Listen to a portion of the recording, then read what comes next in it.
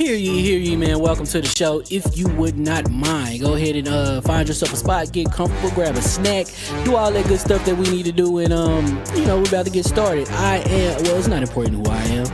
What's important is that you are pulling up to the Iron Lords podcast right now as we speak, and I guess I'm here to keep you entertained until it's time to get this show started. So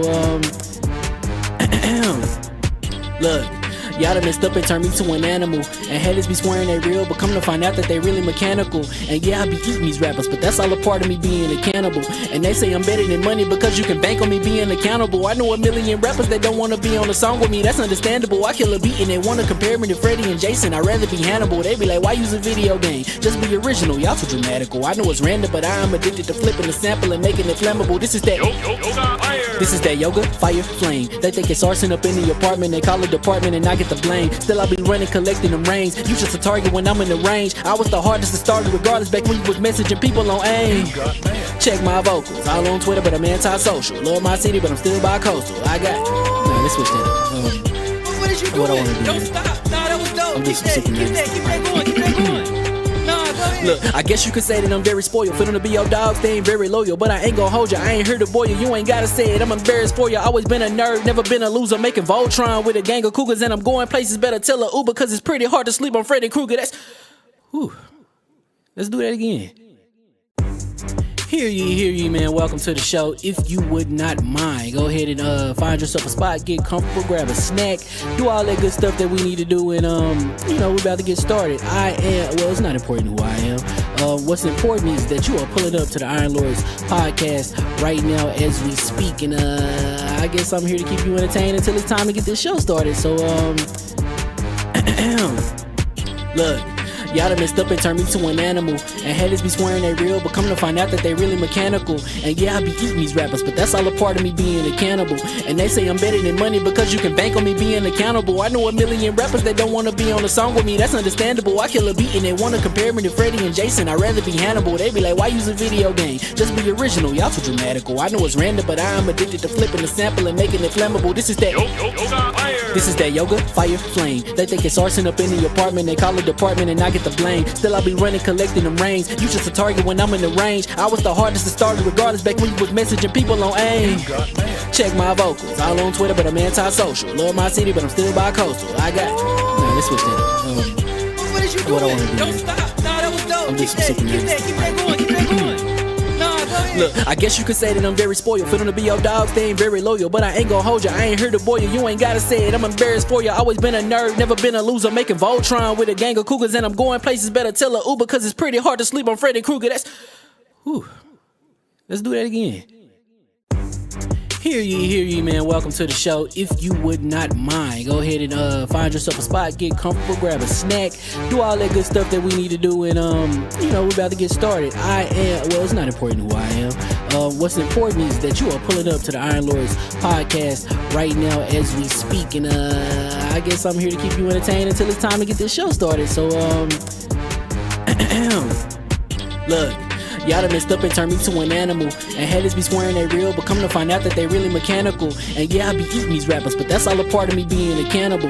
And they say I'm better than money because you can bank on me being accountable. I know a million rappers that don't wanna be on a song with me, that's understandable. I kill a beat and they wanna compare me to Freddie and Jason. I'd rather be Hannibal. They be like, why use a video game? Just be original, y'all too dramatical. I know it's random, but I am addicted to flipping the sample and making it flammable. This is that yoga, fire, flame. They think it's arson up in the apartment, they call it department and I get the blame. Still I be running, collecting them rains. You just a target when I'm in the range. I was the hardest to start regardless back when you was messaging people on AIM.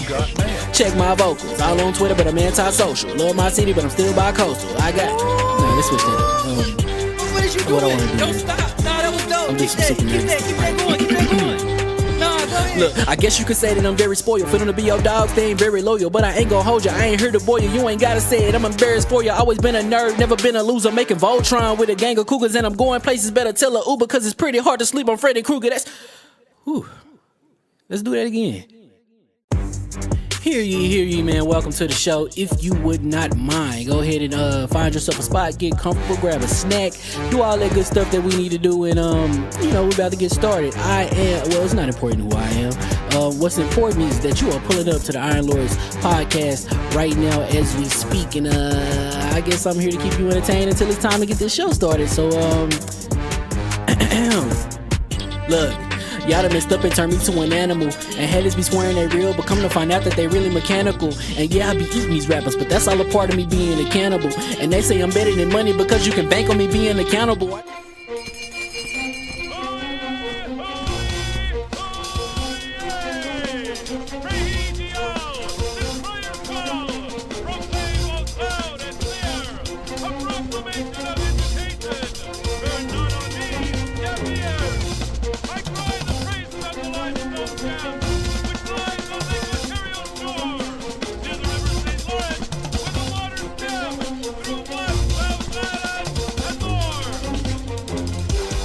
I'ma just chill and watch them and eat snacks in the attic. I wanted to chill with the pack and be like a young wolf, but then they would mistake me for addict. If I can imagine it's cool to give you some advice, then invite your girl to your squadron. Cause if you don't give her that option, you gon' be single player like Sovereign. You gon' get tossed in the bushes by King David. Royalty and not a pretender. Detrimental to an elemental, what's an avatar to a knee bender? I gotta be me though. I know it's my destiny, word to Carnito. Who cares if you fly, if you still a mosquito? You swear you ain't stuntin', but really be Steve-O. You like to collect stuff and that's cool, but I got bad news. Even if you really was that dude, King David still be the king of the statues. Since a juvenile, I've been cursed with a curse to be musical. And if you hate it, we'll meet in the crucible. Other than that, then it's cool and it's beautiful. We let you know that your dreams are pursuable. Whatever you wanna do, then it's doable. If you got work on a Sunday, it's suitable. Cause you can listen to this in your cubicle on the Lord's Day. Woo. If you got work on a Sunday, it's suitable. Cause you can listen to this in your cubicle on the Lord's Day.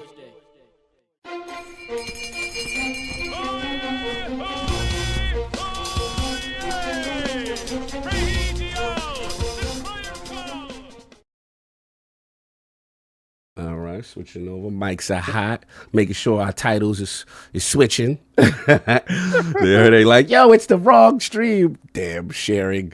Back in the mix. Mic check. They don't know. Maybe we're just replaying old content. Yeah, this could be a different timeline. It's always a glitch in the matrix, bro. No doubt. Let's get a little mic check and all that. What's going on, Addict? Mic check. Doing mic pretty check. good. Yeah. You already know. King, let's get that level. How we sounding? It is I, the ascendant one. I'm taking this to the different level, the next level, the ultimate. The ultimate. Hear you. And we are live. And welcome to the ILP Podcast and LordsOfGaming.net, episode number 363. It's another glorious Sunday. We're back at the round the table. AI lords. The AI lords for sure. The AI lords are back at the round table. On the we better love our job while we got it. Yeah, so these Waymos out here stealing. We got Autobots running around San Francisco. The good thing is, unless someone can make AI copies of us with our thought process, it's kind of hard to. Who's to say we ain't been assimilated? Yeah, you never know, man. They could have got. You know who they get first? They get Addict first, right? Why they gotta get Addict first? Because Addict is like the backbone. He in the background, right? Mm-hmm. So once they assimilate him, and then it'll be AI Addict because it'll be like, you're right, King David. I don't mind the console not selling. Yes, that's what we know. Fire Stick is the way. I want to talk about acquisition topics. You're trying to replace me with an implicit. Yeah, we want a complicit addict. It'll say that it is. I like that complicit addict. Anyway, back at the table on the Lord's Day. And today we've got Xbox potential interest in WBGames. We'll see about that. Bungie's Marathon in trouble. Oh, no. PlayStation financials. And Black Ops 6 zombies to discuss. So we're going to get right into it. Let's introduce the four horsemen. We're missing one. The original Knights of the Realm. Shout out to Lord Sarv. Got some things he got to take care of today. Don't want me to send no love, but we're going to send a shout out to him anyway. Very busy week, but we're going to hold it down for him. We still got my co-host, the co-most, my brother from another mother, the difficult game conqueror, Lord of the Spin Clap, and the How of the Young Wolf. My man, Lord Addict, back to back. How we doing, sir? Doing pretty good. One thing I will say is I tried it out. No one could say I didn't, but I tried Suicide Squad out yesterday. Okay. Played it for almost 3 hours. What's going on out here? And well, I feel like the story is really fun, but I just do not like that gameplay. Like not even a little bit. Interesting. Like the whole time I was playing it was smooth. I was like, we did the same like 4 objectives over and over again. Ooh, repetitive. Yo, so it's free to play now, right? Am I wrong? No, it's not free to play. I heard it was supposed to be getting the free to play. Someone gifted it to me. They I can't remember who it was. It might have been Yobi, but someone gifted it to me.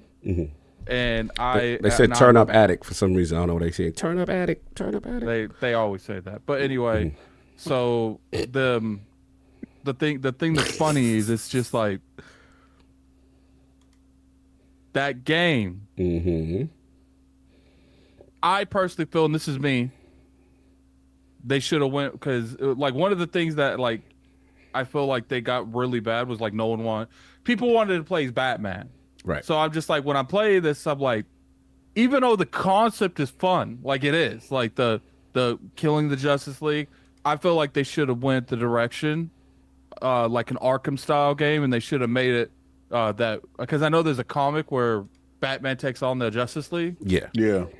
I feel like they should have went that direction. But when you're playing this game, you can clearly see that this game was a game, like full blown games as a service, and changed at the last minute to not be a games as a service. Interesting. So like I'm just like it literally might be one of the most unappealing games I've played in a long time. Damn. Yo, they on you about this, man. I need to rate this goddamn. I'm looking. Yeah, level seem fine. Everything's fine on my end. Yeah, it seem fine on my side. I don't see nothing going on with you. Well, yeah, they just they let it hear you. Anyway. Is it the desktop on your mixer? Yeah, I mean, I could turn you up a little bit more on the mixer, but I mean, they don't seem to be saying that with King though. That's the crazy thing. Well, King hasn't really talked. I haven't spoke yet. All right, so we'll see. Keep it going. See, someone says levels are fine. Oh, like okay, I looked. cool. Maybe I'm looking at the older. Yeah, maybe. Yeah, shout it out. Parrot said we good. Actual Parrot said we good. All right, cool. No doubt. That must have been older. The chat was from before. Okay, continue. Okay. Yeah, that's it though. I have been playing Final Fantasy VII Rebirth again. I love the game, but there's so much busy work, man. Oh, and that's another thing. Suicide Squad makes me collect book bags, essentially. They make collection. You know those side missions that you just don't want to do? Yeah. They make you do that. So, and I'm sitting here because I'm letting Smooth do everything. And he's like, oh, I'm going to accept this mission.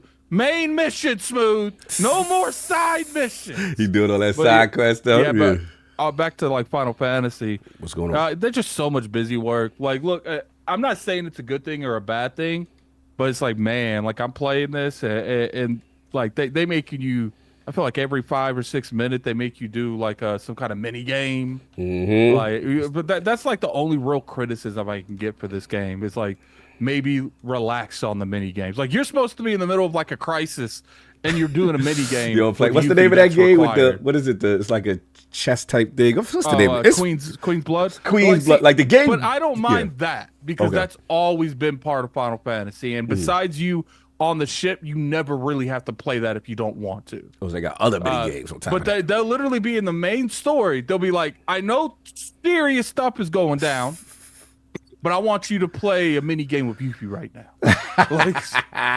Let's kill some time before Sephiroth destroy everything. Yeah, and I will say, they did your man Vincent right. They did my man. Oh, yeah.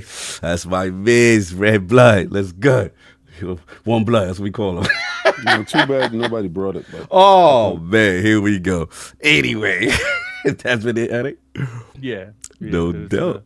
It's been a crazy week. This week I'm going to be playing Fable. I was going to play Fable last week, but one of the Addict Arena viewers wanted to, because it's a co-op game, and he's like, "Yo, let me jump in there with you." So I waited for him, and he never showed up. So if you're watching now, like you have Monday, and that is all. That's it. Monday, that's it. She last call. You already know. Stood you out.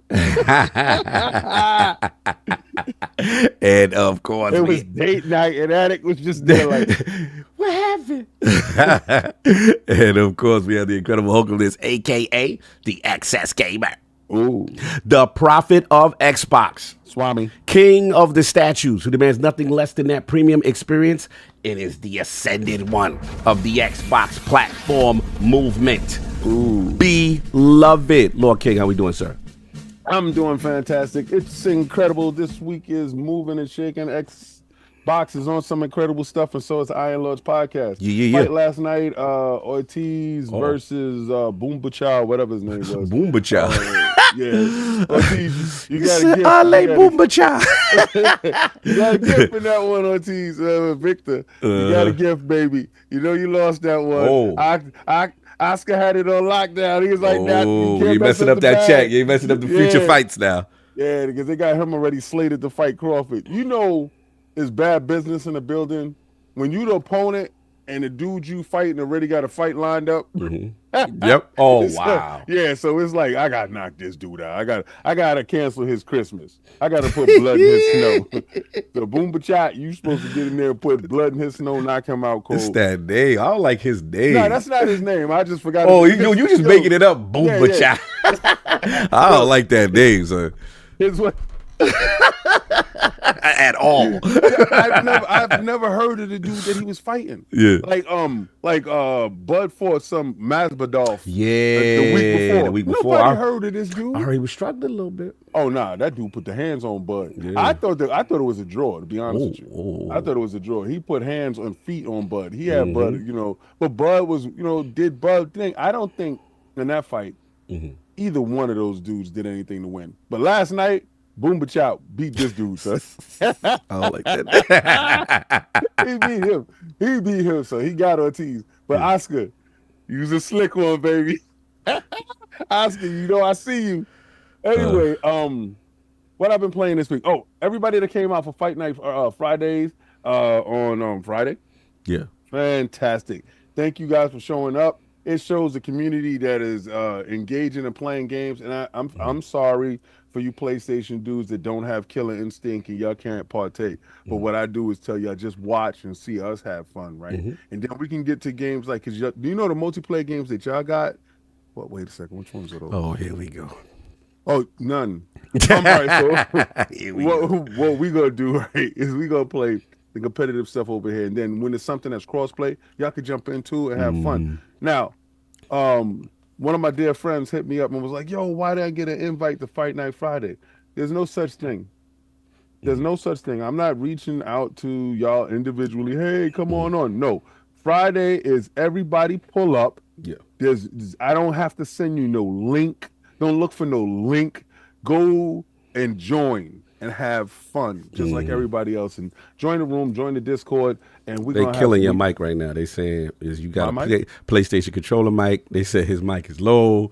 My mic is low? They getting on your mic right now. I don't know what's going on. I think it's on your end. It's on your end. It's not ours. Yeah, because it's me and him. No. You fine. They said now. They said no. You fine. They said because you was just whispering, but then they on King now. They like hold on. I'm gonna look at my mic situation. I'm gonna tell y'all right now, it ain't me because my joint is. I think because now you talking into it. See. You got to get. Oh, you got to get intimate with the situation. This y'all want the softs? Yeah. That's what it was. Yeah, see, B. Lou can hit King 5. Before they were saying you had the Burger King mic. Y'all disgusting. That's some disgusting people. You got to get up on that. Yeah, this is what y'all want to disvisual? Yeah. You nasty tricky dudes. Anyway, so okay, yeah, so we was playing Fight Night. We was playing some Tekken, playing some Street Fighter, nice. Killer Instinct, mixed it up. Next week, I don't know what we're gonna play. Also, we're gonna be playing competitive like group games. I want to do some Halo. I want to do some Call of Duty. Listen, fighting is fighting. When you're fighting for your life, it don't matter if they got a gun or a knife, bro. If hand or fist, feet or feet, you fight for your life. So we're gonna have some fun. I think next week it'll be like a group Halo. Everybody getting big gang Halo type of style. But also, when you got that Hold the Line patch on your jacket, sir, I didn't peep that. Oh yeah, that was sent to me. That's fire. Yeah, like this is for Hold the Line of for Xbox Frontline dudes. We give these out. These go out, This package is being sent out to individuals that won. Okay. So, y'all get a hold of the We switched the studios up now on the side. We got Assassin's Creed Shadows. What we doing? Yeah. You know what it is. It's to show how much games is coming. That's what we doing. Yeah, that's how wild it is. We got clothes that we got so much games. Any game of the week, we just rip it off, put the new game of the week that's coming out. We got so. That's how it is over here. We eating so good, they give us clothes at the door for the game that's coming out. So while you playing, you eating good, you be like, yo, you know what? I'm gonna rep some Bethesda today because I saw Starfield with the trucks. Yeah. You saw truck mode in Starfield. Crazy. It's about to be crazy. But I was playing Ghost of Tsushima. Yeah. The way God intended it. On my NZXT at the highest fidelity. You showing your build off? Oh Lord. This is what it looked like. This was their vision was. Hey, I see what y'all. Shout out to PlayStation on PC. Y'all doing it up. It's way big over there. I love it. I got my requirements ready for my Ragnarok. So I'm ready to rock. I heard, because my ZXT could do that. I'm ready. You ready? You ready for the Nixus conversions on PC? Yes. I'm I'm waiting for Spider-Man 2. What's up?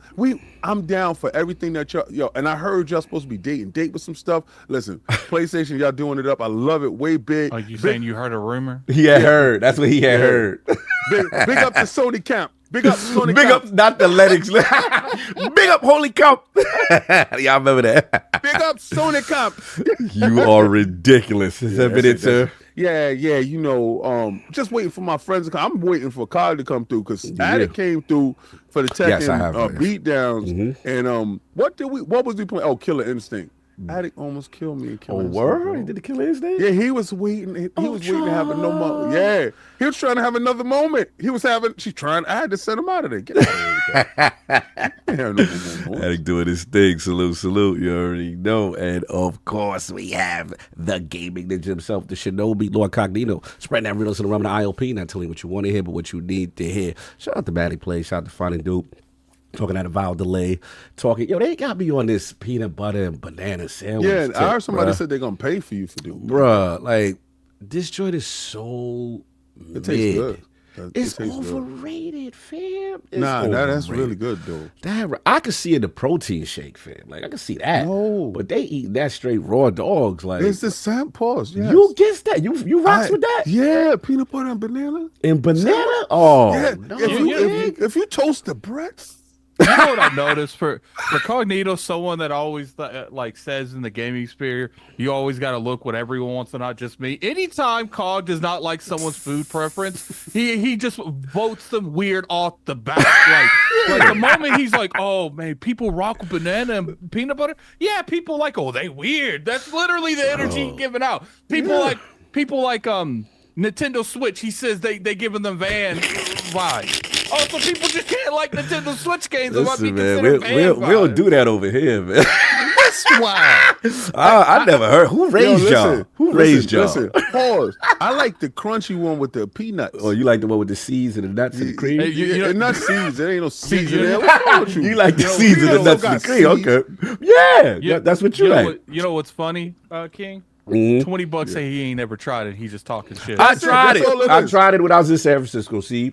And I was like, nah, they clowning me because I paid. The picture? I got the picture up on Twitter. Oh, you got the picture up on Twitter. There you go. I'm going to send you the link. I'll send you the link. You probably ate it wrong. Nah, but in y'all defense, I did pay like $9 for it. And it was mad bananas on it.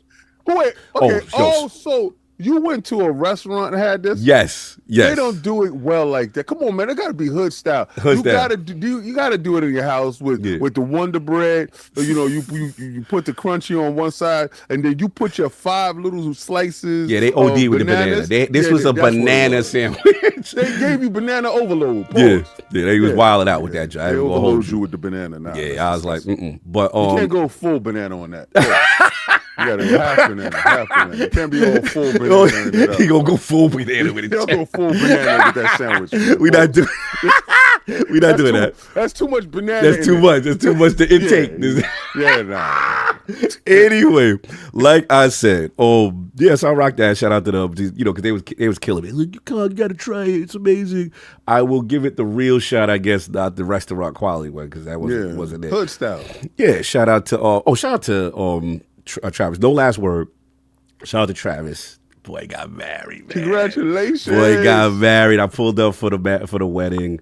Bro, he had the most official gamer geek wedding I have ever seen. Like, the way they did their vows was so official. You know what I'm saying? Like, not to put business out there, but it was like the way she did it. She's like, well, I was trying to holler at you, because she worked in the games industry at one point. And she said, you didn't answer my email. You left me unread. I was trying to get you to the battlefield event. You know what I'm saying? Kind of thing. Wow. And then he was doing his joint.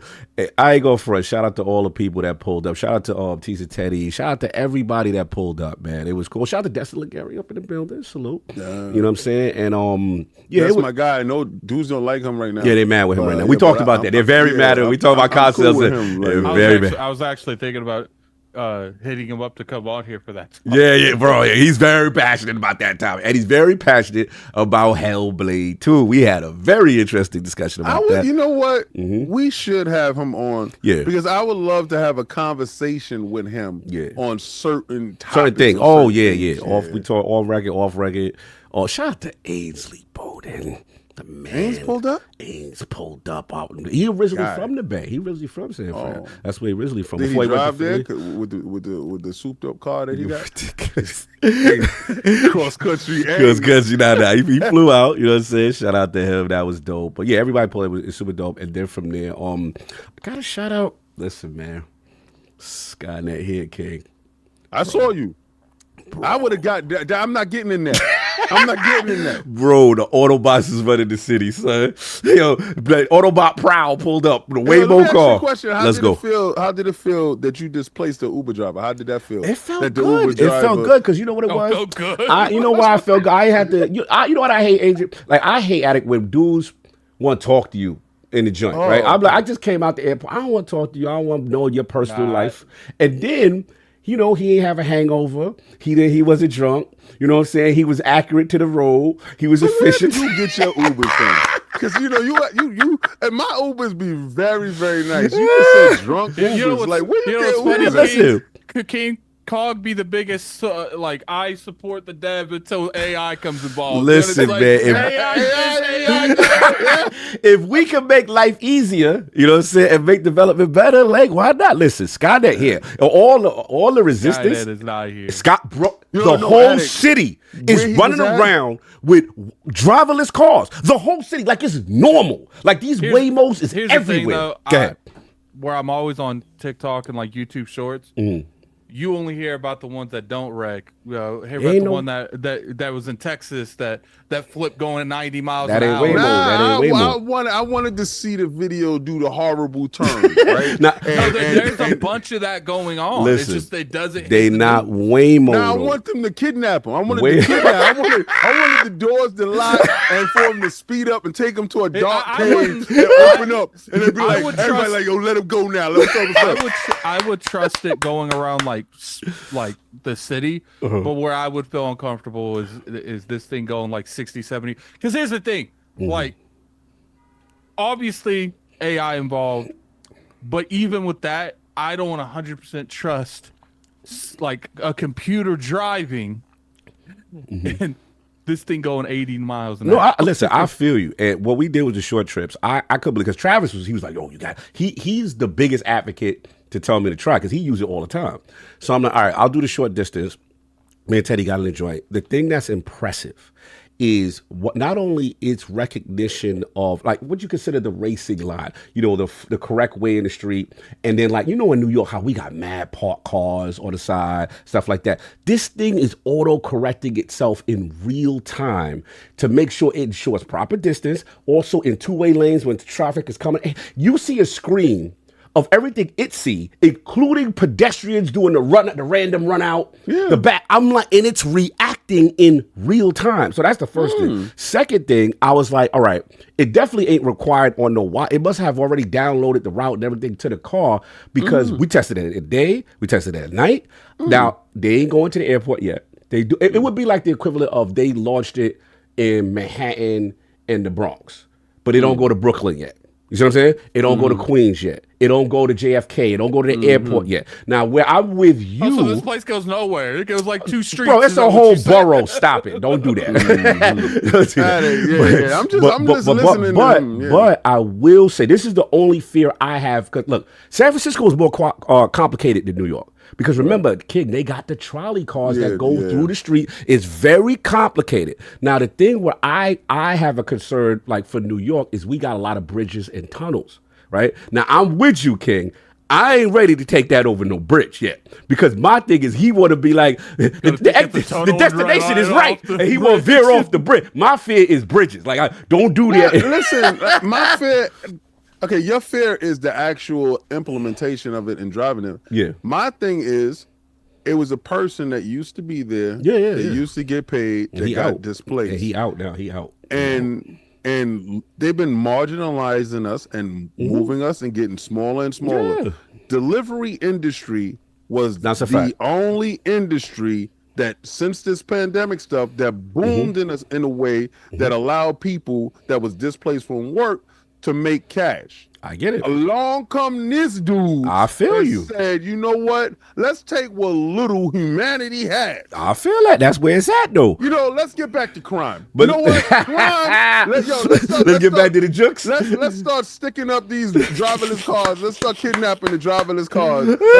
Let's start. We could trick them easy. We'll give them some boxes, and we just start. Let's get back to crime. Back to crime. Listen, all I'm saying, regardless of the ethical nature of it and the job displacement, it is here. You know what's funny, King? Yes. We gonna this is gonna have to hit the gaming industry where we see massive layoffs in the voice acting, massive layoff before King even Cog even acknowledges it. It happens everywhere else. Listen. Cog screaming from the rooftops. I'm pro developer. I'm pro developer. Okay, here's the thing.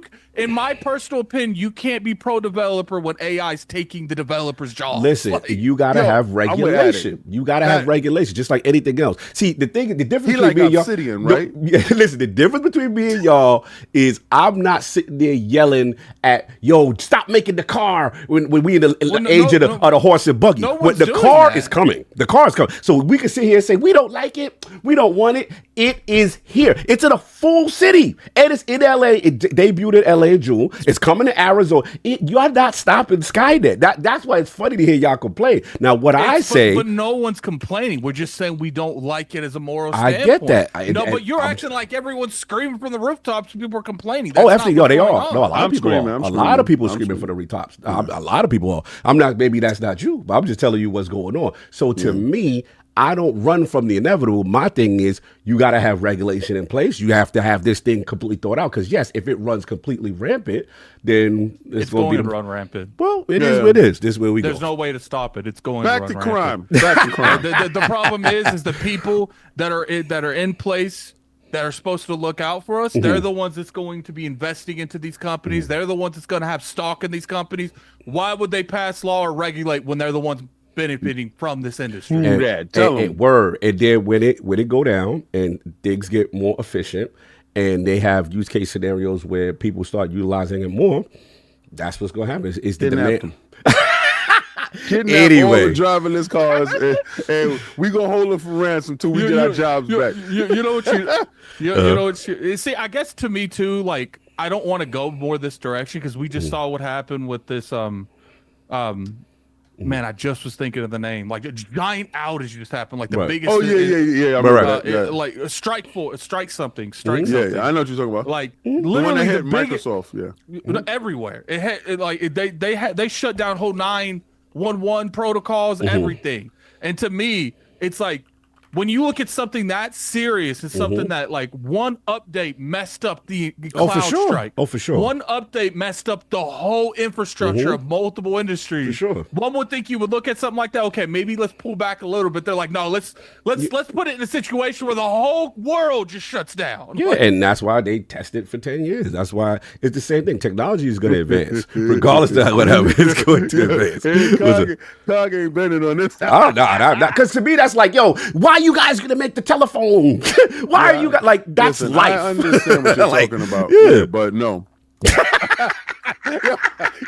I understand. I didn't know everything you talk about, but nah. Like, I saw the video. I was like, look, yo. Man, I feel that. Once you see massive layoffs, massive unemployment, you're gonna see a different side of the country that no one wants to see. I feel that. So I think you should all get rid of your electricity. You should all get rid of your GPS. You should all stop talking. And then let's keep it real. Let's get the jobs back. Let's get the jobs back, and let's go back to candles. Let's go back to candles because of the technology and the jobs. There's a difference. Let's go back to horse and buggy. Wanting to AI to keep the human involved in talking about taking electricity. Like, but you don't want the advancement, but you don't want any technological advancement. That's not what we said. This is a technological in any way, advancement. shape, or form. That's not what we said. So then, we what said you want? we want technology to aid humans, not take humans away. Right. So the stuff that's right now when you call your help desk hotline, there's no humans.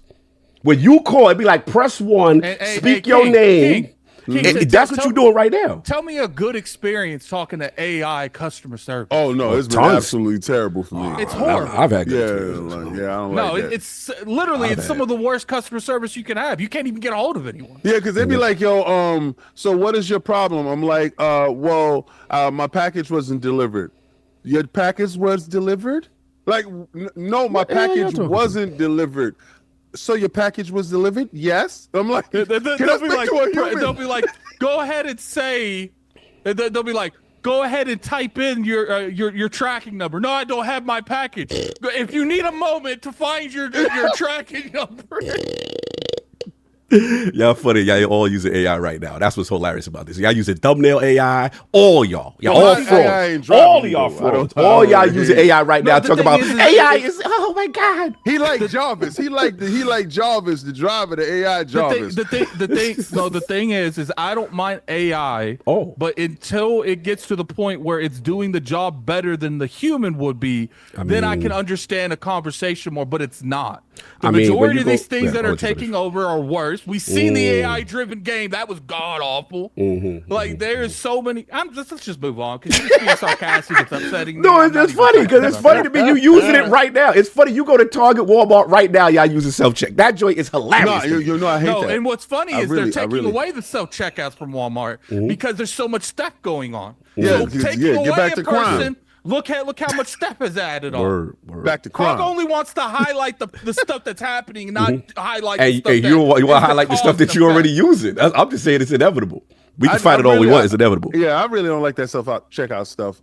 It really pisses me off for the fact that used to be people's job. Now they leave it up for us, and it induces crime. Because you sit there and say, man, the price of these eggs is a lot. They ain't gonna miss me, not paying for these eggs. But I'm gonna pay for this bread though. Right? And then you put the eggs inside and then they get you locked up. So that's how crime goes up. They want to just boost the crime rate. Leaving up to humans. Nah, let's back to crime. Back to crime. Anyway, so that's been that. And then I've let a ton of Path of the Goddess. I finished it last night. I didn't like that game like that. I absolutely love that game. Man. It's just a work of art. It's a work of art. It's like this kind of like Japanese puppet theater kind of thing. I forget the exact specific name of it. Kagura and stuff like that. This game is beautiful. It's not one bit of voice acting, turn-based and at the same time, real time in the same time. The boss battles are some of the most creative boss battles going. The way you use your turn base of your villagers that you free, you make them and give them roles, and then you have them work. Then you could be like, charge them, seize them, or go back, defend the goddess.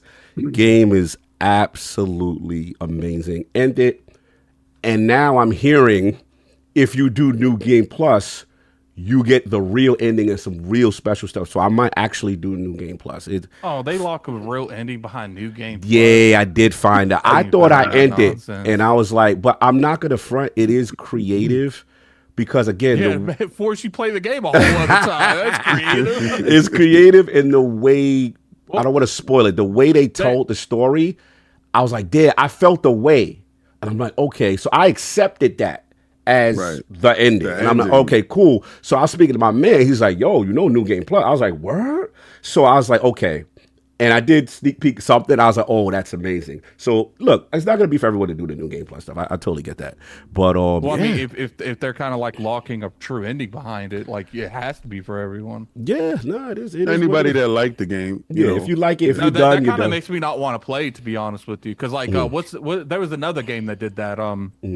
It was that Platinum game. I know the chat can put it in. They made a second one. Chicks cosplay is the main character all the time. Right. I don't know what the game is called. It's like in the tip of my mind, I'm sure. But you have to beat this game like 8 times to get the main. No, it ain't that. You ain't got to beat it 8 times. It ain't that. I don't agree with you. It's not that. Well, it's not Bayonetta. It's no, it's not Bayonetta. It's the other game that they make. That's not Bayonetta. It's not Nier Automata. It is Nier Automata. You ain't got to beat this shit 8 times. You just play the story 1 time. That's it. But and what I like is you can upgrade. You have actually more resources to upgrade and stuff like that. But look, fantastic game. It looked good. It looked good, but I just couldn't get into it. No, it might not be for you per se. But I'm glad Capcom took the risk on the joint. But let's get the super chats, and then we don't gotta pay the bills, but we gotta do some LogNet stuff.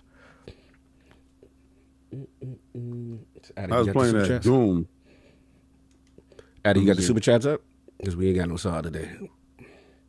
I have to hold up. All right, I can start it. Brett Bingham with the $5 super chat. Game publishers looking to sell. Phil Spender. Ooh, boy, I'm about to make a name for myself here. Out of control. Yo, Brett hit me in the DM with that. I thought he had sent that to me yesterday. He was like, nah, I'm going to put you at that tomorrow. Dr. Strangelove with the $2 super chat. That new Marvel Fortnite season looking fire, King. Yo, that's no lie. Yo. This week I'm playing Fall Guys in Fortnite. It's not going to stop. I'm locked in forever. Beastie. Shout out to Mandingo McDickens. Where you been, bro? Yeah, it's been a minute. $10 super chat. They did not say turn up addict.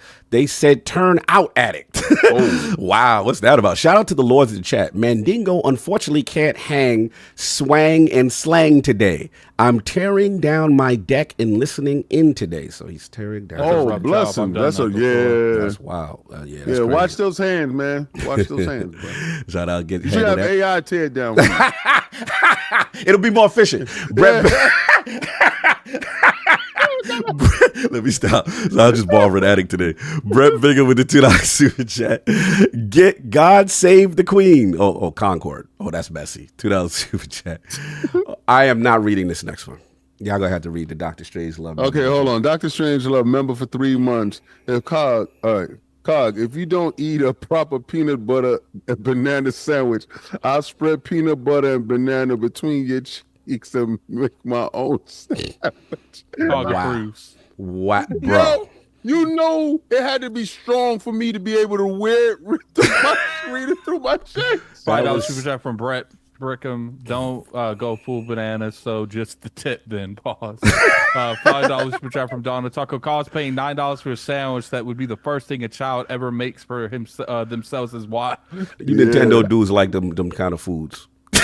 Stupid. He was like, yo, how you can't make something a child makes for themselves? Listen, man, that's a Nintendo meal. Severier Paul with the $5 super chat. There's no difference in automation in the phone industry or assembly line. Same thing as jobs go. Talk to him. $2 super chat from Liz. I just yelled customer service so human answers. A lot of companies these days are actually saying, well, call us back when you have more information. They're not even letting you talk to a human. Yeah, that's a fact. $5 super chat from Kings is overrated. Wow, finally catch live after a busy summer. Got married, a promotion, and just bought a house. Life be good, and the Lord's be there all Sunday. Blessing. Blessings, brother. Blessings. Congratulations on everything. And make sure AI doesn't infiltrate none of that. Yo, you messy. That's Especially what's up. your wife. Yeah, oh, sure. man, that's crazy. You come back and they done replace your wife with AI. She'd be more efficient. Oh, God, yeah. That's the problem. I got the inefficient wife. She won't put too much bananas in your sandwich. Yo, you messy. Salute. I see we got Alex in the building. We just got to do one more thing before we get we got last one. Oh, we got last one? All right, what else we got? Down Otaku, $5 super chat, last one. $5 super chat. Any traditional Zelda fan should not sleep in on Dungeons of Hindenburg. That game is one of the best Game Pass games all year. Oh, yeah, I downloaded it. I gotta play it. Oh, no doubt. I see Flame up in the building. Okay, we got some LogNet stuff. We got Alex in the building. We're going to take care of Alex in a second, but we got to take care of that LordsOfGaming.net situation. We're just waiting for one more in the realm right quick. Salute, Flame. What's going on, bro? Cut you, Flame. What's going on? He better show up, Billy. No, he coming. Don't he pull up? Billy right there, right on time. Billy on time. Salute. You already know. Good to see you. Let's get a mic check. Salute. Good to hear you. So hey, you are no doubt. Beef in the chat. Alex, behave yourself. No beef. No beef. Before we get to the shenanigans with Alex, it's that. Let me see those guns, Cog. I mean, it is kind of serious, right? These are natural. Listen, It's AI. About that chocolate vanilla swirl ice cream. Oh my God! It's gonna be a wild show today. I already see. Alex was my pick to replace Saul. Are we gonna get together tonight? What's going on? Man? Oh man, this is I going to watched left. him yesterday with the cat ears and the nipples. Cog, when you go to squat next time, let me be your spotter. Oh man. He out of pocket. Anyway, before we get into all the messiness, it is LogNet Scribe of the Month time. That time of the month, shout out to LordsOfGaming.net. Blessed to have some tremendous talent that everyone aspiring and pushing each other on a team in reference to the competition, being super competitive every month. Super blessed to have everyone in the realm. But we got to shout out one particular scribe. Last month we went above and beyond. Outstanding reviews. His review of tips and tricks for Dungeons of Hinterberg, and obviously the review has been absolutely fantastic. And then obviously dabbling in the tech space a little bit with that NZXT gaming subscription article. So we proudly present the latest winner of the Lord Dizzy LogNet Scribe of the Month to Lord Billy the Brewer Simmons. Speak, sir. Thanks, guys. I appreciate it. Yeah, shout out to Dungeons of Hinterberg. Probably one of the best games I've played this year so far. I had a really good time playing it, and every time I get to tell someone about it, I recommend it highly. So nice. Yeah, thanks everyone for Scribe of the Month. I know I joined probably around last October and had a lot of personal stuff happen, so everyone was patient with me and allowed me to solely focus on that, and I came back around to it in July. It took a while, but yeah, it's fun. If there's anyone in chat listening or thinking of getting into gaming writing and stuff like that, this is a really good avenue to do it. Everyone's super patient and kind of allows us to do our own things and meetings every month, so everyone's on the same page. It's a lot of fun. No doubt, man. Shout out to Donald Tackle. He's very happy that you covered Dungeons of Hinterberg. He said you know what's up. He's a big proponent of that game. Salute to you. What you got going on in the background, sir? I like that we got some castles. What's going on back there? Oh yeah, this is my partner's. This is our little nerd room. So this is her kind of setup. I got her the Hogwarts Legacy. Spent way too much money on that Lego set a few years ago for Christmas, and she built that. And this is just my cat and dogs are running around and stuff like that. So this is where all of our gaming stuff is, our little safe space. Nah, I appreciate it, brother. You out here killing it. We know you got the name Billy the Brewer for a reason. This man really gets busy right there on the spot. I ain't gonna put your business out there, but he gets busy. If y'all pull up, can we pull up to the spot? Are we allowed to promote the spot, or we can't do that right now? Yeah, that's fine. So please tell him. I know Alex is about to act up. But we allowed, or we keep it at an undisclosed location? What we doing? I mean, it's Big Ugly Brewing in Chesapeake, Virginia. We've been around. It'll be 10 years in February. I'm I don't say lead brewer. It's two of us there, but I do the production management and stuff, and I will help in brew when I have time to. I do a lot of the logistics stuff and moving tanks around and cleaning tanks and carving beer and packaging it and all that stuff. So who does the taste testing? It's all of us. You like your job. Not to a certain extent. A sip here or there just to make sure that. Just to make sure the consistency. Yeah. You need people like that every once in a while. Well, be careful, AI replaces that. Hey, we can make that more efficient if you need, Billy. Oh God. Hey, you know what? There's things I can put in my tanks that give me data that I don't have to do it manually. Oh, you like data that makes it more efficient? Oh, wow, that's awesome. You're not helping the cause. Go ahead, Kyra, give him his award. Give him his award and get him out of here. Give him his award so he can go. Billy, salute to you. Stick around for a second. And of course, we have a secondary LogNet award. This is in honor of my brother, Lord Dizzy, who is a primetime editor and nurturer of talent. But this editor has been making crazy strides, big time movements, coming up as one of the leaders in LogNet. Absolutely kills it with the news articles and that TennoCon 2024 coverage, especially his amazing first sight on camera interview with Kevin Lim and the Make-A-Wish Initiative, man. Super proud of this dude. Up on Lords of Gaming Network YouTube. That interview, go check it out. We proudly present the winner of the latest Lord Dizzy Editor of the Month to our Assistant Editor-in-Chief of LordsOfGaming.net, my man, Lord Joseph Redco, a.k.a. Lord Flame. Speech. Well, first off, Billy, congratulations. Woo! You really earned it, man. You really earned it, and you're still killing it. You made that amazing Marvel Rivals impression piece. I actually loved reading that. I have to finish your edits on that still. You're fine. It's whatever. We'll figure it out. Don't worry about it. We'll get there. But anyways, I just wanted to say, well, just kind of go off the TennoCon thing. I wanted to say thank you to everybody in the chat, everybody that reads our stuff. Like, we could not have done something like that unless you guys were reading it. Like, there's no site without the viewers, basically. And wherever comes my role as, you know, the assistant editor in chief, I just wanted to say that I take this role pretty lightly because I say it and it's kind of like a joke half the time, but I kind of mean it. It's like, can you guys just vote for Mahmood? He the MVP, bro. We try to get he in there right now. He said he proud of Billy and Joe. He proud of y'all. We try to give him the award, but he's like, nope. Got to give it to the guy sometime. He actually gives back and stuff like that. We all know Mahmoud is definitely the MVP and one of the lifebloods of the site for sure. So I'm glad you shouted him out because he definitely need to get his flowers for that.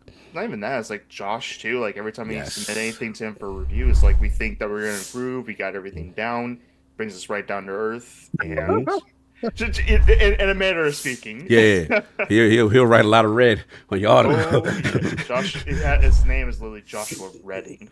Redding that's I like that. Yes. Shout out to Cerebral Paul in the building. We got Lognet in the building. Too, like he is working on something very important too, which is our writer's guide. Like that's something I've never even thought of actually tackling. Like redoing it all just to make sure it's up to stuff from the modern day. And he's a very great teacher. It's great to have him. And one last person you got to shout out is Robert Kellett. Yes, okay. He was at Retro Games Expo, like that with Gene and Gene. I was about to say, like, whenever I saw that he was there with Gene and Pete, I was like, oh, that guy's having time with his life. Yeah, those two are party boys, and he's gonna be ruined. But it was lit. It was lit. No, salute to the team, man. Love what you guys are doing. You know, absolutely killing it. Once Sov gets back, he's in the chat. Even though he's working, he is in the chat. Make sure you guys hit up Sov via Discord or Twitter. You know what I'm saying? To get y'all swag or whatever y'all need. Billy, I want to see that at the brewing spot, man. That lordsgaming.net shirt. You know, I spread the word over a few, blue moons. We'll get it on there. We'll get it on there. No doubt. I appreciate that, man. Go ahead about. But before I go, Cog. Yes. Oh, man. Just saying, Here we go. Let it into your heart, buddy. Listen, man, I'm still recovering from my Destiny depression. I understand you are pushing your Warframe propaganda. It's the perfect time for you to try to push your propaganda. I'm weak right now. Arms wide open. You try, like, bring me your sick and your poor and you're tired from Destiny. I know what you're trying to do. I'm weak right now. I'm trying to stay strong, but we will see. Any new content coming? Surprisingly enough. Wait, what's up? Any new content coming I need to be aware of right now? Nothing yet. I mean, we got the Shin Megami Tensei review that just went up, but okay. Just clearing up stuff. But I just wanted to say that whenever it goes to the marathon, I actually have something nice to say. So it's like if you want to bring me back in for that topic specifically, I'm actually something nice. Something actually nice. I promise. All right, sit tight. You already know. All right, guys. Well, again, thank you for showing up. Appreciate that. And again, make sure you guys hit up Solve so you can be rewarded properly. And again, enjoy your Sunday. Again, shout out to Billy the Brewer. Shout out to Flame. You already know. Enjoy your Sunday, gentlemen. Pleasure. Congratulations, guys. Congratulations, Billy. Seriously. Thank you. All right, have a good one, boys. Anything left on the super chat side that we got, Attic? And were we good? We caught up? We can just get it after the topic. Okay, no doubt on that. And the Patreon is good. And no poll from last week. Last week's poll not in because Chicago was not there doing it. And we got to get into these topics. But first of all, shout out to it's Alex. Get him in there right quick. He's been very patient, sir. How's things been with you? So I hear you're having Destiny withdrawal. Yes. There's a little game I want to have you have a play. It's called Path of Exile. Ooh, I know about that game. It's completely free, mm-hmm. and it beats the brakes off Diablo. I'm just gonna tell you that right now. Yeah, he's been pushing this game. He's been pushing it. We got to turn his mic up though. Your mic is a little low. They say it's hard to hear. Turn up. Yeah, turn me up. Turn you up. There we go. Turn me up because I want to serenade you. All right, listen. Hold on. I know you boys have like a whole thing where it's no bad words. Don't be a bad boy on here. Yes. You gotta be nice. But we're gonna get into a fight. Uh-oh. What we doing? Because look, you're sponsored by NZXT, right? Yes. Right. Oh man, be nice. No, we partnered with them. But Partnered. I need y'all to go to Starforge Systems. It's sponsored by Starforge PC. Get on there. The best PCs in the universe. Starforge Systems. All right. You got it out your system? That's that's my You are hilarious. What did they call that? Back in the wrestling days, like the Monday Night Wars. Yeah, the heel promo. Yeah. Facts. That was definitely wrestling for sure. Look, we got to get into it, man. We got these And topics. congratulations on you on getting that sponsorship, bro. Oh, yeah, salute. Thank you, man. I Yeah. appreciate it. Yeah, hell salute. yeah. Let me do this. Is this better? Yeah, it sounds good. Yeah, sound better. All right, there we go. No doubt, no I don't know why doubt. you guys use Zoom. Listen, what are we doing here? I know. It's 2024. You guys don't use Discord? No, we waiting for the AI version. See, there he go. There you go. I can't say that right now. Like, what are we doing here? All right, apparently it sounds better now. So what do we do? All right, like, come on, Zoom. What are you guys? We're like, teachers? professionals. We're What's going on here? professionals. We are professionals. Kinda, sorta, something like that. Guys doing here, like, boy, today you got to turn in your lectures. Don't forget. Exactly. Your Don't forget your homework. That's right. Yeah. There we go. This is border ed friendly. So look, we got to get into it, y'all. So we got these topics. We My got stream this. is not ad friendly, so I got to be very careful. I'm sorry, guys. You good? You good? So we got Warner Brothers, man. That's the first topic of business right here. Reportedly considering selling a stake in its video game business, looking to offload smaller assets to help reverse its falling share price. So according to Financial Times, they said the media giant who is attempting to offload these smaller assets to help reverse a near 70% decline in its stock price since 2022. And then it said one of the things considering as far as selling off a stake in its video games arm, which has home to a dozen studios, including Avalanche Software, did Hogwarts Legacy, Rocksteady, Suicide Squads, TT, with games with Lego, NetherRealm with Mortal Kombat, Monolith Productions, Middle Earth Shadow of War, and Warner Brothers Games Montreal, who made Gotham's Knights. I think recently they purchased Player First Games. That's the one that did the free-to-play Multiverses game. And they just pretty much said that as far as this the assets and stuff like that, last year's Harry Potter spinoff Hogwarts Legacy was 2023's best-selling game. Warner Brothers took over a $200 million loss though on Suicide Squad, so that did a lot of damage to them. Then also we had some news.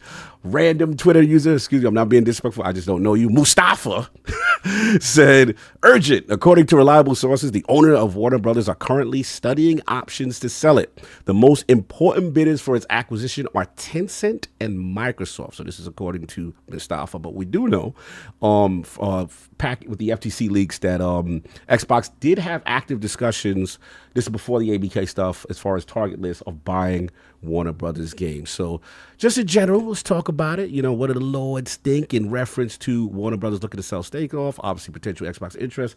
Let's start with our esteemed guest. Oh no, it's Alex. You know, what do you think about this whole Warner Brothers situation? Shut it all down. Get rid of it. Break it down. Let me hear. Just shut it all down. Warner Brothers has done nothing good since like Fear. They have Blood, they have Condemned, they have Fear, they have all these IPs, and they're doing nothing with it.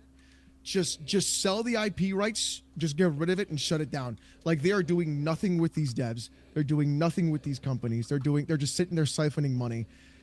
Suicide Squad was like, I've never seen it. Gotham Knights. What are we doing here? Right? How do you sit there and ruin one of the best developers of all time? Yeah. Right? And then Monolith, and you don't put out a new Fear in 2024? Are you kidding me when it's perfect for a new Fear? Yeah, that part there. Like, what are we even doing here? Look, whatever Warner Brothers wants to do, don't even sell the IPs. Just sell everybody. Get rid of it, because they clearly don't know what they're doing, right? Like Harry Potter, they want to make it to a live service. Just sell it. Just get out. Just get out the game. Get out the game. Bad leadership. Just get out, right? Just get it out. And I heard somebody's really stupid say something like they want Batman to go to Insomniac. That is the worst. That is the worst idea I've ever heard in my life. How are you going to put Batman to Insomniac? What are you going to do? Make Batman walk around and sell cookies all day?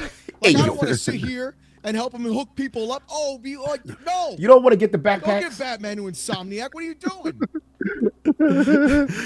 Clearly he not about this. So they can put collect all the another bat Mary signals. Jane character in the game, sorry, and then they can just sit there and go ahead and you play as her and not Batman. Get out of here. You say, are you going to have Batgirl in the wheelchair? Yeah, 10 levels is Batgirl in the wheelchair. That's what we're gonna do. Sneak missions in the wheelchair. Hey, Alex, don't forget Mrs. Freeze. Yeah, Mrs. Freeze. Can't wait for that one. Yo, But yeah, they could have done so much with Mrs. Freeze, and they got then. Okay, listen. They Why turned do have Poison Ivy into a little kid. Look, I'm gonna go off on a tangent here. Why do they have to give every lesbian the same haircut? The way you sound is how the brothers sound when we see everybody got the Killmonger. The head, that's I was gonna say. Why do they got like the brothers, we are getting tired of just the Killmonger. Yeah, we get a little tired of that. You know, even in Valorant, right? That one hero in Valorant, they gotta give him the Killmonger, and they gotta put that. Come on, you guys, come on. Get in the culture. Whoops, that's two. That's two. I'm gonna get docked every time. You were doing good, but too early. Too early. Do you want to lose today? No, I feel you. Look, it's some valid points there as far as the hailing of the IPs and stuff like that. So I definitely hear where you're coming from. Give Batman to Arcane in the chat. I could see that. All right.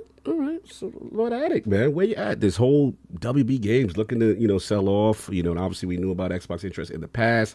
Do you think they should even mess with that? Where you at with this? I'm actually kind of leaning a little bit more towards Alex. Like it's just, I'm starting to think that like the only companies that is going to like do anything justified with these IPs is like mid-sized developers. I feel like when we talk about the corporate companies, they're going to try to turn everything into a games as a service. When we talk about the smaller companies, they don't have the reach to really make these games justify what they need to be. I mean, look at all the publishers just trying to push everything as a games as a service. Like, it doesn't matter what it is, doesn't matter if it makes sense. Everything's a games as a service. And I saw an interview, and I don't know which one interview it was, and maybe someone in the comment section, but someone said they'd rather make 5 games as a service that flop. If that 6th one is successful, then make one single player game that's not going to consistently give them income.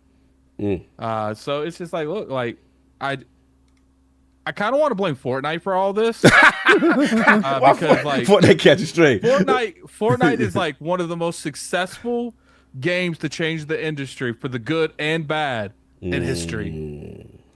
It's done good stuff, like really, because without Fortnite, I'm confident we wouldn't see a world where all these games are cross-play. Without Fortnite, I'm confident about the infrastructure on how these games as a service, because I don't mind games as a service. What I mind is people trying to turn everything into a games as a service.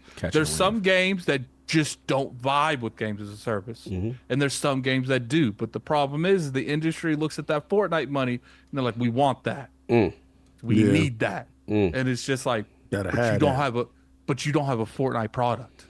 Kiss move coming at you to chat. He said, Addict yesterday got upset when I said this is Fortnite's fault.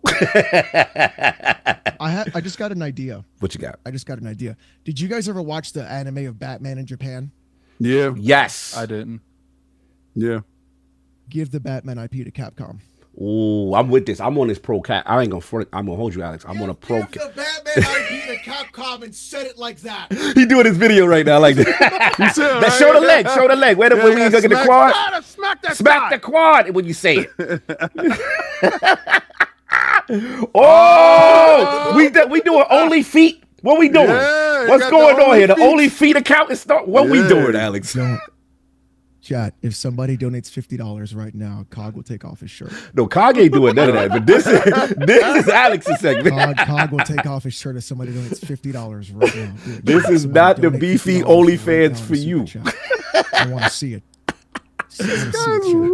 Back to you, Addict. It just comes down to me. It's like, I do think some of these companies, they somewhere along the line, we used to have developers that made games that generated money, and now there's too many companies now trying to make money by making games, and I feel like I don't think it's going to self-correct. I'm going to be honest. Like it just feels like there's more and more corporate greed. I understand wanting companies to make more money, but it's like when you're still making billions of dollars of profit, but you want 2.5 billion next quarter instead of 2, and you were like, and what's funny is like all they're doing is kicking. They're just making stuff worse. Oh, we're gonna lay off 5,000 people. And then you find out that they needed 4,000 of them. so now all you doing is the 10,000 people that are currently working, they're working 2 jobs essentially. And they're not getting no pay bumps. And then guess what? It's like I said last week. Then when they want to hit that quarter next one, man, I know we got rid of people we needed, but how many people can we get rid of that without just fizzing out? Like, do we really need 3 art designers, or can we just make the 3 art design workload on 1? I mean, come on, man. Come on. Can we do that? I do. I feel like we were getting to the point where like there's a bubble that's being popped. And I think live service. I think we're fizzing extremely to the top of that bubble. And I think it popped already. Yeah, it could Cog be. needs to take his shirt off. We're not doing that. Shout out to Destin Legary in the it's chat. time. My chocolate stud. muffin. Don't be calling me It's that. time. My chocolate Don't be stud calling muffin. We're not doing that. We're not doing that. Yo, somebody clip. Let's see. No. Yeah. I'm interrupting the clip. Shout out to Destin Legary from IGN. Very well said. I'm assuming he's talking about what Attic was saying there. And salute to him. We definitely going to ignore all these shirtless beef requests. We act like we're not seeing that. But we going to move on to shout out to Lord King David. You need that Bruce Buffer. It's time for Lord King David. You know what? You might pull back and give him a good old double bicep. I want to see that. You out of this right here. I am not your personal. $50, okay? This is not the personally OnlyFans Alex situation right now. We doing the show. $50. Give him a double bicep. Ain't enough money in the chat for that. Ain't enough money in the chat for that. You know, listen. You know what I'll do for 20? Yo, that sound wild crazy. He said, "You know what I do for $10?" Somebody in Destiny said, "I don't care. The $10 is only $10. $20 is $20. Exactly. I saw that in one of the chats. That's hilarious. So, Lord King, how are we doing, sir? Different. I'm doing different today because this was my rookie choice, and I brought him in. And he just running around with Tourette's. This is wild crazy. But you know what? I expected nothing less. Pure entertainment. Yes, sir. All right. So, all right. I don't want Microsoft to buy WB.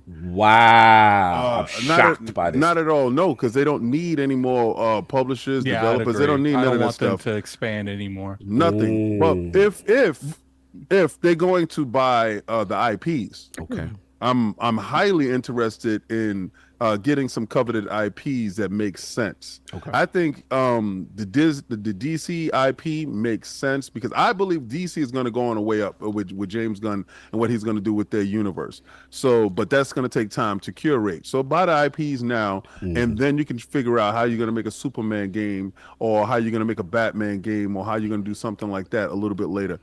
A couple of other games I do like that's in their portfolio, the IPs that I do like the Hogwarts IPs. Buy the ones that matter, and then you can probably farm out those IPs to different developers to make a game. Like, you could farm it out to Capcom, see what Capcom is doing. You come into collaboration with Capcom. You produce it, they make it, type of thing. But I don't want them purchasing anything from WB because what we've already seen that's a tainted well, and then you have to fix it when it comes in. That's going to push Xbox and Microsoft's timeline a little bit down the line, having to figure out what we're going to do with these new people that we're going to integrate in. And then you're going to see more redundancies and more people being laid off. You don't see people being laid off when they purchase IPs.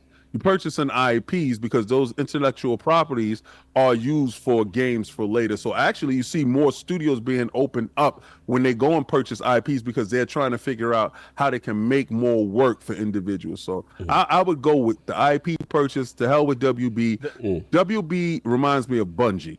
In the sense that, it's been the same thing for years. It's been the last 5 years. It has been where have these IPs up It's for worse sale. than Bungie. No one wants WB because no one ever buys.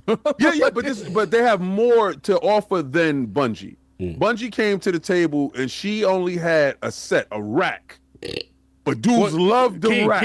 King. The difference is Bungie straight up lied about what they're worth. That's kind of true. That's kind of true. Yeah, I'm sure WB could get a ring on the finger if they came up and said, "Yo, we got this in the works, that in the works." Definitely finessing their potential. They did. They told Sony these was organic racks, and they found out that there was surgery. What is happening when Alex get here? Why is this going? There's nothing wrong. There is nothing wrong, right? Listen, if you can't grow them yourself, just get them, right? Sometimes you gotta buy them. But then you can't maintain them because Bungie couldn't maintain the upkeep that was necessary. This sound like BBL talk, but we gonna let y'all go. BBL Bungie. BBL Bungie. Y'all messy. Continue. So, listen. My chat literally says that to me when I stream now. They call him BBL Alex. So every time I go to get up and like adjust the that you do the on fan in my mistake room on purpose. They start putting peaches in the chat. Oh, man, look at that thing. All right. Look at that thing.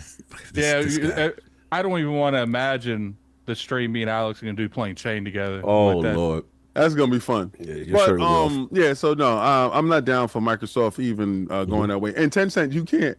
Tencent, you are regulated. So you a dummy move. I already know what it is. You're trying to act like you're interested because you want Microsoft to spend more money. You're not really interested. It's the dummy move, right? And they're leveraging your name to make Microsoft think you're really interested. The government has shut down your spending in the gaming section. You thought Sony lost $10 billion. Let's talk about the 200 and some odd billion that was wiped off your books very recently because you dipped your toes too far in American business. You go sit down. This is why Shaun Layden and them is pissed off because they can't do the stuff that's happening, but I understand what's being leveraged. You are not a real candidate. Microsoft, don't even look at that. They're bidding against themselves. Go in there, snatch their IPs. They need the money. This is the time the lights is out and the rent is due. This is when my man Phil Dominus Maximus Aurelius Spencer comes in, knocks in and say, "Hey, boo-boo, I got some bread. I just want to take these off your hands, like, a little bit of Mortal Kombat." Yeah, mix that with Killer Instinct. It was on the watch list before. So let's get that bread. That's all. Just go get the IPs. Yeah. I think the only time it makes sense for Microsoft to buy any publisher at this point, because at this point it's all about Game Pass. What the value is bringing in Game Pass is that they're able to acquire a Japanese publisher, because that's the one thing that is lacking on their platform. It's like, to me, keep it American. If these companies aren't coming on your game willingly, maybe you got to do a little forcibly kind of stuff. That's aggressive, sir. That's aggressive. Just buy all American and just have the all out war. It's like, okay, you ain't coming on my platform. I'm gonna just buy your company. It's coming at that point. That's literally not what you want to do. That's literally not what you want to do. That's very aggressive, sir. I think the best course of action is going to be where they need to start making actual deals with Japanese publishers and Japanese developers and figure out why they don't want to be put on that platform. And using the argument of like, oh, your console doesn't sell. No, that's not the argument. I think the problem is that Microsoft has too many internal restrictions that don't work with Japanese companies. And I think a lot of that stuff really impacts them directly. And I think that's why a lot of Japanese publishers and developers don't want to work with them at all, because they're just like, I have to deal with your bullshit where with your stuff when everybody else I don't. Well, actually, I was told that when they shut down Tango Studios, a lot of like internal developers in Japan are holding grudges over that. Interesting. I could see that. Yes, hold on. I see some royalty has pulled up into the realm. Get him out of here. Get him out. He doesn't need to be here. All right. He's a fraud, a fake, and a phony. All right. What are the ops doing in this? What are the ops doing in here? Is that the legendary here, right? Destin Legary, IGN's own? Yeah. Hi, everybody. Can you hear me? Yes, I can hear you quite fine, sir. Good to see you. Good to hear from. Good to see you recently. Working on the camera issues. I was streaming, so now they're fighting with each other. Oh, they're fighting. Yeah, they want control of the camera. Do you have to use a virtual to use them both? No, I got it. No doubt. He's got that man's professional. Neither man. that or you re-put it. Boom. Oh, woo! There Boom you was in go. the chat. There's my Try man. the old ONOFF trick. Today must be my birthday. Yeah, then we got Alex. You got all your favorites. Alex is here, and Destiny. You got both of your favorites. Both of your favorites are here. So let's shout out to the legendary Destiny Gary. Talking about WB. What's been going on. Obviously, I think you had a video as well as what's going on. But I just wanted to talk about recently. As far as them looking to sell their stakes off, and obviously the IPs they have, and then potential Xbox interest.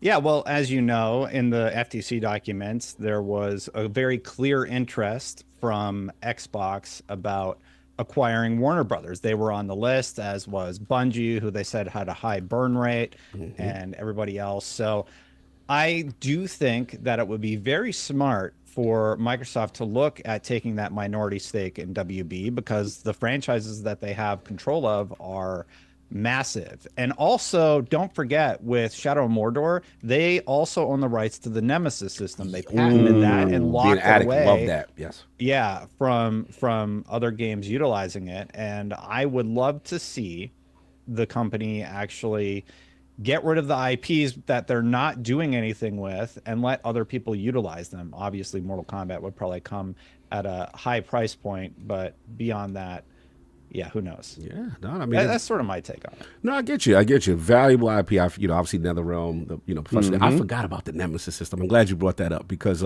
that was very innovative for its time. It was a Shadow War system. Yeah, I still think it's innovative. Yeah, and the sad part is the government's allowed them to copyright an engine, like a concept. Yeah, that was big, man. Look, you guys are on point. I'm in agreement with mostly everything everybody said. It definitely seems like they want to sell. I do think Suicide Squad did tremendous damage to them, and right now they still have some valuable IP with Mortal Kombat, Hogwarts Legacy.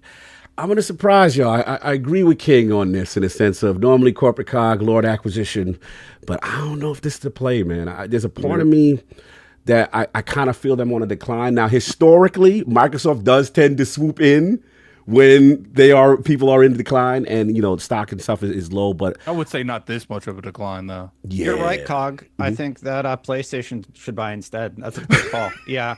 Xbox, just let everybody else win. That's a good idea. They should just step aside. Step aside? Like, let's let our they've been doing that. do it. They've been doing that. Nothing's changed. Listen, I voted for you. Stop it. Look, the DC IP is valuable. I remember when we saw the FTC leaks, one of the big points of contention for them was, getting the DC properties. And I get that. But I guess the way I look at them is this. Look, Mortal Kombat, NetherRealm, obviously, yes, it'll be a boon to Game Pass, no doubt. But I look at Microsoft as far as like the Hogwarts Legacy thing. Let's be honest. Shout out, I got to give IGN some credit here, in reference to one of the few to actually review the game, and I believe Travis had that review, and we knew the controversy that came around only because of obviously J.K. Rowling and her stance or whatever, and a lot of people had a lot of backlash towards the game. So there's a part of me that's like, even though it's a valuable IP, does Microsoft want to associate with that? That's one thing. And then the second thing is we just got to be real as far as the climate of Microsoft right now in a post-ABK, anti-consolidation, FTC looking at you kind of energy. There's a part of me that's like, maybe they want things to settle down. So to you guys' point, I understand maybe from an individual studio standpoint, but like from a whole acquisition, I don't know, man. What do you guys think? They're not buying WB. They're licensing the IPs. Correct. Yeah, that's what I'm they're talking basically getting permission to utilize the IPs, I believe, or a minority stake. Now, PlayStation has a minority stake in From Software, and I believe Capcom also. Don't quote me on that. I'd have to look up on Wikipedia all their minority stakes, but this isn't like a new thing. They've done this for a while. No, good point. And we just got to see. I think for me, I still look at the decline. That's just me. I don't see like the value, especially in a world where they seem to be going away from the essence of what they used to do, which is the single player tremendous experience, and now going live service. But who knows? Maybe with Microsoft that has changed. But that's all I got on it. As far as that whole thing. Any other additional comments in reference to WB Xbox interest? No, I did tell I don't know. Dustin might actually want to be around for the Bungie Marathon. Yeah, I actually want to do is but feedback on that. I did tell Dustin that we would talk about the PlayStation financial stuff with the console stuff. Oh, absolutely. He's got stuff he's all right, so you want me to switch orders? Yeah, I can switch orders. I'm actually co-streaming right now, just so you know. So I was live, and then he pinged me, and I'm like, okay. All right, we got you, bro. We got you. Professional podcast. Professional. Shout out to Paris in the building. Salute. Oh, he said Xbox should not do any more acquisitions. Right there. Oh, yeah. Now you all for me now. All right. See, wait, hold on. Let me get an acquisition. It's not an accident. But let me get Alex. You see, I see how you did. You was all about me. And as soon as Paris jumped in the chat, there you switch gears. Okay. But you play hard to get for Paris, too long. So look, if I ever go to California, right, Paris says that him and I will dress up as Cammy from Street Fighter and do deadlifts. What? I can't. Anyway. And then we'll live stream that. I cannot. Hilarious. All right, so we go switch Ebony and Ivory, rum and coke, that whole thing. Yeah. Yeah, million views. Messy. Let's switch topics. Views. Tens of views. Yeah. I don't know about tens, Destin. Tens. That's what we got more views on IGN's YouTube channel. Oh, come on. Be nice. Be nice. Be nice. Anyway. Let's play nice. Moving right along. We got to talk about these PlayStation financials. We're going to switch up topics order just for Destin, you know what I'm saying? Because he is here. Yeah, I've been bringing the heat. So bringing the heat. Yeah, this is a big topic for you. I already know. So yeah, PlayStation 5, man, hitting 61 million as Sony's year-on-year Q1 hardware sales fall, but operating income rises. So now they were talking about that. Shout out to this is a Video Games Chronicle with this sourcing, and that they said that in the that period the company sold 2.4 million PlayStation 5s were sold. This is down on the 3.3 million PlayStation 5 consoles sold during the Q1 period last year, but nevertheless brings the total of PS5 sales up to date to 61.7 million. Results were generally positive for the gaming division. In Q1, the games and network services segment was up 12% year on year. However, it did acknowledge a decrease in sales of hardware due to a decrease in unit sales. So despite all this and the overall increase in the income from software sales, Sony also reports that software unit sales are down year on year, with 53.6 million units sold on Q1 compared to 565 million units during the same period last year. Digital ratio seemed to be up 80%. It looks like the ratio was 80% digital versus 20% physical, and that was compared to the average of 70% in the financial year 2023. So a lot of news. I just want to shout out Tokyo consultant Serkan Toto. He told the VGC, he said, given Sony is going through a rather silent 2024 software-wise, the numbers actually look quite solid. For instance, you can see the positive effect on sales for the price increase from PlayStation Plus in their numbers. The big weak spot, however, is hardware sales. The year-on-year drop is not surprising, but quite significant. Sony can only hope that Astrobot or the one or other new games coming this year will make people go out, go out and buy PlayStation 5 this year. So, Destin, I want to get it to you because you've been at a point of a lot of controversies lately with your social media.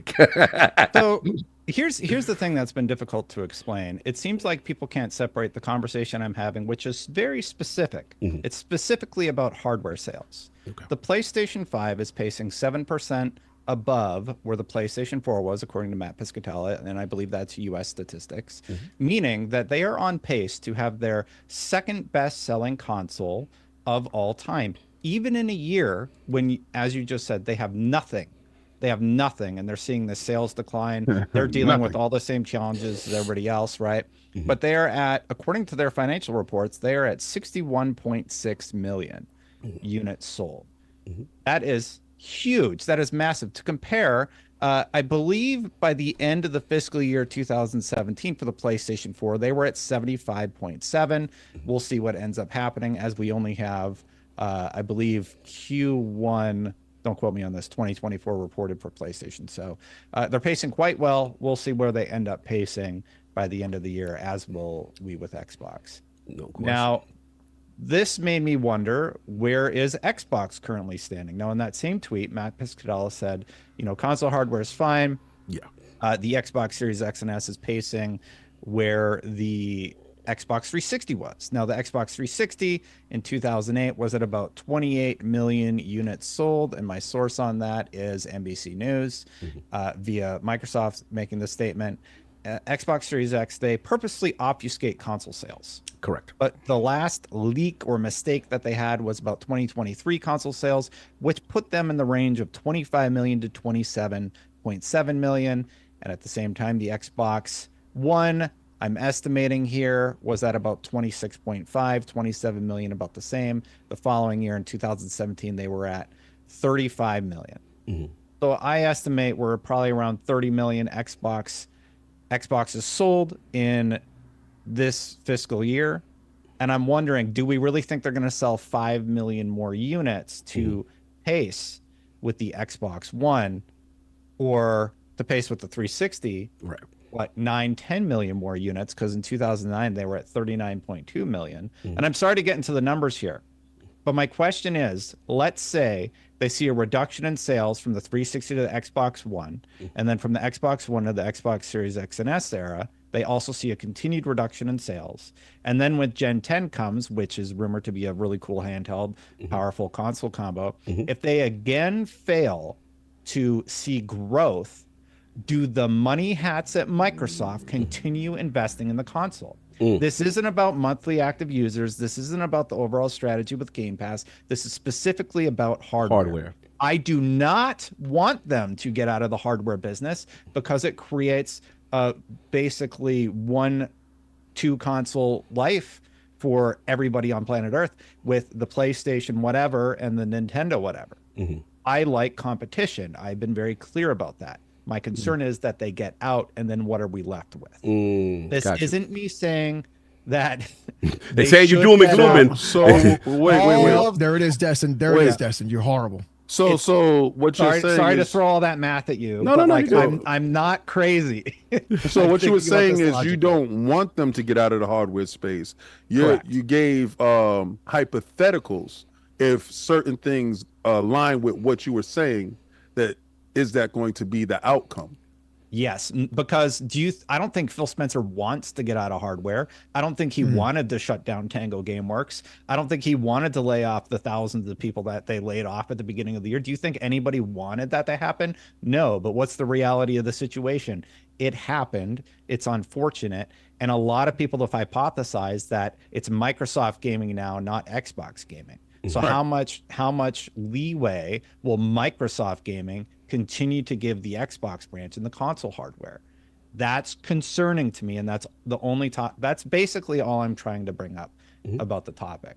Monthly active users, 500 million. Like, that's insane. Yes, Game Pass is doing well. Game Pass has more subscribers than they've sold consoles. So obviously that's seeing positive growth.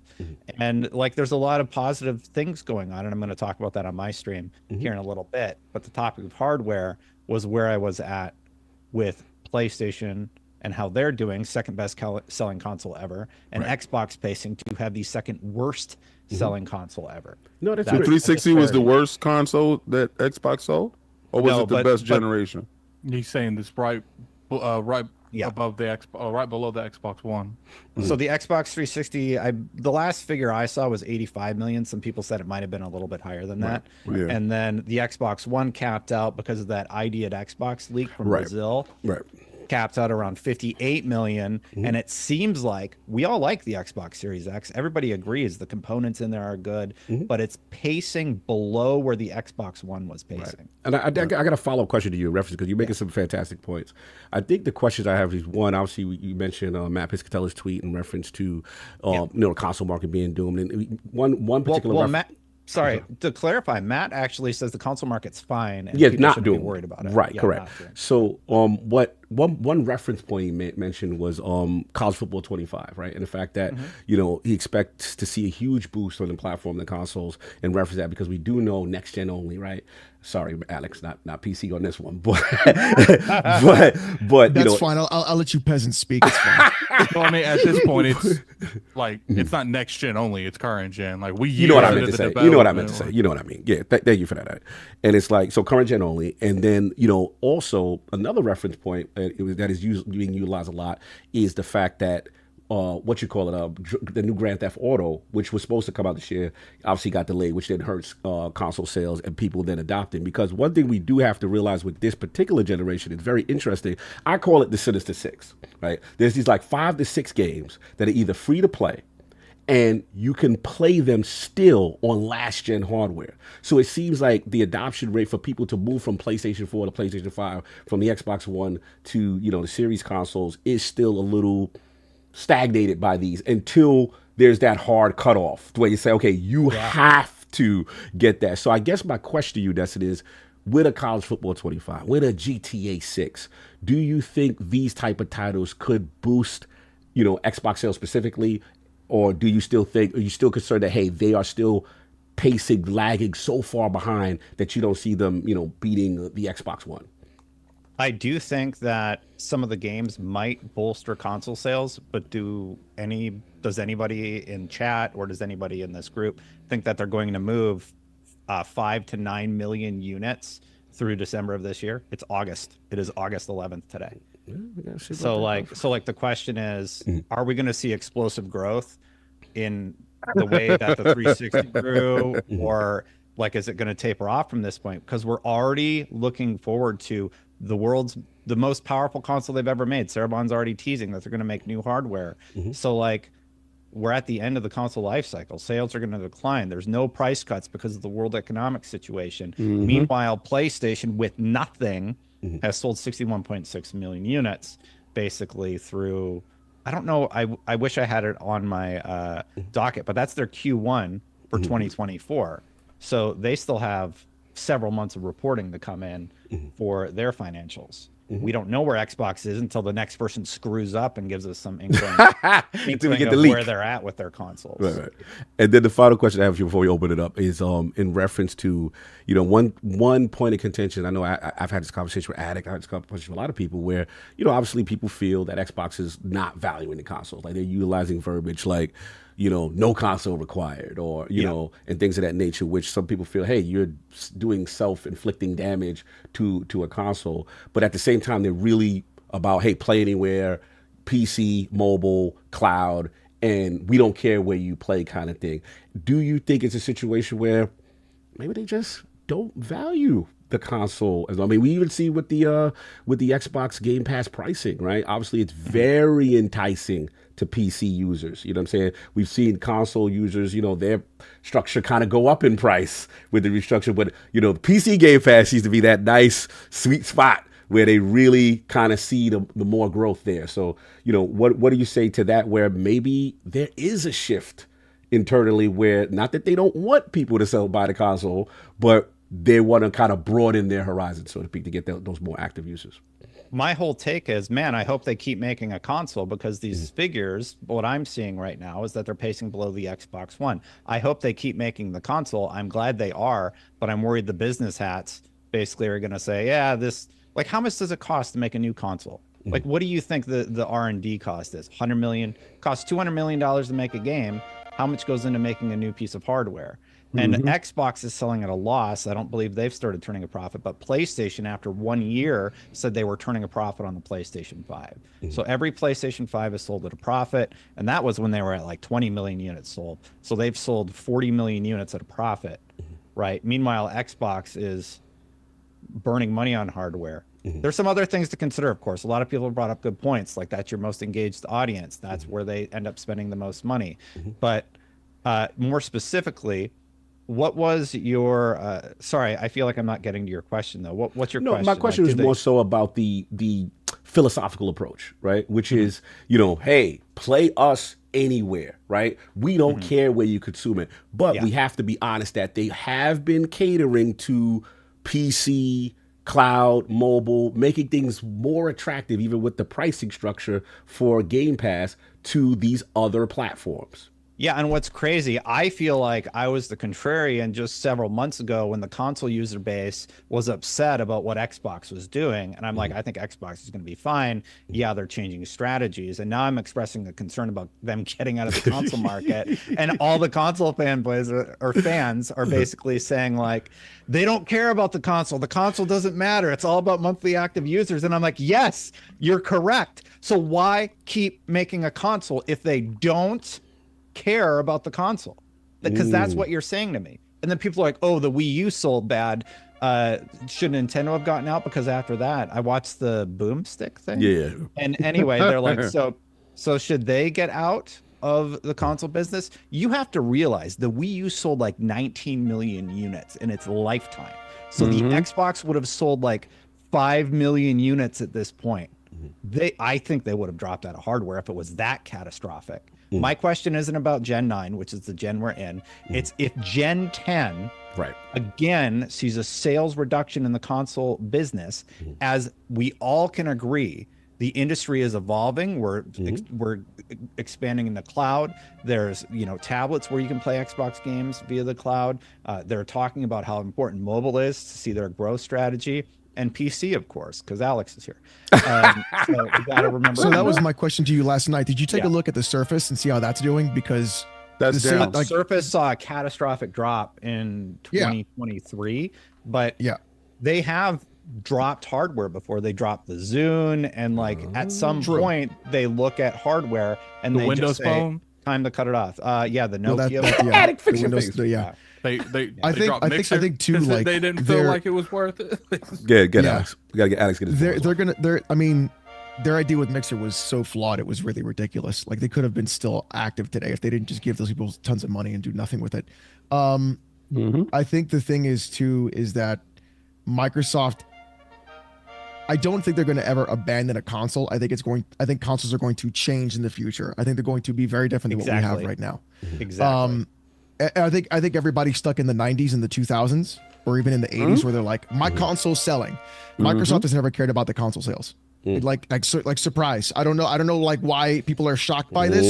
How it's like a surprise to people. They don't care. They're using the console as a vehicle for Game Pass. That's it. That's the platform, right?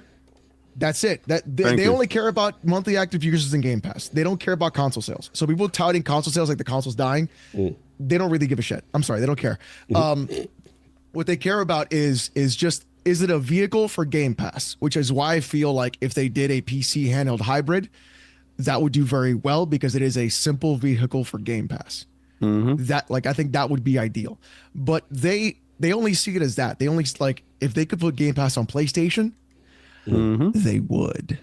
Yep. They absolutely would. And they and if the day comes, they absolutely will. Exactly. That's all they care. Oh, great. Oh, it's trouble. Oh, it's trouble. Oh, look at this. Come here. What do you I don't like how Paris got. I'm not hot no more. When Paris get in here, I'm not hot no more. I told you, Paris. I told you what I told you. It's different energy when you Alex, pop up. You got to separate your attention. Kyle got to get just as much attention. I want to do the double bicep now. Now you don't want it. Now you want to do the double bicep when you get the attention. See, Alex, that's how they do. Now you want white chocolate. White chocolate. I ain't feeling like when Paris get in the room. Now your energy different. You know what I'm saying? He like that attention, Alex. The energy stayed the same. You just weren't catching on to it. What did Paris run off to do? What is Paris? Oh, Paris about to do a bench press. Open the window. Oh, okay. We worried. It's getting too hot. So look, he needed a little bit more light on his back. So look, all jokes aside, shout out to Lord Paris in the realm. Good to see you, brother. I don't think Paris talk real quick. Yeah, make sure. Can you hear me? Yeah, yeah, he's good. He's good. You're on a weird mic. You're on a weird mic though. Go into Zoom and then adjust check your mic. volume Make sure it's doing like auto adjustments. That's what I'm It doing. hijacks your stuff. Yeah. Make sure it's picking your correct mic source, and you be good to go. Again, using Zoom in 2024. What are we doing? Professional. We're border certified. Let's Professional podcast. To be honest with you, Alex, the reason we use Zoom is because it's simplistic. Just use StreamYard. Okay, but we can't have the flower overlay. There We we go. We want to use StreamYard, Yeah, but you're they echoed, don't. Paris. There's an echo. Go ahead. I want to address something real it's quick. using the wrong What source. was it? Let Dustin talk, and then we get, we got to I'll get. fix it. I'll fix it. Hold Yeah. on. Alex, so real quick, you said if Xbox could put Game Pass on PlayStation or just put more games on PlayStation, they would because it's going to make them money, right? And I am very curious about how many of those monthly active users that PlayStation reported, how many of them were playing Sea of Thieves? Yep. Because Sea of Thieves was their #1 seller for like a month. Yes. Right? And I don't know where it is on the charts right now, but it's very, very interesting. And it's just an experiment, everybody. Microsoft's just testing the waters to see how things Yeah, go. testing the waters to put everything everywhere. Yeah. And then there's the All right, rumors what about about that? the Halo Yeah, you remake got- that's going to come to PlayStation 5 and all this other stuff. Like these business people care about money. Money. And that's what my brain is doing with these console sales. Wait, why do you think the PlayStation is putting games on PC? It's not because That is they're goodness of their nice. heart. It's not because they're great guys. Nexus. It's because they know we're going to buy the games. And why do you think that now I've got my own beef with PlayStation about them trying to lock their service, their games behind their sign-in. Yeah. Yeah, that's a right. problem. And then restricting 180 countries from doing that. And people are like, why don't you just give him your email, bro? It's fine. That's not the argument. Number one, I don't want to give you my email. I already bought the game on Steam. You don't need my information, my boy. That's number one. Number two, they're restricting 180 other people. Yeah. Look, I don't know how you guys think about things, but me, a little bit rogue. The thing is this: if you're telling me you're not going to sell me the game, then I'm going to steal it. I don't think I have to be any more clear than that. What you do on your personal time is your business. But I hear This where is you're not coming this from. is not an ILP endorsed. Yes, this is the thoughts of with Alex. My thoughts are my Those own. reviews are his own. His thoughts are his own. But I do. No, that was actually funny. But I do want to get in Lord Paris real quick. Obviously, you and Lord Destin and Lord Ryan McCaffrey, you went viral.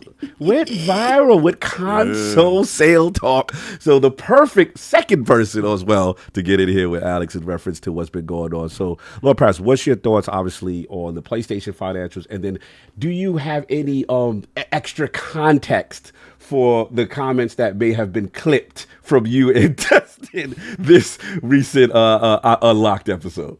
Well, first of all, thank you for having me on course, here brother, and of bringing course. me up. Secondly, it was so funny when I did that episode with Destin and Ryan. I was like, oh, they're gonna clip the stuff I said about Bungie because I was hot, right? I'm like that's gonna be the thing.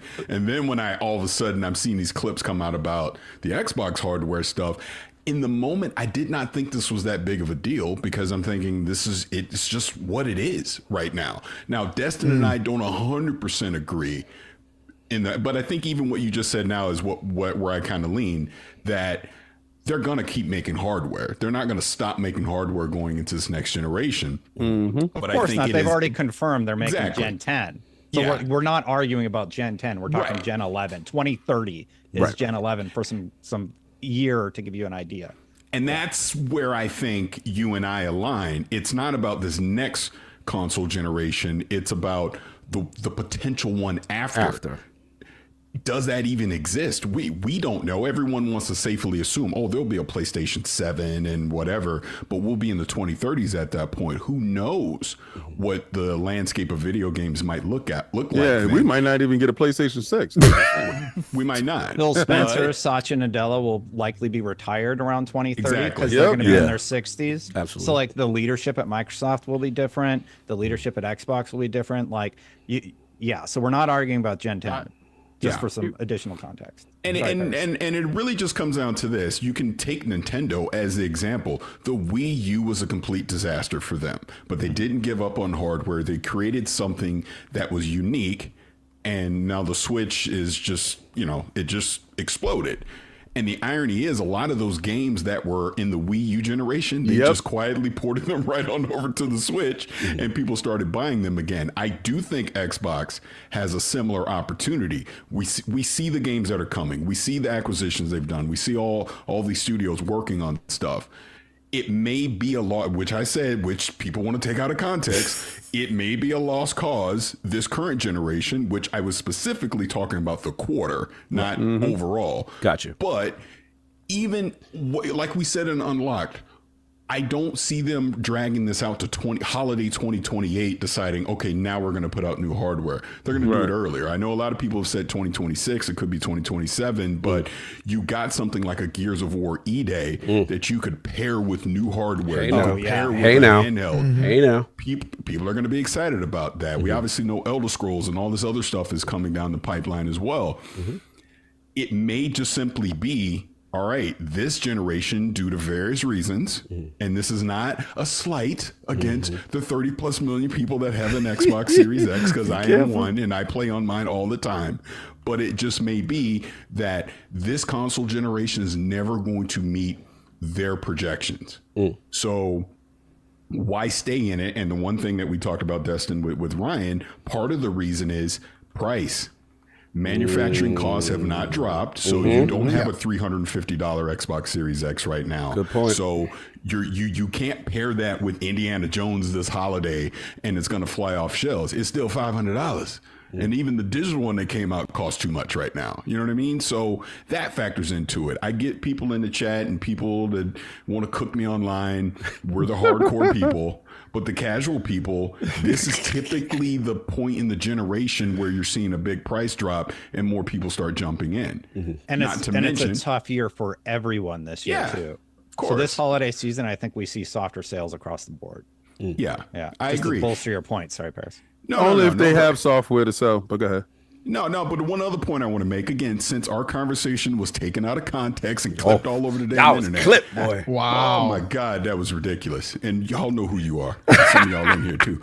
But the point I made about 2022, that matters. They had an entire calendar year where they did not have a major first-party release, and Pentiment does not count. Hey, be nice to Obsidian. That's the BlackRock. I like them. I love Pentiment, but you're not buying an Xbox to buy Pentiment. True that. They had grounded in Pentiment. Fair enough. And if you even go back to the last quarter, which is what we were talking about, the 42% drop, Hellblade 2 was the only thing they had in the last quarter. Yeah. You were not buying an Xbox to play Hellblade 2, despite what you may or may not think about the game. And that's the whole point. Their reputation the past 18 to 24 months hasn't been the greatest from their own internal studios. Redfall is what it is. Starfield, your mileage is going to vary. Hellblade 2, your mileage is going to vary. They don't have the big smash breakout hit in the last 18 to 24 months, which again, coupled with the price, means you're not going to see a huge sales. Let me ask this. This is for all three of the guests, and then I'll open it up to the lords.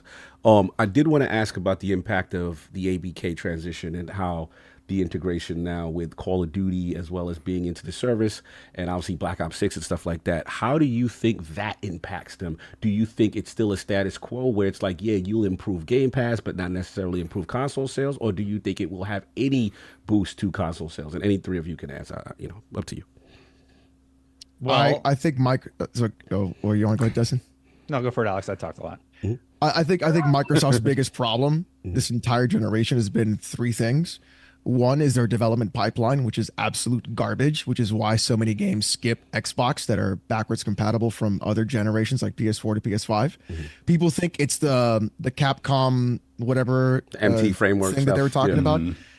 When I looked on Xbox's website, apparently it turns out you have to make a version for the Xbox One X or one of those consoles. I forgot which one, to then make it backwards compatible in order to actually, you have to make a version to be backwards compatible. You can't just do an Xbox One version to then automatically boost up. It's the same way that they do their emulation for the 360 and Xbox OG.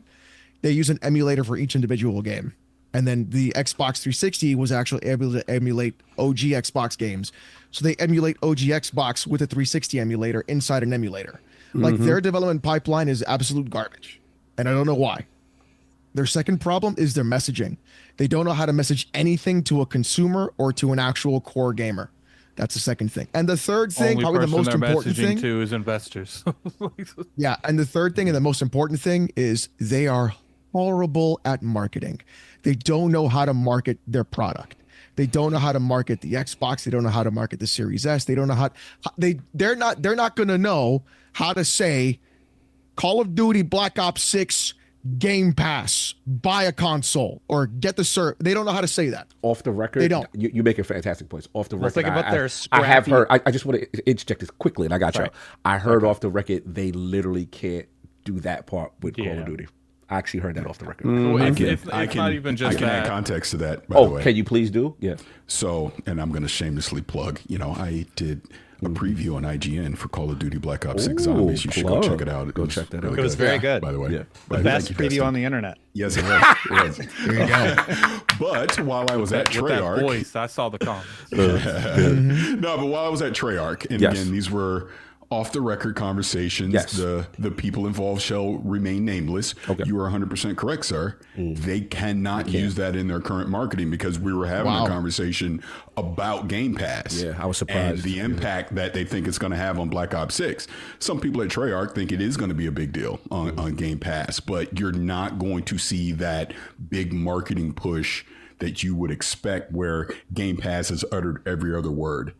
Due to various reasons. That's what I was told. That's when I was at crazy. Treyarch. And another thing I told, we don't even have to look. Didn't we just have someone from the UK state that they're operating on like a fraction of the marketing budget that PlayStation's That's what I was going to bring on? up. So it's like maybe it's not even a matter of what they can and cannot do. Maybe some of the marketing it just isn't there. Like the marketing budget's is not both. there. The marketing isn't there on what you said there. You're correct. No, But I'm not saying that you're wrong. I'm saying that in terms of the rest of the marketing that's not Call of Duty, it's hard to market something when there's no money to market. They spent it all on that full page ad about the Activision merger, like how they should be allowed to do it. And now they don't have any money left over to advertise that Call of Duty is on Game Pass. Not like this. It's just insanity. Yeah. But they can't. They can't. We have Hellblade marketing. Look at the screenshot we put up the other day. Look at this one tweet. What? I will say it is funny that they consider themselves the marketing person that did make the comment said that we have to be scrappy. We have to, we don't have the resources and stuff like that. But $1 trillion company saying we got to be scrappy. Right. But now I'm not going to defend the marketing for Hellblade 2, but I will be devil's advocate and say, is that a game you want to invest a huge marketing budget in? Having just beat it, nope. Listen, I understand why, because it's a contentious, it's not one of those games that are going to move consoles. It's not one of those games that are going to be a huge system seller. It's an art piece, right? And they clearly knew that, and that's why they didn't invest in marketing. And Cog and I talked about this a few days ago. I also think that it is a weaker entry in the Hellblade series. The second one is just from a storytelling perspective and combat perspective, I believe it is not as good as the first one. I'm with Maddie, almost 100% on Maddie's take on Hellblade 2. We Do you hard know what it disagree, sucks but when I did my PC port review for that game, I fell asleep. The slander is ridiculous. The slander is crazy. Hold LB press forward. I mean, I literally was holding W the entire time, and I was like this. I mean, it's only the most technically advanced game of the generation, but it's fine. It's not for everyone. It's not for everyone. It's not for everyone. I like the boss fight stuff. Sorry, I could go on a tangent about Hellblade. Me too. Here's the thing when it comes to Hellblade. I didn't mind for what it was. If you want, it is essentially a tech This demo. is the whole PlayStation financials, and these dudes have turned it into something absolutely disgusting. I'm like, I'm sitting here, and I know you Xbox dudes, support, I got you. All right, I got you. How dare you? How dare you? I got you. We got a couple of Xbox dudes here that I respect their opinion, but respectfully, I will disrespect that opinion. Look, Alex. Hold on. Welcome back anytime. Listen. I'll see you in 2 years. Here we go. See you in 2. Listen, 2 years. The percentage, the way people perceive percentages is wild, right? Yeah, they sold more, but none of them are turned on. Okay. Turned on. Okay. All right. So they had 125 active. Monthly MAU? active users. Right, and Microsoft said, "Hold my beer. Here's 500 million. Sit down. Go sit down in the child's place.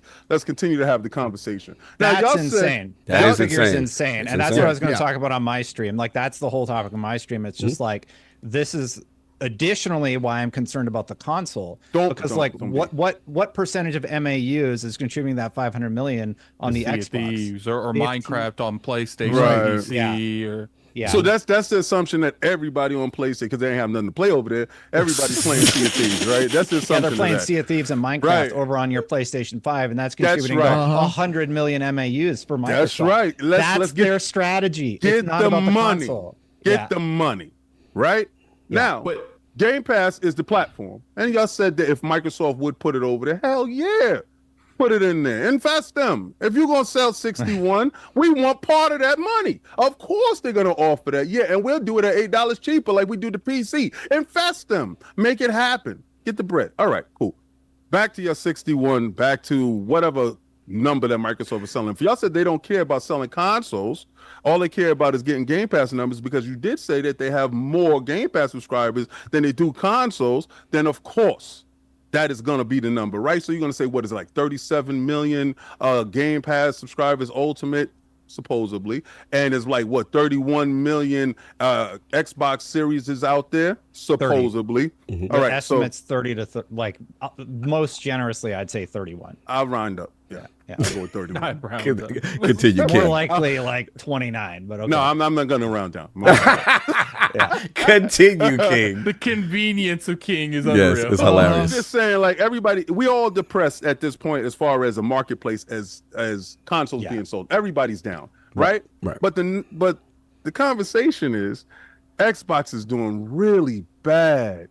You know, they didn't sell 42%. They're down 42% end over end. Yeah. If Microsoft thought that coming into this generation, their metrics for a successful console sales will be 80 million, right? Let's just say 80 million is their number that they're looking at. And we got to get to that 80 million.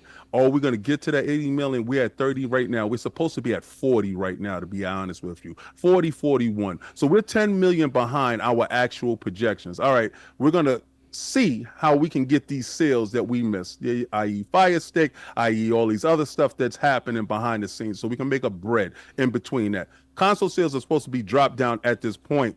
Financially, we can't do that. Economically, we're not doing that. Transistors and everything is up. If you look at AMD, they're down in sales. Sony is down in sales, and Microsoft is down in sales. They provide those chipsets for them, so you can look at the market from that point. If you're going to adjust it, they're always going to stay in hardware for the simple fact that is necessary. Like Alex said, Surface is down. That was the big hit because they roll those two idiots together. Now he's rolling with this guy because everybody's looking for September to get the new AI Surfaces that's coming out. And you're going to see a bump in the next fiscals. That hardware is going to go up. I project. Wait, hold on. That's what we're talking about. Hold on, Paris. You just can't just pass that through that like that. We ain't see that. Bring that back. Bring that back. What'd you say? Bring that back. Woo! Okay, there you go. Okay, there we go. We see it now. This is the AI one. Copilot one, yeah. Copilot. Continue. The one that everybody's banking on. That's why the sales was down in the AI stuff.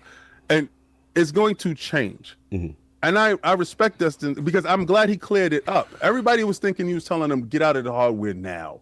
No, you were saying that if everything trends likely next generation, that they would be out of hardware by the 11th 2030. Gen. I thought... I would just like to point out, I said that on that episode too, but they conveniently did not clip that in there. They didn't clip that. They didn't clip it. Okay, fair enough. Continue, I think if the ABK deal didn't go through, I think they would have got out this generation. And I see now that everything, their ducks are in order.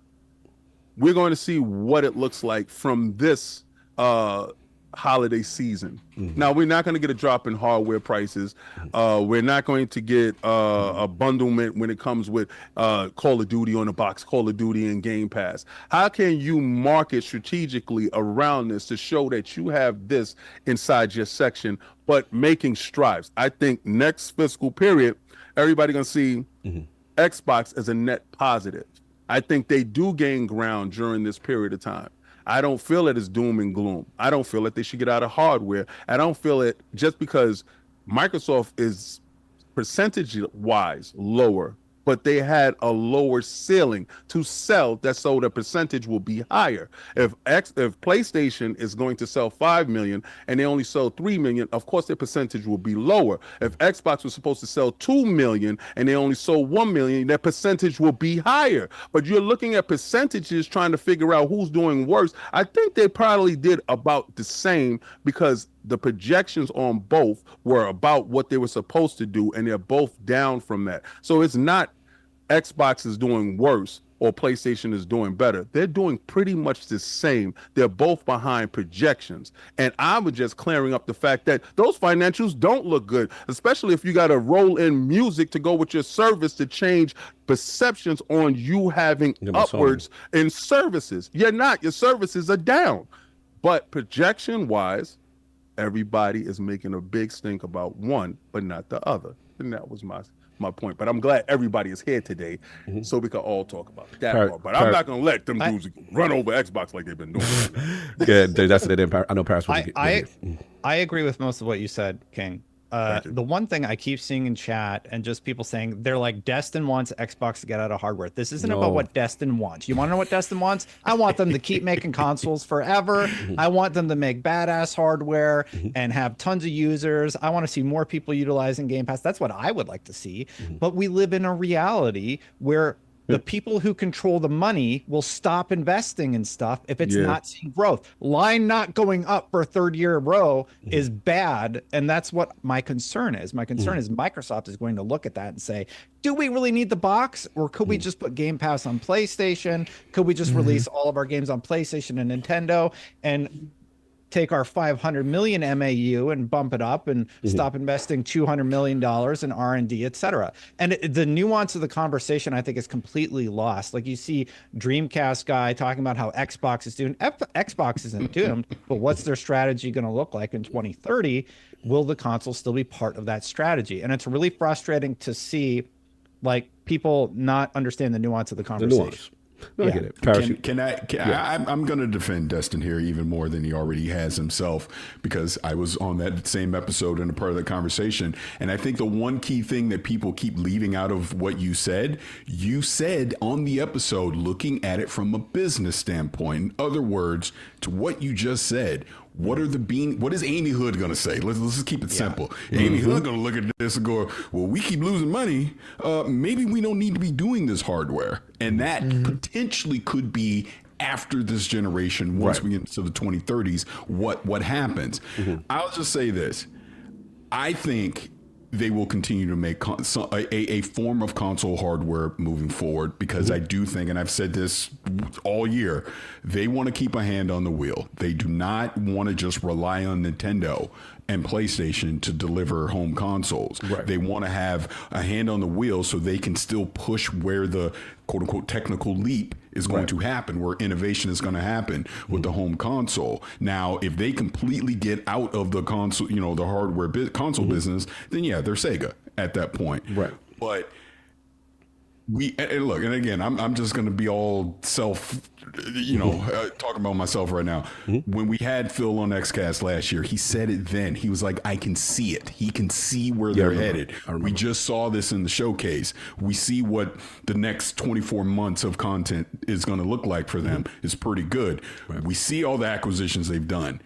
And again, this goes back to leadership and management. If their leadership and management can properly steer these studios in the right direction and put out consistent quality content, with that cadence, that's going to take care of itself. It just is. If you make great games, people are going to want to play them. Not everybody's going to want to stream on the cloud. Not everybody's going to want to buy a PC. That's where I was going to go. That's what, literally, you stealing all my points, brother. I was literally going to say that. Well, wait. Xbox doesn't care where you play. And Doom's coming out on PlayStation also. So if they don't care where you play, they're happy that you're playing on PlayStation. They're making money there, but that's not going to help their console issue. But you still need the console as an endpoint, regardless to what. You still need it. That's an entry point for Game Pass. Again, I'll let you know. Go ahead. No, go. Like, we're basically saying the same thing. Yeah, we all say the same thing. Is like they want a vehicle for Game Pass. There's going to be a market for people that just don't want cloud. They don't play on PC, and they're going to have a console. Like, there's going to be that market. Is it going to continually grow exponentially like everybody else is? Probably not.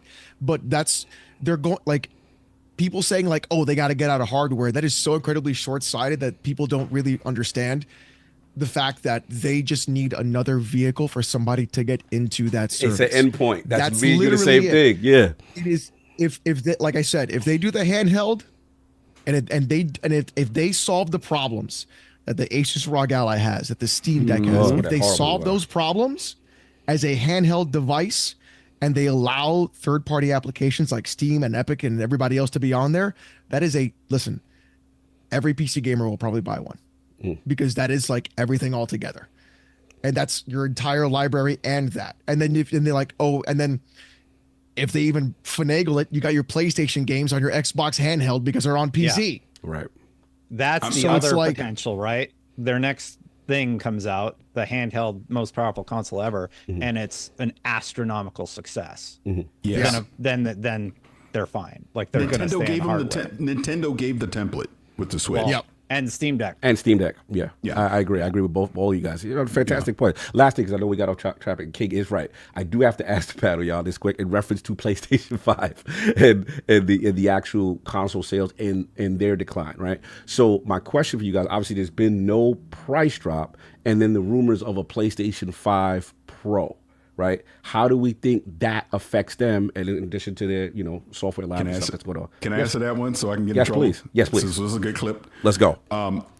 I think, because they obviously had the 27% drop, for various reasons as well. But I think one big one is, and this does apply to Xbox too, we're in year 4 and you still have these major AAA games that typically would be only next gen. Said it's the 6, baby. I can still play them on my PlayStation 4. Why the hell am I buying a PlayStation 5? Not to mention the price has not dropped on the PlayStation 5. Correct. So I think that factors in. And interesting enough, and we'll see if this PS5 Pro really does come out this year, which people's trying to cook me about this beginning of the year. What the hell are you pricing it at? I do not want to spend. Yeah, I don't want to spend $600 for a PS5 Pro. Why am I spending? Because what is the library of games that is truly taking advantage of this hardware? GTA 6. That's about to say. Actually, with Destiny, everybody is going to buy a console for GTA 6. You're going to see an increase in Xbox sales, and if the PlayStation 5 Pro is the best way to play, I was just about to say PlayStation 5. I don't disagree on that, Destiny, but and I'm glad you brought up GTA I'm with Destiny 6 on that because look, I'm conspiracy Steve on this. I don't think there's any way in hell that game comes out in 2025. That's just me. Okay, but let's just say I think it comes out in 2026. Like a week or so ago. It's 2025, right? I know. Hey, Rockstar says a lot of things, but let's just say it does come out holiday 2025. You're going to put out a PS5 Pro now in holiday 2024, and you're expecting people to wait a year to go buy it. Again, who's buying it? Who in 2024? Who are you marketing a PS5 Pro at? I guess that's my point. It's a good question. They launch it next year with GTA 6. If they have the marketing rights with GTA 6, that's what they're gonna do. That's massive. And at that point, it needs to be $500. You 600 is crazy. These consoles should have been. These consoles should be $350 right now. I agree. 100% agree. There's no reason these consoles are $500, and any of them. It's a ridiculous concept. Even the PS3, I think by now would have been $300, right? Or $350? Yeah, they had like and they launched that at $599. Yeah. Why are we paying $400, $500 for a PS5 Slim, and then $50 to attach a DVD tray where the DVD tray can't even play DVDs? No, these are great points. I love where everyone's going with that. I do want to and explain to me why Xbox is raising the price of their console in Japan. Bro, I'm so angry with that. I feel you on that. Well, they're doing so well in Japan. Whose bright idea was this? They said you don't want to support our games. Raise the price real quick because I think this again goes to the reality of business, right? Manufacturing costs have not dropped. Clearly, whatever in that region, it is now more expensive to have a console in that region. So instead of them taking the loss, they're passing that along to the consumer. Here's what the consumer needs to say. Not my problem. Yeah, I agree. You get no argument from me at all. At all on that. And I think that is the part that angers me the most. Right. Is that people are like, support the devs, and then all of a sudden, those devs all get fired. And And based then you on the got decisions the guy of from Bungie, like, you guys want to go see my cars, bro? good transition. Good transition. Look at my cars. You just nailed something. I want to You respect. can't afford groceries? Check out these cars I bought. You're so messy. I love it. I want to respect that. That's his time because I know he's I ain't said a sentence I can on say that. Oh, I'm sorry. I'm sorry. Attic didn't say anything. Oh, my bad. No, Attic, you're right. I apologize. Attic. I apologize. Attic, I didn't get your bars on the PlayStation situation as well as the whole Xbox console situation. You are correct. I'm sorry. Here's the thing: when it comes to the PlayStation, you know, the sales are what it is at this point. I do think this has something to do with. Normally we would have cut last gen by now, but we haven't for some reason. Second, both of these platforms aren't really showing like huge advancements when it comes to games in general. We haven't seen, you know, I would say Xbox is doing it more often now, but I mean, God of War Ragnarok on PlayStation 4, Horizon Forbidden West on PlayStation 4. The biggest game in the whole world right now, Fortnite on last gen. Yeah. Call of Duty. Black Ops 6. Black Ops 6, PlayStation 4, which got leaked, by the way, but we're going to move on. When it comes That's to shocking. NCAA, look what a college football game did being on next gen, current gen only. Facts. Now, I understand when it comes to money is money, but I don't think this is a console industry. This is the biggest games in the industry are still on last gen, so why would you upgrade? Literally, like all the people in the console, people in the comment section, they're like, "Oh, but you know, we're still getting a console." Yeah, now because they've already invested into the R&D for all these platforms. It makes no sense to stop support.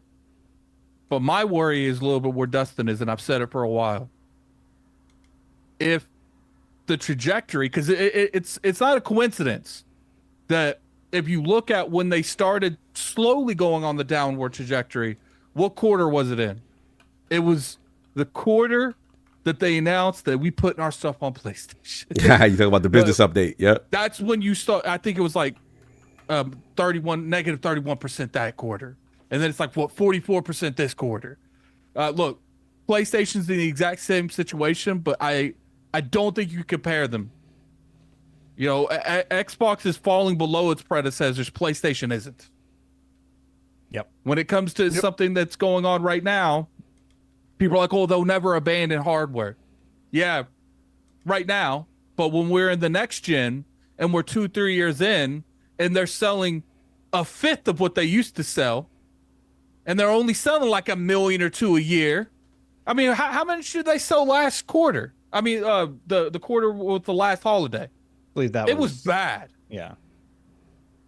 And that's the holiday season. And you mean to tell me that's what was sold? Do you guys think that's just, if they don't sell the greatest in non-holiday, what makes you think they're going to, I mean, if they don't sell the greatest during when everyone is acceptable buying a $400 to $500 system, how you think they're going to sell the rest of the year? And then you got a couple years into next gen, they're not selling anywhere what they sold for the Series S and X or even the Xbox One or vice versa. And then the same money people that are saying you're not making enough with your first party, we need to expand to PlayStation and stuff. How you think they're going to be like, yo, you ain't even making enough money to cover the cost it costs to run that system? Look, obviously this next one's going to be speculation. I'm curious what Dustin and Paris have. I personally feel like PlayStation would be more open to having Game Pass on the PlayStation brand if there was no console for Xbox. 100%. Yeah. So if they get to a situation where, because to me, you sell a console, you almost, not guarantee, but you have a high success rate eventually of getting that consumer to get Game Pass eventually. I'm kind of curious if you went back and you looked when Game Pass's, growth started, flatlining on console. Was it when they stopped promoting the console? I mean, when Game Pass growth in general, is it when they stopped promoting the console to the degree that they're not promoting it now? When you're going out there and you're telling no console the consumer base that you don't need a console to play the biggest game you probably had on your platform all generation, Starfield. How did you think that was going to work out? Look, It's I their get marketing, man. Yeah, and then it's just like people say, well, they're going to keep a console. Yeah, until the people that are issuing the checks saying you're not making what you're spending. It's one thing to not make a huge amount of profit. It's another thing not to at least cover what you're spending. And I do think once they get to that point, they might not just cut the cord, but they'll be like, we are dramatically decreasing the budget on this. You're on a skeleton crew at this point. We're going to coast through next gen, and then we're going to announce towards the end of the gen that this is it for the Xbox platform in terms of console hardware. Now, obviously, in my case, in that scenario, if they're able to open up Game Pass to other platforms, I can totally see the money bag people at Xbox be like, we gave you, what would that be? What, 4 generations at that point, or 5 of Xboxes? 2030 would be Gen 10, which would be, Xbox, Xbox 360, Xbox One, Xbox Series X and S, whatever the next thing is. It would be 5. 5, yeah. We gave you 5 generations. It didn't work. I mean, look at the Xbox One. I know for a fact that there was discussions ending the brand then. And they weren't even doing what they're doing now.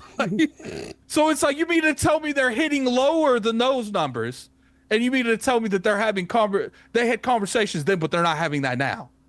Yeah, every generation. Oh yeah. You got a lot of great facts. You sound like exactly what I've been trying to say. I've been getting roasted alive for weeks over those comments.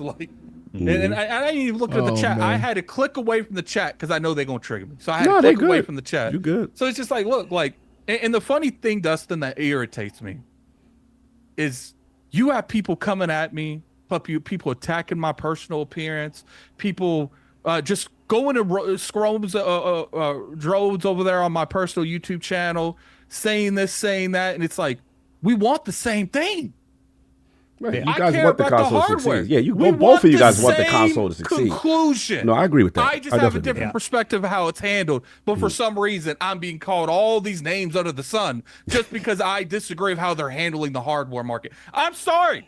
People in the chat that are okay with the console, the console user on Xbox being told that PC gets not an exclusive, but PC gets a tier that Xbox don't even get the opportunity to subscribe to. I'm sorry if you guys are okay with that. I'm not. Imagine sitting there buying a $500 console, right? Paying for online services, and then being told that another user who didn't have to do any of that gets the same games that you do for $8 less. Like, valid points. What? And I that don't think tells me that Game Pass could be $12. Go invest like that PC dude did with the $2,000, and then come back to the table talking about, no, they invested a larger sum of money to get into the ecosystem. Good, y'all have options. Yeah, $8 less. Bring them in. I don't care. Get them in. Yeah, I understand that. Console dudes, $500, which is what you spent. If you don't want to spend $500, we got an S for you. Go get an S. Get in when you fit in. Don't look for supersized options when you pay for the S. Little bit of money. That's what you did. All right. So stop looking to get a Big Mac when you got a little Big Mac Junior money. This is what happens. You guys want the most. Well, the problem is no one's buying any of the Macs. That's not true. Yeah, there's nothing there. That's where the problem is. They're buying it, and it's just a burger and like a crappy piece of cheese. No one's buying it. That's not true. But anyway, listen, guys. They're talking about years out. Everybody wants hardware. These guys are not doom and glooming now. They're dooming and glooming what the possibility of the future may be. So you mean to tell me just because I'm a little nervous on the trajectory of hardware off of current numbers now that I'm doom and glooming in the future? Well, I'm saying this. We might not even be here. AI might take over. They might take over all the time. So stop worrying about 2030 and worry about now, guys. Look, it's a great discussion. It was cool. Yeah, I think everybody. Real quick, I'm almost done.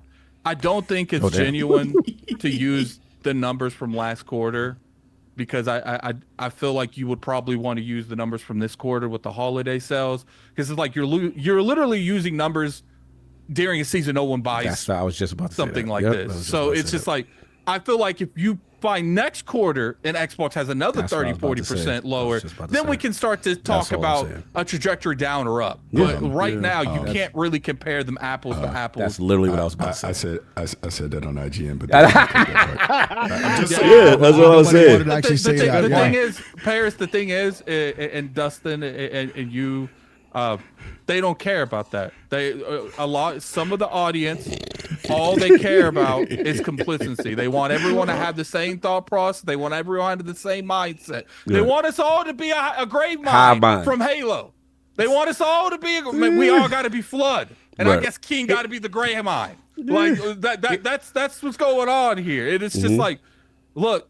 I care about the hardware. I don't use none of the Windows stuff. I don't use cross progression. Rarely use the Windows you're stuff. A Game Pass Rarely console do the user. cloud stuff. And I'm willing to, like, the majority of people are like that.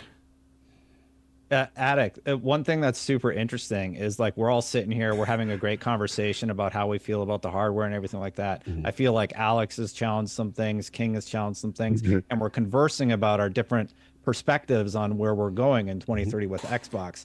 And chat is just like losing their minds. How dare we have rational discussion without disrespecting each other? You know what's funny? Let me tell you how crazy the chat be sometimes. They be telling me, Attic, you're too doom and gloom. We need you to be more balanced. We need you to be more towards the center.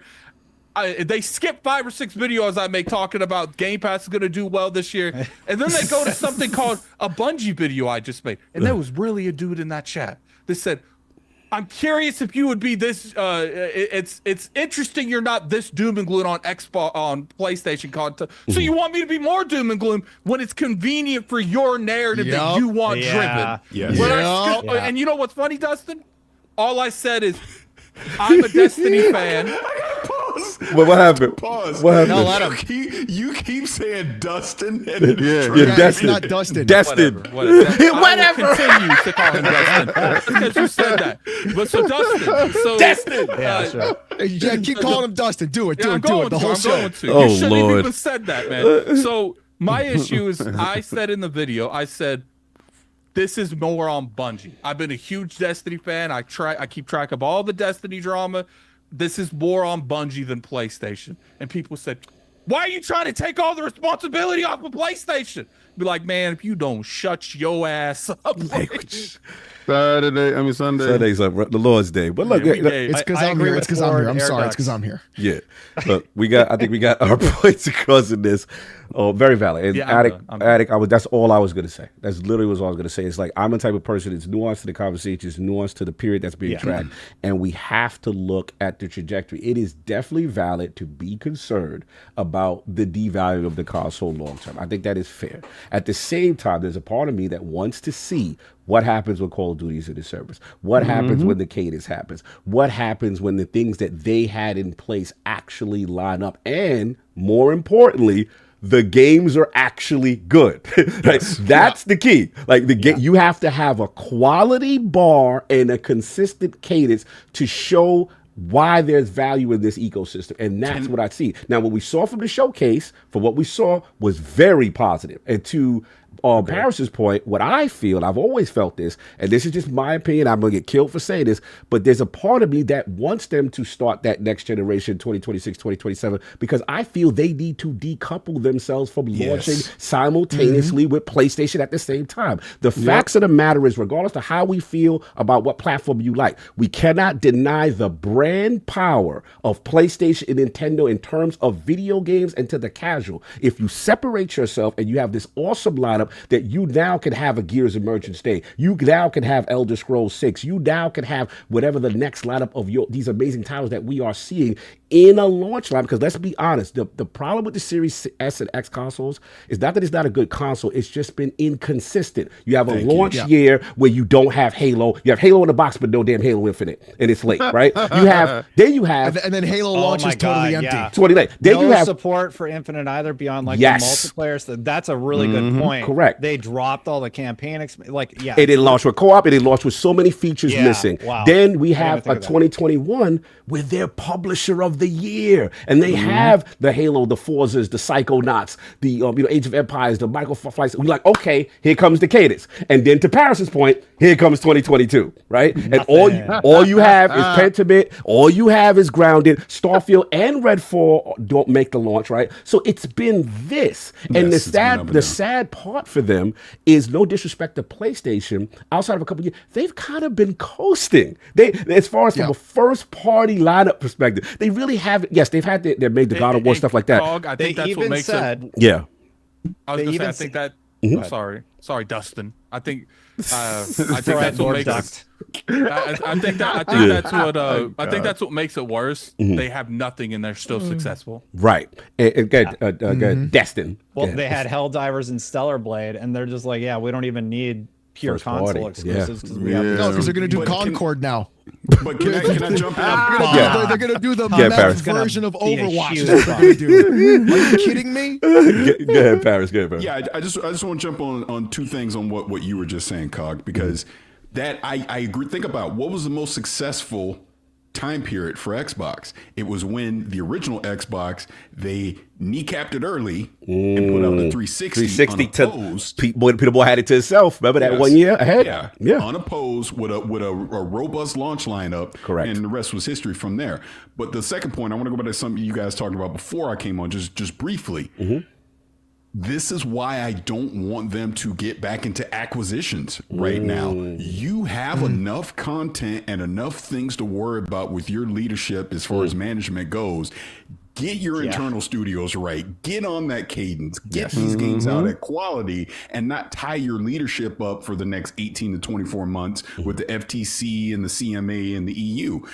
Focus on what you have. I mean, look, if Xbox can't put out a quality cadence of games with 30 plus studios between Xbox, Bethesda, and Activision, what the hell is adding Sega or Take-Two or anybody else going to do? They're not, but just again, they're not buying WB. Like, let's say they're like buying the Batman license. Yeah, that would be great for them, or like letting them use, like, they need an answer to Spider-Man. And if they had Batman, the DC IP is that would crush. Yeah, I think so too. Everyone's cooking, y'all. Valid points. I do want to respect Destin's time. How are we doing? 'Cause I wanted some bars from you from the Bungie topic if you have time, but I know you got streaming. Which guys going on?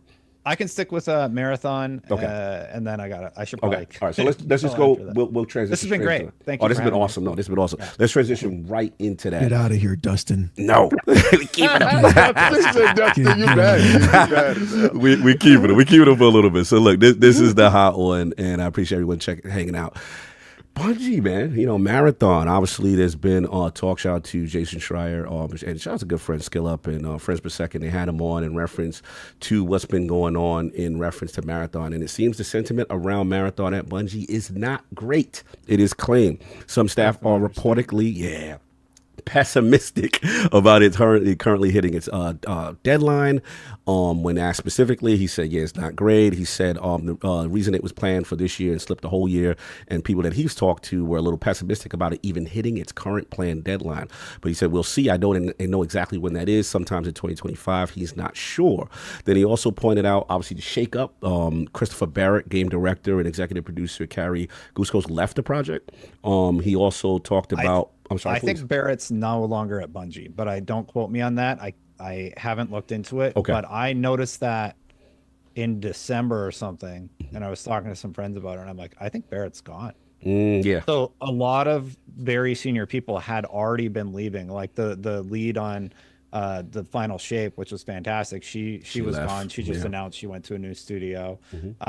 The main PvP guy who was doing all the direct cams, he left. So like there were a lot of signs about not good stuff happening. Yeah. I'm sorry to No. interject. No, I'm glad we get that exclusive IG report. Maybe some Rebecca Valentine in exclusive. Salute. But now, all jokes aside, it's that. Then he said he was worried about Marathon being in a similar situation as far as Suicide Squad, how it's been in development for a while. It was started during the development when extraction shooters were super hot. He doesn't know if that's the case anymore, but they've committed so much money, and then they said because the project was still further along, opposed to all the other incubation projects that they're putting a lot into it, he's not sure if it's going to be successful. But he said, then again, I've been wrong before. Helldivers 2 came out. He wasn't, confident about that, and it came out. So look, let's get into it. Alex, this is your topic. I'll let you set it off, in reference to Bungie, Marathon, and some pessimism coming in. Let Destin go first. No doubt. Oh, I got it right. Okay. My bad. So there's a few things that Schreier didn't mention. Well, there was the leadership change. Christopher Barrett is no longer leading Marathon. That's what we've heard through reporting. It's a new lead. I don't know who it is. And there was he was on Valorant.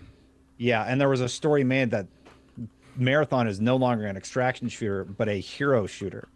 So that change conceptually was also made. So it is more similar to like a Concord right now. And in terms of concept, and you can Google that story. I don't have the source in front of me, but I read it actually on stream last week. Okay. In addition to all that, the layoffs in October, they also talked about Marathon. And this story has cropped up a few times where, there's been internal play tests and stuff like that, where everybody's like, oh, it was really bad. But back in October, when the story was going around, that narrative through Destiny content creators was sort of squished because they've actually heard a little bit more of a mix between some people don't like it and some people felt it was improving near the end of 2023. So I don't know, like obviously Schreier is giving us an update here in 2024. He's saying it's not going great. I personally have heard that it's a little bit more positive than that. So, all right. So this is another sort of like flip-flopping of where people are at with Marathon. So I imagine it's somewhere more it's leaning more towards good than awful, but is it going to be better than Destiny? It has to be like Destiny times 2, according to what we've heard about Marathon's, like how much is riding on Marathon for Bungie to continue operating. And I am very concerned about it ever being able to meet the expectations that Pete Parsons presented to Bungie when they were making the deal, because he's also responsible, and the CFO is responsible for a 45% missed target in terms of revenue. Like it's just insanely off. They're like internally doing restructures. They folded a lot of the projects over to PlayStation side now. And for me, I just don't see Marathon meeting the success metrics that Bungie has set for themselves, because they couldn't even meet the success metrics for one of the best expansions they've ever made.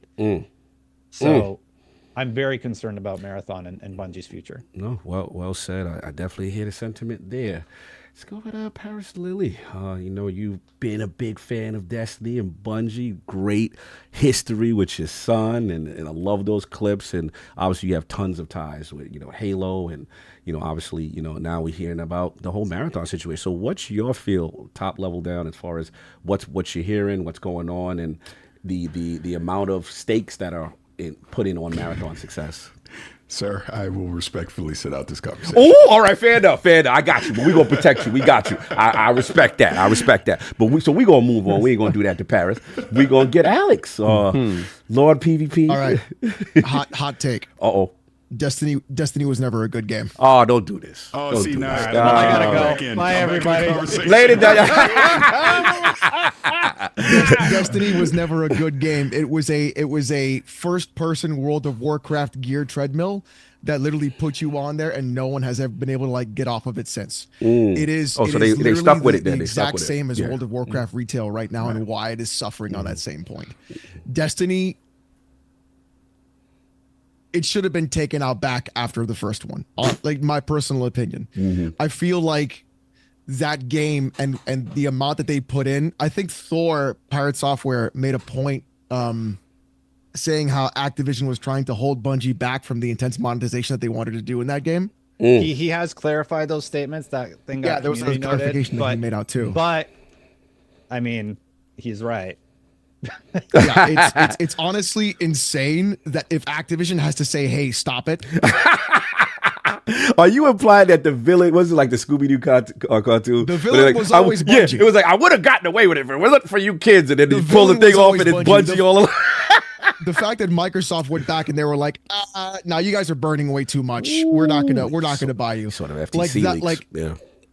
Like yeah, that's crazy. Microsoft said this is too spicy. Yeah, what Microsoft said, the burn rate is too crazy. Yeah, the at burn a time rate was when they're too like, much. yeah. If they're gonna turn Marathon into a hero shooter, that game's done. That game's failed already.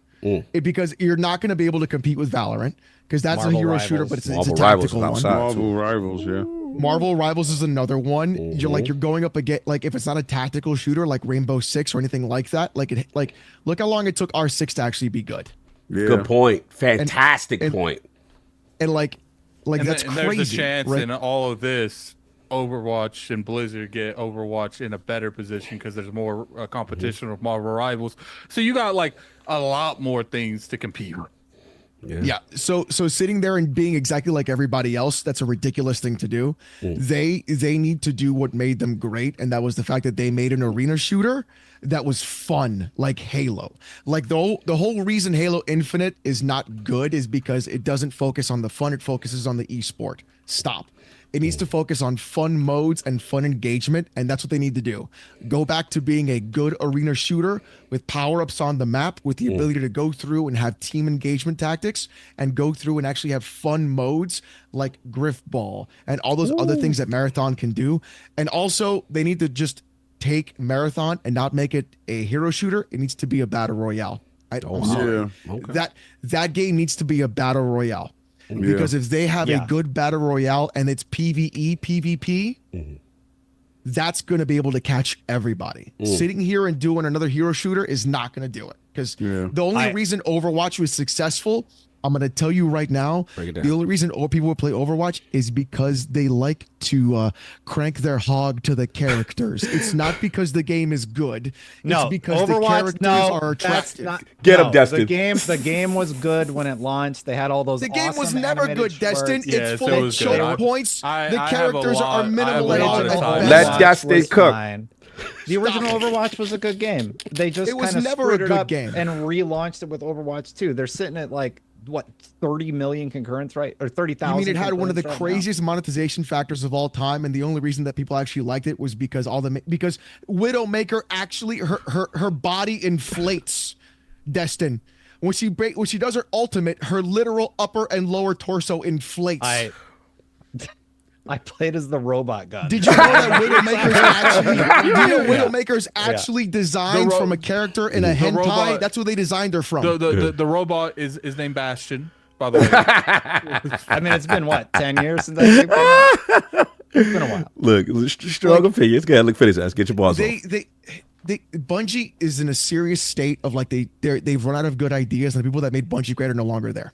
Well, they just fired them all. Yeah, They literally fired That's a ton what it of is. the Bungie senior Bungie is people. there in name alone, like Blizzard is there. I in agree. name And alone. BioWare. I agree with that. And BioWare is there in name I alone. will tag back in to All right, let's go. agree with that to say that's my biggest concern moving forward is a lot of the people that made Bungie what it's been over the past decade are not there or they're not there in positions of authority anymore to make decisions. Yeah. So look, we'll see. I mean, Herman Holz, obviously, PlayStation did what they needed to do from a financial standpoint. Right. So we'll see what happens. The last bit of Bungie probably went with Luke Smith in them. Yeah. That's my Oh yeah, opinion. Luke and Mark. Luke and Mark Noseworthy. Yeah. Yep. Yeah. No, I agree with you, Alex. I don't know how the hell you think you're going to make a hero shooter that's going to come into this market right now. When you had an extraction shooter like mixed with a battle royale, which everybody has been begging 343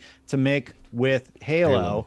Bungie can come along and give us an answer to what people have been begging for, and they're like, we're going to make a hero shooter in an overcrowded market. It's like, what are you thinking?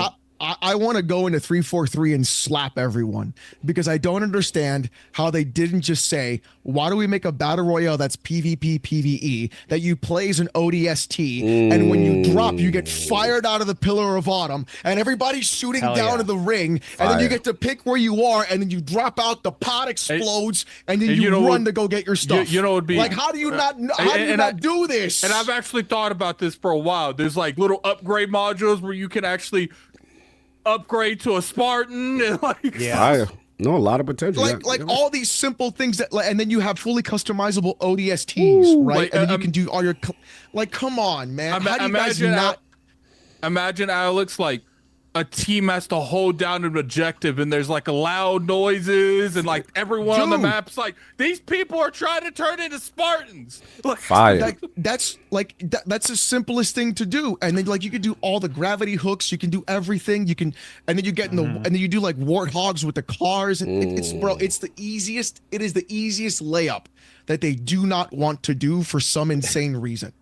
All we know about Marathon is that a bunch of people sat around on couches and talked about conceptually that they're making a game, and they didn't really describe anything of substance during that roundtable. And now they've rebooted it internally. It's just the Bungie magic's going to take over everybody. Don't worry. Yeah, the Bungie magic. Just like the BioWare magic, was going to save Anthem. Look, Valentine, I want to get King to get his balls off on Marathon. I didn't get hear what he got to say in reference to, the reporting and the pessimistic, and now what Destin is saying in reference to potential hero shooter. I think it's going to be an absolute flop. I don't think you grab lightning in a bottle more than for them to grab Destiny after making Halo, and to get lightning in a bottle there, then to parlay that over and to grab lightning in a bottle with Destiny for 10 years. For all the dysfunction that they did have, is a wonder that it made it the 10 years. And, bouncing from place to place, it just caught up to them. I think all the creatives that did leave, that would have given Marathon a chance to succeed, is gone. And whatever environment you do have there now, is not fostered on what we were perceiving Bungie to be, which was family, friends. They had town meetings. We thought they were the scrappy developer, producer that could. The little engine that stuck together. We thought they all stuck together. Come to find out, that's not the case. The evil overlords was actually at the top, or whatever you may say, right? But at the end of the day, they're not the same individuals that we believe them to be, and that half those teams are gone, or half those people are gone. Now you whittled it down from 1,300 down to 850, and out of that 850, what side projects are those individuals working on over at the machine that is Sony that needs help? Right. Then you say, okay, what's left over? You're expecting greatness to come from what's left over. That's not going to happen. That's the reason why all of a sudden now they talk about hero. As soon as you said hero shooter, I rolled my eyes and said it's dead. It's absolutely dead. Because and King, how much you want to bet now, since PlayStation's in the control seat, this is going to get rebooted to be a third person? it's gonna turn into something absolutely disgusting, because they don't know how to work that multiplayer thing. They don't have the idea, the concepts behind it. That's the reason why they went and got Bungie. Now that you destroyed Bungie, the people that could have helped you get you to that place, you're going to produce a Concord. That's what's going to happen. Oh my God! that game. Right, but see, but they're going to produce that. All right. So if this is your hero shooter now, right, with the input that Bungie had, they went over, they probably looked at it and was like, yeah, this works this way and that works that way, but we're going to put our spin on it. Cool. This is out the door. When Bungie was in charge of oversighting all the games of service, this is the one that makes it out. And then you remove the majority of those individuals to come up with an idea for something else that's going to make it out. I just think it's going to be a disaster. And I think they're going to put it out on purpose just to assimilate the whole team to take the rest, the 850 that's left, and to put it to helping out making games in this. So the next God of War, whatever, will have Bungie devs in there. The multiplayer component. Yeah. We're all hyped for fair games, though, right? Mm-hmm. Yeah. I don't have high hope for this, and I just feel honestly that it was a setup job. If you have somebody that has an issue, a problem, and if you really wanted to help those people, when you acquired them, you knew the problem that they had because the industry knew. Phil looked at them and said they have a high burn rate, right? So what you would do if you bring them in, you would fix that burn rate to let them succeed. Right. What Sony did was brought them in and let them do what they do, right? So knowing that the contracts we have in place is if you don't meet these expectations, right? Your board. We're going to go. We're gonna take it. Yeah. Right. So what you did was you took the addict and you just kept feeding them whatever drugs that they wanted until they burnt out. And they burnt out. You wasn't there to help. You was there to help facilitate the death of them faster than they would have did by themselves. Because if they didn't go with y'all, they'd have probably lasted a little bit longer together. But I heard the reporting. That's not what that's not what the reporting said. The reporting said that they were in dire situation. They needed that acquisition because people were dead if Sony didn't. Thank you. Thank you for saying that because I gotta go at my man Travis. I love Travis because we always had this debate on the last word, and I was just like, bro, he was like they should have stayed along, and I'm like, no, they were not going to survive independent. Continue, Alex. Sorry. I was going to say, then why did Sony give them like 1.3 billion extra to keep people on staff? You just brought up my point, Alex, because that's what I was going to interrupt and say. Sony got swindled, man. Yeah, I push back a little bit on what you're saying, King, because the whole point of the acquisition was the talent. Right. The Bungie as a studio does not matter if the talent's not there anymore. If the IPs aren't, if the talent isn't there behind the IPs, what's the point? Right. So I again, we'll never know the true story unless Jason really does his thing, but something's not right about this. And it does on the surface look like PlayStation got swindled.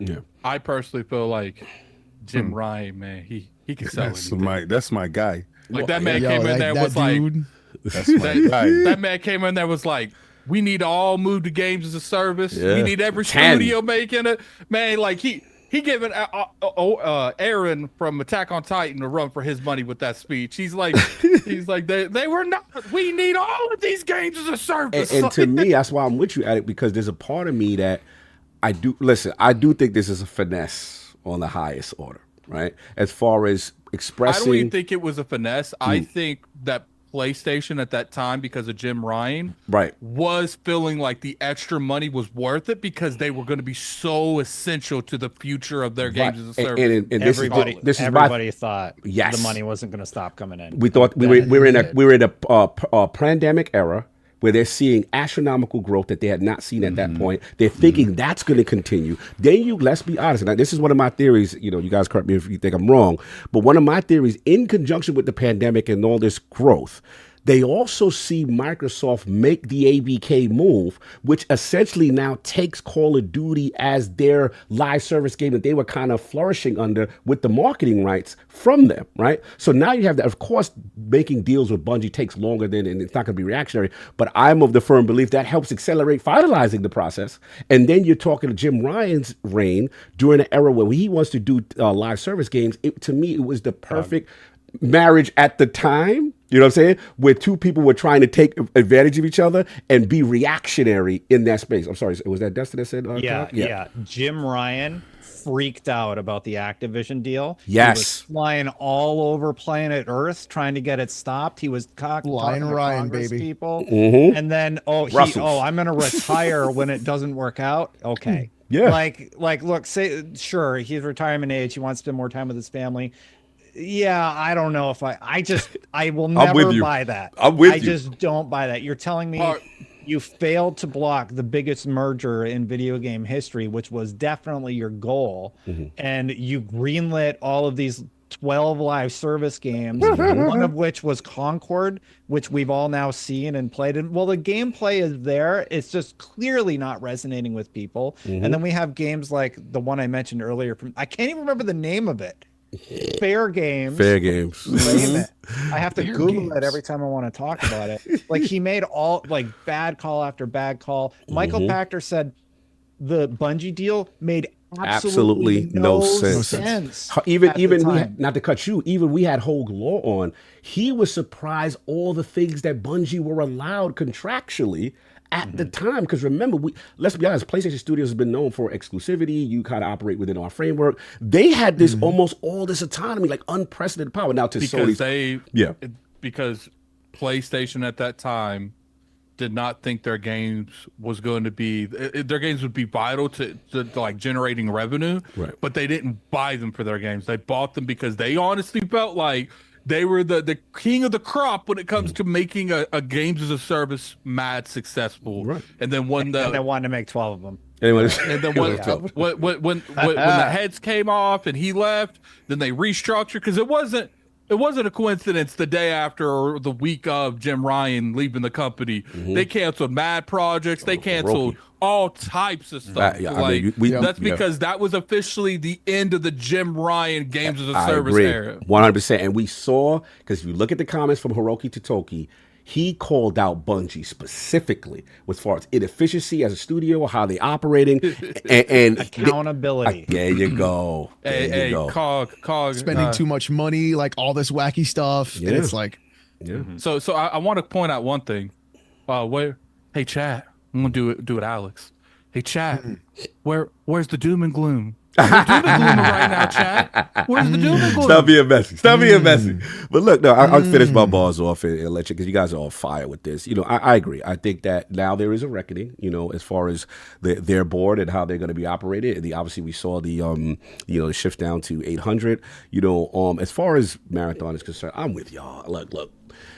That during the time of conception, maybe extraction shooters were the thing. That was the buzzword at the time. But I just, in this day and age, here's my main concern with it. Look, Bungie's great, but at the end of the day, if you're not free to play, has anyone confirmed that this game is free to play? Like if they are doing the Concord and they're going to charge for this game, a PvP not even extraction shooter now, y'all saying hero shooter, which now there's multiple in the genre, as you talked about, right? The Marvel Rivals is outside, all these games outside.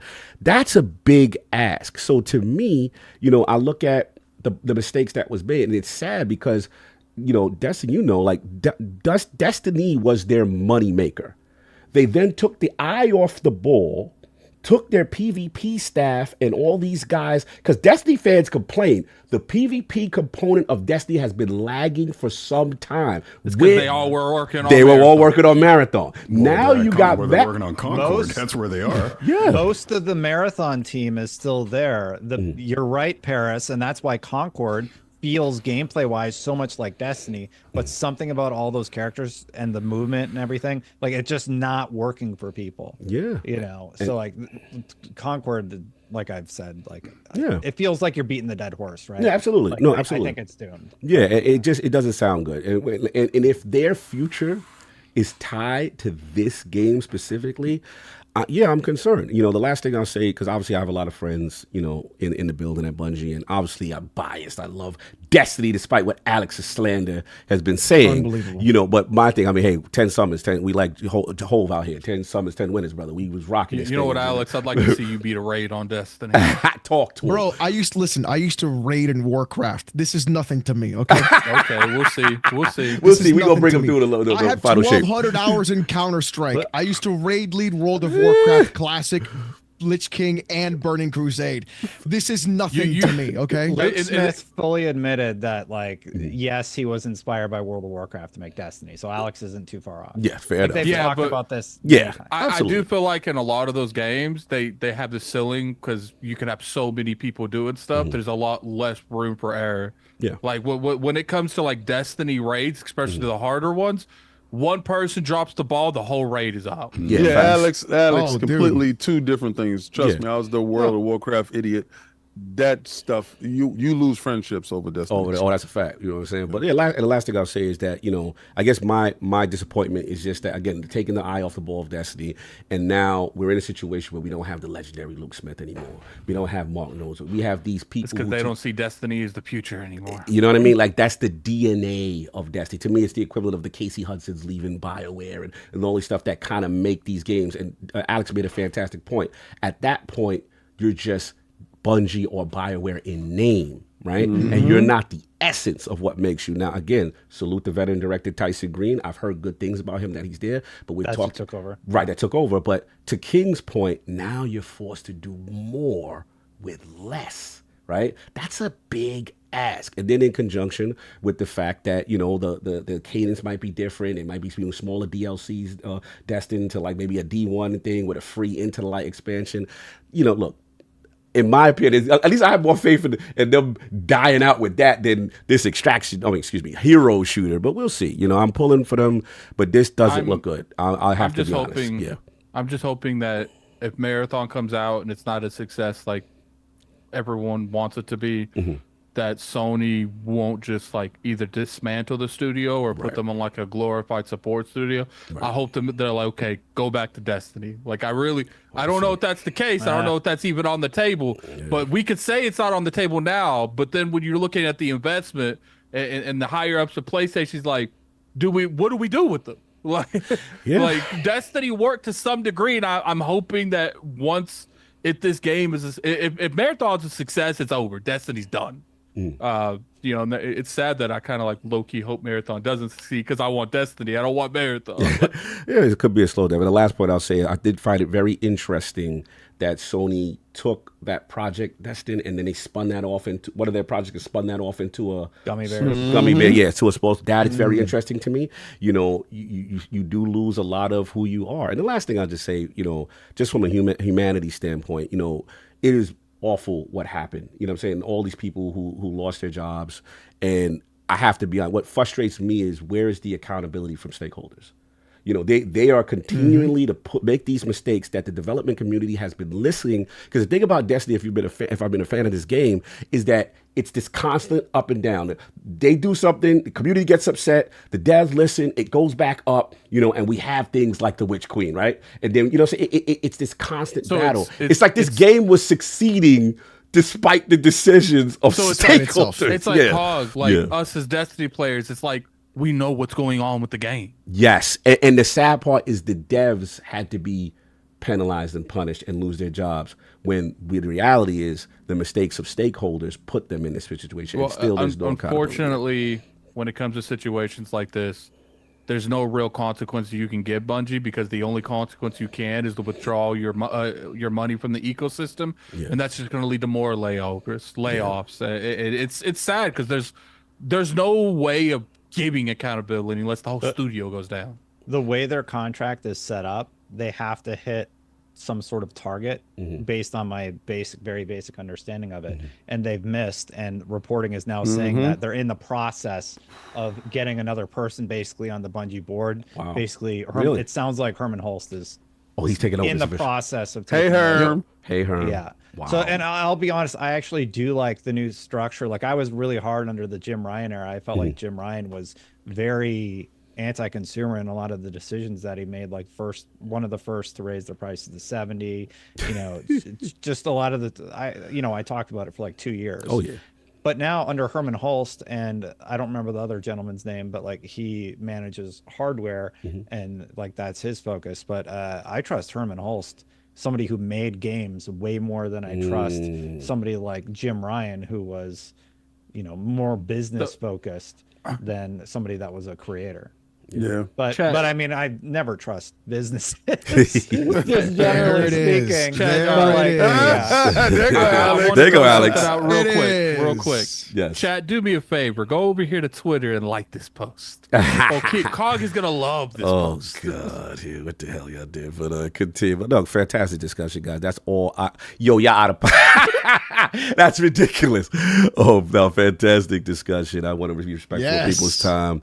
Destin. Is that what you Thanks wanted, for having me, Alex? Cog. Yeah, That's absolute what we needed. pleasure. That was for the culture right there. Ridiculous. Well, I want to shout you out. Where can the fine people find you? Destin Legary. And again, thanks for playing. Good to see you recently. Got a chance to hang out with you this weekend at a trap.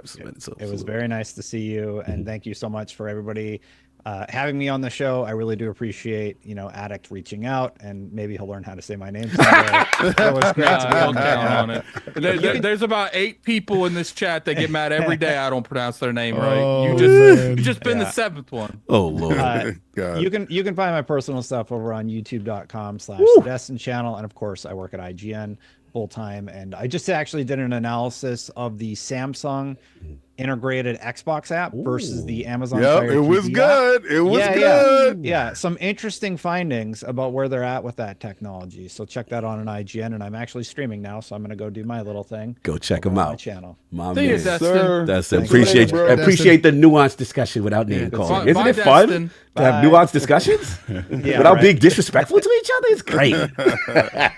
Where? Bye, guys. Blessings. Thanks, Destin. Have a good one, brother. No Figure out how doubt. to hang up. No doubt. You good, Nicola? You good? Paris, how you thing, doing? Destin. I just want to make sure you Yeah. good. How you doing?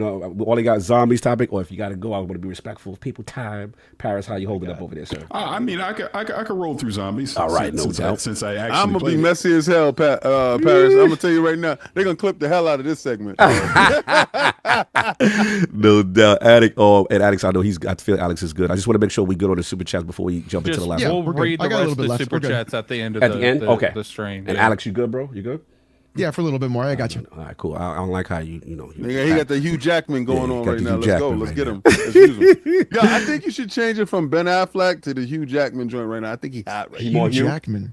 Yeah. I like the Jackman. All right, over there. I like that. I like that. Put you in a little Wolverine. I don't know, but I'm just saying. Boy, I'm just flexing. saying. Cut, bro. Boy, Come on, flexing. cut. You should see, because me and Alex are gonna play Chain together, and So my every chat was time coming Addict up- dies and chained together, he has to take a shot of whiskey. Oh boy. Yeah. Yeah, Okay, I that's was gonna be not a fan of interesting. that. And on top of that, Yeah. they want me to wear bunny ears that are Oh, pink Lord. because he wears one that are purple. Ridiculous. Anyway, let's get this final topic going. Love of money. For the love of money. Final topic, y'all. This is zombies, man. Call of Duty outside. 17-minute trailer. A lot. So shout out to Clobril. Get some analysis, quick breakdowns of it. So it looks like round-based zombies is back. And it introduces a new save and quick feature for solo play. You'll be able to save your progress and resume the match later. Zombies can be played, at first and optional third-person mode toggle. Classic prestige weapon progression will be shared between multiplayer and zombies. Custom HUD presets, including Black Ops 3 Legacy style HUD. And then they got health bars on and off. Post-launch support, more round-based zombie maps and more. And yeah, they're going all out, man. So this trailer kind of hit the thing. Seems to be positive feedback. We've got some other news. I did have to mention it because it did break this week in reference to, unfortunately, the leaks did happen. You know what I'm saying? As far as all of Black Ops 6 campaign cutscenes have been leaked. Looks like this was uploaded by some Twitter user. Apparently this happened as a result of jailbroken PlayStation 4 console. It's always the PlayStation with the security risk. I knew this was going to be it. So I had to add this because this is breaking news. Some users have resorted to uploading the content online. Activision is beginning to hit them with the DMCA for that content, as well as, again, campaign leaks, the entire beta build, the game's achievements, and now the entirety of the cutscenes. The only thing that seems to not have been compromised yet has been Black Ops 6 Zombies.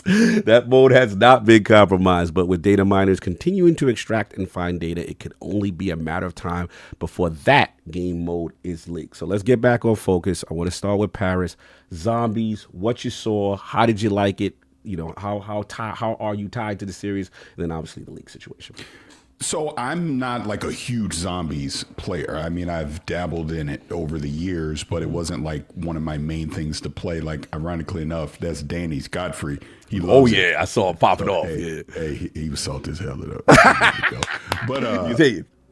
But I enjoyed it. I enjoyed it because we got to play for about 45 minutes to an hour. And I'm going in immediately. And when we played the test build we played at Treyarch, we had set loadouts, so I couldn't change anything. So I had a shotgun for mine.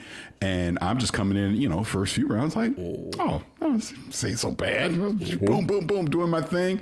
Man, they were coming from the left, the right, straight ahead, backwards, top, down, bottom, everywhere, right? So I started going down a lot because I wasn't communicating with my teammates, but because I actually, when the people I was playing with, one of them was a dev from Treyarch as well, so he started kind of coordinating us, and we're kind of going through the map together, and I mean, it was a lot of fun, man. It was a lot of fun. Terminus, the map we played on, it's like an island, huge. Like, people are going to be very happily surprised to see how big it is. Treyarch even said this is arguably the biggest map that they've ever created, just from a size standpoint, but from a content standpoint as well. I believe their tagline was, if you can see it, you can go there. And that is true. They're adding a vehicle into it. There's a raft that you can take. We got vehicles. I mean, there's like smaller islands you could go to. We were doing that. Zombies on there. Weapon, the mystery box. So that was various weapons that you could get out of that. I mean, obviously depending on what it is, but they introduced a thing called zombie builds into create a class.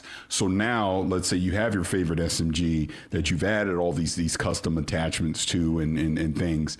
Now, if that same SMG shows up in the mystery box, you can have it with all your customizations to it. The wonder weapons that are in there, like there was like this beam cannon that we could use, which is really cool. It's visually look really good as well. But like I said, it was 45 minutes to an hour. So it was like, as soon as you're really like, okay, I get it now. All right, put the controller down and walk away kind of thing, right? So it definitely left you wanting more.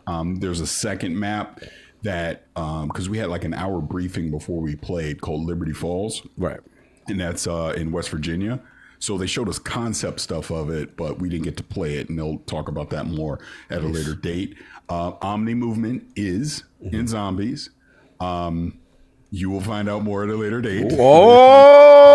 Bro, Omni movement, that whole concept is fire. It'll be at Call of Duty next. That's when I'm imagining at the end of the month is when, because they were very specific, like, you are not talking about that. Right there. Okay, fair enough. We got to protect you. Continue. Yeah. So that'll most likely be at Call of Duty next, I would imagine, because obviously that'll be the big blowout for the multiplayer stuff. But the other thing was, because I got a chance to sit down with a couple of the devs, and we had an unofficial kind of interview that I can't release, but the information that I got out of that was more about the guided mode that they're bringing in there, because the thing that they told us in the presentation is there's a very low percentage of people that actually complete the main quest. Really? And I was surprised to hear that. And when I did the interview with the devs, we talked about it more in depth. So they're introducing guided mode, which is essentially a more curated experience that rips out all the side mission stuff. It takes out the ticking clock of the round-based stuff. And it focuses specifically on that main quest story, because they want more people to actually go through and complete the main quest. So that won't be there at launch, but it'll come at a later date. And they are providing incentive for the hardcore people that do complete the main quest. They call it standard mode now. Complete standard mode. There'll be like a calling card that you'll be able to get, that kind of badge of honor to show that, hey, I did this before guided mode came out. But they want to encourage more people to do the story. It is picking up from Cold War, the Dark Ether storyline, all of that.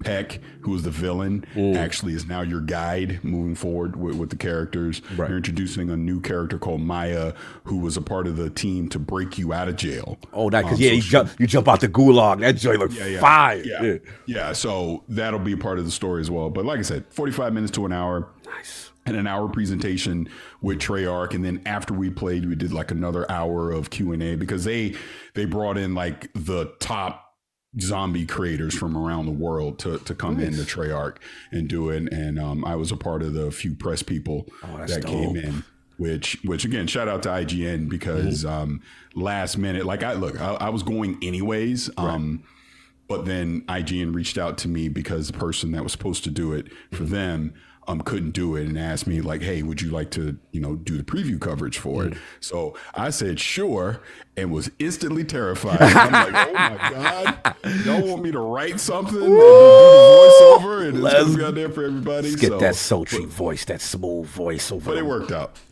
and I appreciate the opportunity for that. But it was fun. It was fun going to the studio. It was fun being able to check it out. I heard a rumor, Paris. Is it true? I don't know. It's not. I don't know. While you was there, that you had to do a full body scan and they put you inside the game. Is it true that you were in the zombies? I'm just saying. It's like he was in Starfield. Oh yeah, he definitely was in Starfield. I don't care what nobody says. There was absolutely absolutely pending Starfield. about Starfield, by the way, because my God. No, I'm not in. That did not happen. All right, you said that the last time when we saw you in Starfield. I'm just saying. Hey. Listen. But you played before that pre-patch, man. They called you Paris in there. I'm just saying, I don't know. And you might be in that new flight sim update. I'm just watching you. We gotta watch him. We gotta watch him. He's the pilot in the new flight update, and you just see him doing this with the shades on. Now, bro, this is really insightful information, and I'm really excited what you're saying, what you're hearing. Getting the chance to see the game, and obviously this extra component, and Treyarch seems to be super excited. Tons of feature. I guess last thing is for a person like me who, again, I'm gonna be fraud. Like I haven't played Call of Duty in so long, zombies in so long. Like I'm even hearing like boss battles and all this other stuff. Okay. Yes. Okay. Yeah. Well, and I came at it from your perspective, Cog. Bro, it's like I played it, I've dabbled with it, but I was never hardcore into zombies. So that I'm coming in with that point of view, whereas everybody else that was at the event, these are the hardcore super people that know everything about it. And I'm sitting there raising my hand like, can you explain this to me? Like I'm 5. I don't know this. Facts. So coming at it from that perspective, I was definitely interested in it. I'm like, yep, I want to go play more of this. And that was their whole point. They want to get more people playing that mode. They want to get more people because them going back to round base, and as the difficulty ramps up, again, their in-house numbers are telling them people will get discouraged. Like, this is getting too hectic. This is getting too hard. I'm just going to go back to playing multiplayer. Why am I playing this? And they want to encourage more people to really dive into the higher base, the more challenging things that you'll get playing the zombies mode. Fair enough. Just got to be respect, Lord Alex. He's got to run. Got to take care of some business. But brother, I got to take care of the kiddo. Do your thing. All Let right, the people know where they can find you and what you got going on. And always a pleasure. You can go to the YouTube channel. Oh no, it's Alex. Don't follow me on Twitter. It's bad. It's bad. So we got more content coming up this week. I make content almost every single day, and then I live stream twice a week. So show up there; it'll be great. We're 73,000 subs. Bro. This close. Salute, this bro. Close. Love your journey. All right, guys. Love what you do. Thank Do you your so thing, much for the brother. invite. I appreciate it, guys. Have a good one. Catch you in a minute. You already know. Have a good Peace. one. My man. Let's get to Addict, man. Obviously, I had to school me, man. I was like, man, I didn't know all this stuff was in zombies. He's like, oh, I've been in zombies. I had no idea. So tell me, I don't know. He was like, it's got bosses. I'm like, they got bosses now? Like, boss. bro, I played the first zombie. I'm fraud alert. Wait, you played the one for War of War. Yeah, like the old school joint. I remember when they debuted zombies as a mode. Was dogs at least? Yeah, dogs. Yeah, it was a big thing. There was dogs was like a kill streak. I was like, wow, this is crazy. You know what I'm saying? But yeah, salute. I wanted to know, like, what's your feeling? Did you get a chance to see any of the trailer? What's your thoughts on the new trailer from zombies and stuff? That is the only thing in COD I'm gonna probably play is the zombies. So you a zombies guy? It's not I'm a zombies guy anymore. My brother will probably convince me to play it, so I can't really fight him too much on that. I don't know. He's tried to get me to play the last zombies, and I still ain't touched that. I remember Chase Money made me play the Call of Duty before the last Call of Duty. He was like, "Well, I'm trying to do some content." He's like, you could join if you want. I was like, "Dude, I ain't buying that. I ain't playing no Call of Duty." And then I get on, and it's been gifted to me, and I'm like, "Well, now what am I going to say? I don't got an excuse." I think Call of Duty is definitely a huge momentum process, and especially it looks like they went back to their to the origin roots of zombies in general. Like, one of my favorite experiences, and maybe it's just because I was a prisoner of the moment, but it was Transient. Transit was one of my all-time favorite zombie experiences. It's the one where you're in the bus. Yes, I did see that. What's funny is like that was a really fun time. Like, and then there's one where there's this giant robot walking over you too. I can't remember what that's called. I'm sure someone in the chat can say it. yes, zombies will be in Addicts Arena. Oh, we doing Addicts Arena? All right, let's go. It's one and done. One and done. Okay, like a Tekken. We get it. Okay, we only get you for one. Okay. Yeah. So I think COD's going to be a big moment. Zombies campaign, all of it together. I do think that people are underestimating what a Black Ops 6 can do being in Game Pass day and date. That's all I'm saying. I just want to see what it do. That's all I'm saying. I'm with you. I'm so with you on that. And then last thing, because I'm ignorant. How many players is it? We 4-player co-op? What are we doing? Four. Okay, so we 4-player co-op. All right, cool. Okay, what's up, man? We gonna get our zombies on? Where we at with this? Oh, wow, the fraud alert. Come on.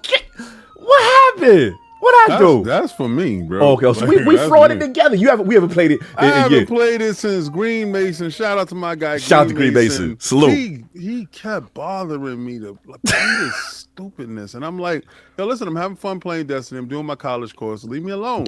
And he's like, nah, come on, we gotta play zombies. It's so much fun. It's so much fun. And I'm like, yo, you distracted me from my homework. I got to do a raid tonight. Destiny full-time job. Yeah, for sure. It was a full-time job. I'm so glad that job's over. For real, I got my credits. I passed. Credit. We got doctrines and Destiny. You did all your prerequisites. Yeah. You got your degree. I got to get my master's though. I got to go back because they have a master's course. I'm done. Final shape. Yeah, final shape is my master's course. I'm trying to do my thesis. Anyway, none of that stuff appeals to me. I don't care about any of it. When I started playing the game, I hated it.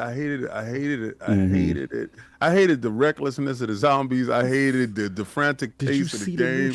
I don't care about it. Like, I don't care about You held the line for this. No, I held the line for the ABK deal to get done.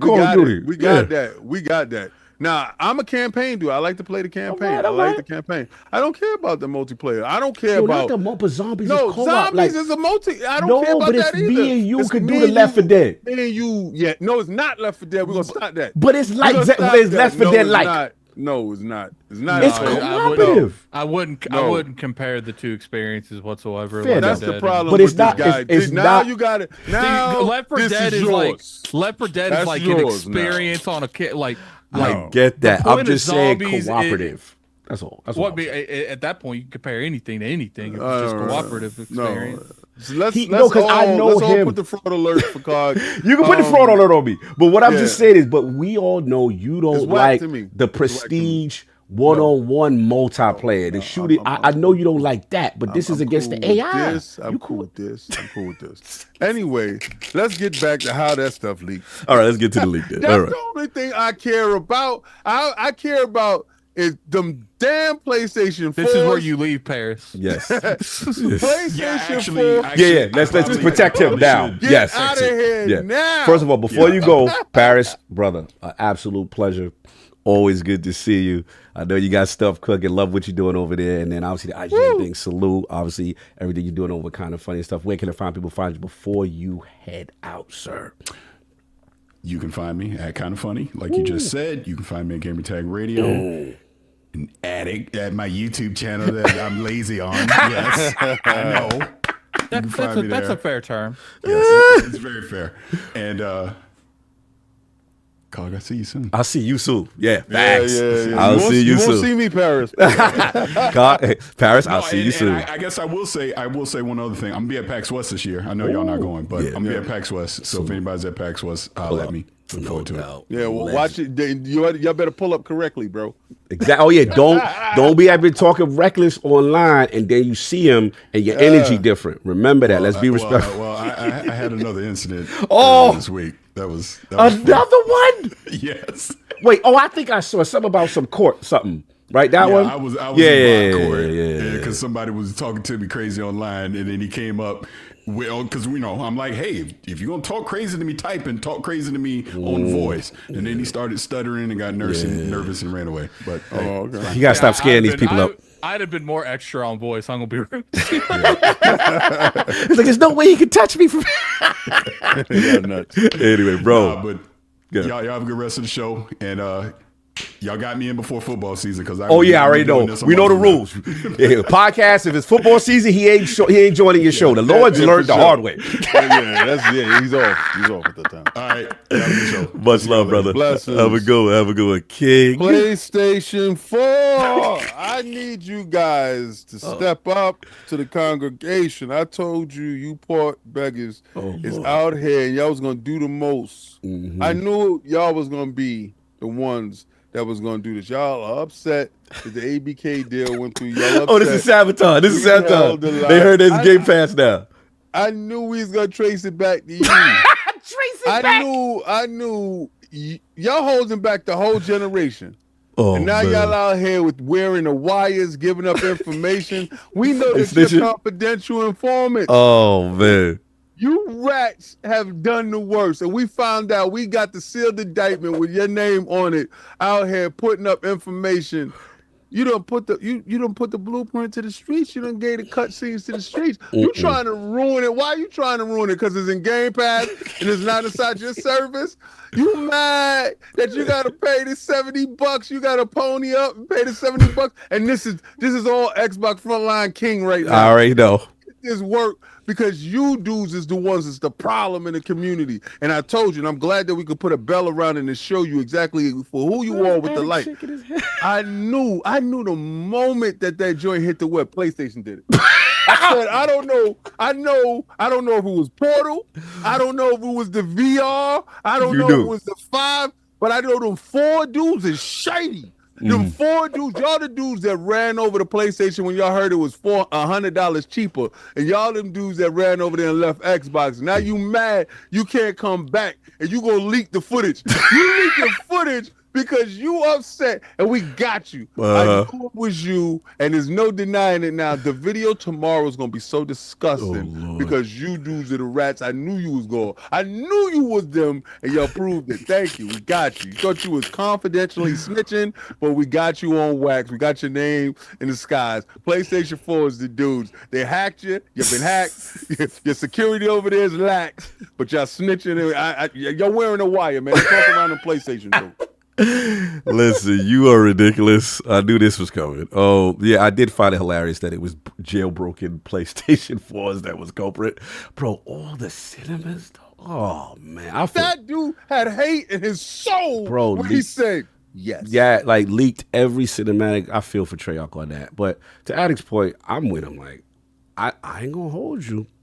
The way they got the deal done as far as Game Pass and this being this is seeming to be the perfect Call of Duty to launch into the service. The way this thing is shipping, we already saw that campaign at Developer Direct. We saw the omnidirectional boom, and we see how it was looking. And let's be honest, we all came into that Direct like, all right, we know Call of Duty gonna be in the system. Let's just deal with this. And the more we watch it, we go, like it's like the Vince McMahon meme. Like, oh, you don't say. You know what I'm saying? Like it just kept getting better and better. That you could see the amount that Treyarch is cooking, and then obviously the multiplayer. I know King, you don't do that no more, but like, you know, the prestige system and stuff, we still got to see all of that. What's going on? They go back to the essence on all 3 fronts. You know, the single player campaign, the multiplayer, and now the zombies. And for a person like I said, fraud on me, I have not played zombies since the inception. Like, I used to be, that's when I was in my Call of Duty main vein back then, but I was just multiplayer. I remember when it debuted, it was just, you know, casual mode. But, like, for me, it was one of those things now to see how much they've advanced and all this stuff. I'm like, yo, this looks amazing to me. So, yeah, on all levels, it just seems like a perfect package. And what a game to debut into Game Pass, you know what I'm saying, kind of thing. Now, obviously, it's unfortunate what happened with the leak stuff, but, you know, it is what it is. You know what I'm saying? You know, I know they were trying their best to get a hold of it. And if you putting that content up, you're going to get that DCMA. So you already know they're not playing no games out here in these streets. So it is what it is. But, yeah, I'm definitely excited. I ain't going to front. For $3.99. I'm going to be in there, man. I just got to free up that hard drive space. Free. Well, you know what I mean. I got my ultimate, so I'm good. But it's funny that, you know, like to me, like the way they have it set up for them, it just seems like, yo, this could be one of those joints. Shaka, can you collaborate more on the marketing that Xbox has? Can that? No, from my understanding, again, we heard off the scene is just that, you know, they can't market like Call of Duty. You get it in, like the only way you could get a Game Pass. It's very specific verbiage with that. That's what I've heard off the line, that they really can't promote it that way. So I was wrong about that, because I was like, yo, why are they not doing this? That kind of energy. But is that just this year, or because I'm hearing in perpetuity, like they can't, because what it does theoretically is, remember, the FTC's whole thing is, you're going to destroy your competition once, what I'm saying? You can't overtly promote it as that, what I'm saying, kind of thing. You can mention it, but in your thing, but you can't like just say as the main thing. That's kind of what I'm hearing. It don't matter. Word of mouth is going to spread. Word of mouth is going to spread. People are going to know what it is. Yeah, but that's one of those things where the hardcore. Yeah, but the hardcore, who do you think they influence? They influence the casual. Yes, I think games of that title are already influenced within themselves. The thing is normally I would agree with you, but Call of Duty is one of those ships that I think exceed the hardcore. Like it will spread word of mouth, because it is one of the biggest casual audience grabs that you can have. And from the FTC standpoint, to promote non-competition, if let's say they're able to shout this from the rooftops in every marketing thing, get it in Game Pass, get it in Game Pay Pass, their mentality is like, well, you're devaluing every other place to get it. I understand that part, but the only pushback I give is the last Call of Duty, that joint trended low with the hardcore, and they were vocal about it, but it never affected sales. Correct. So I believe the title is immune to the hardcore's yay or nay. Right. Only because it's such entrenched in the casuals that they are conditioned to new Call of Duty, new purchase. Yeah. Like maybe that's the only thing that they buy. Yeah. So they don't really hear the hardcore at all. That's a casual thing. No, that was just my opinion. I get what you're saying. And I think it may become one of those situations, let's be honest, like digital game sharing and stuff, like word of mouth spreads. You know what I'm saying? Once people find like, okay, all I got to do is this, you know what I'm saying, kind of thing.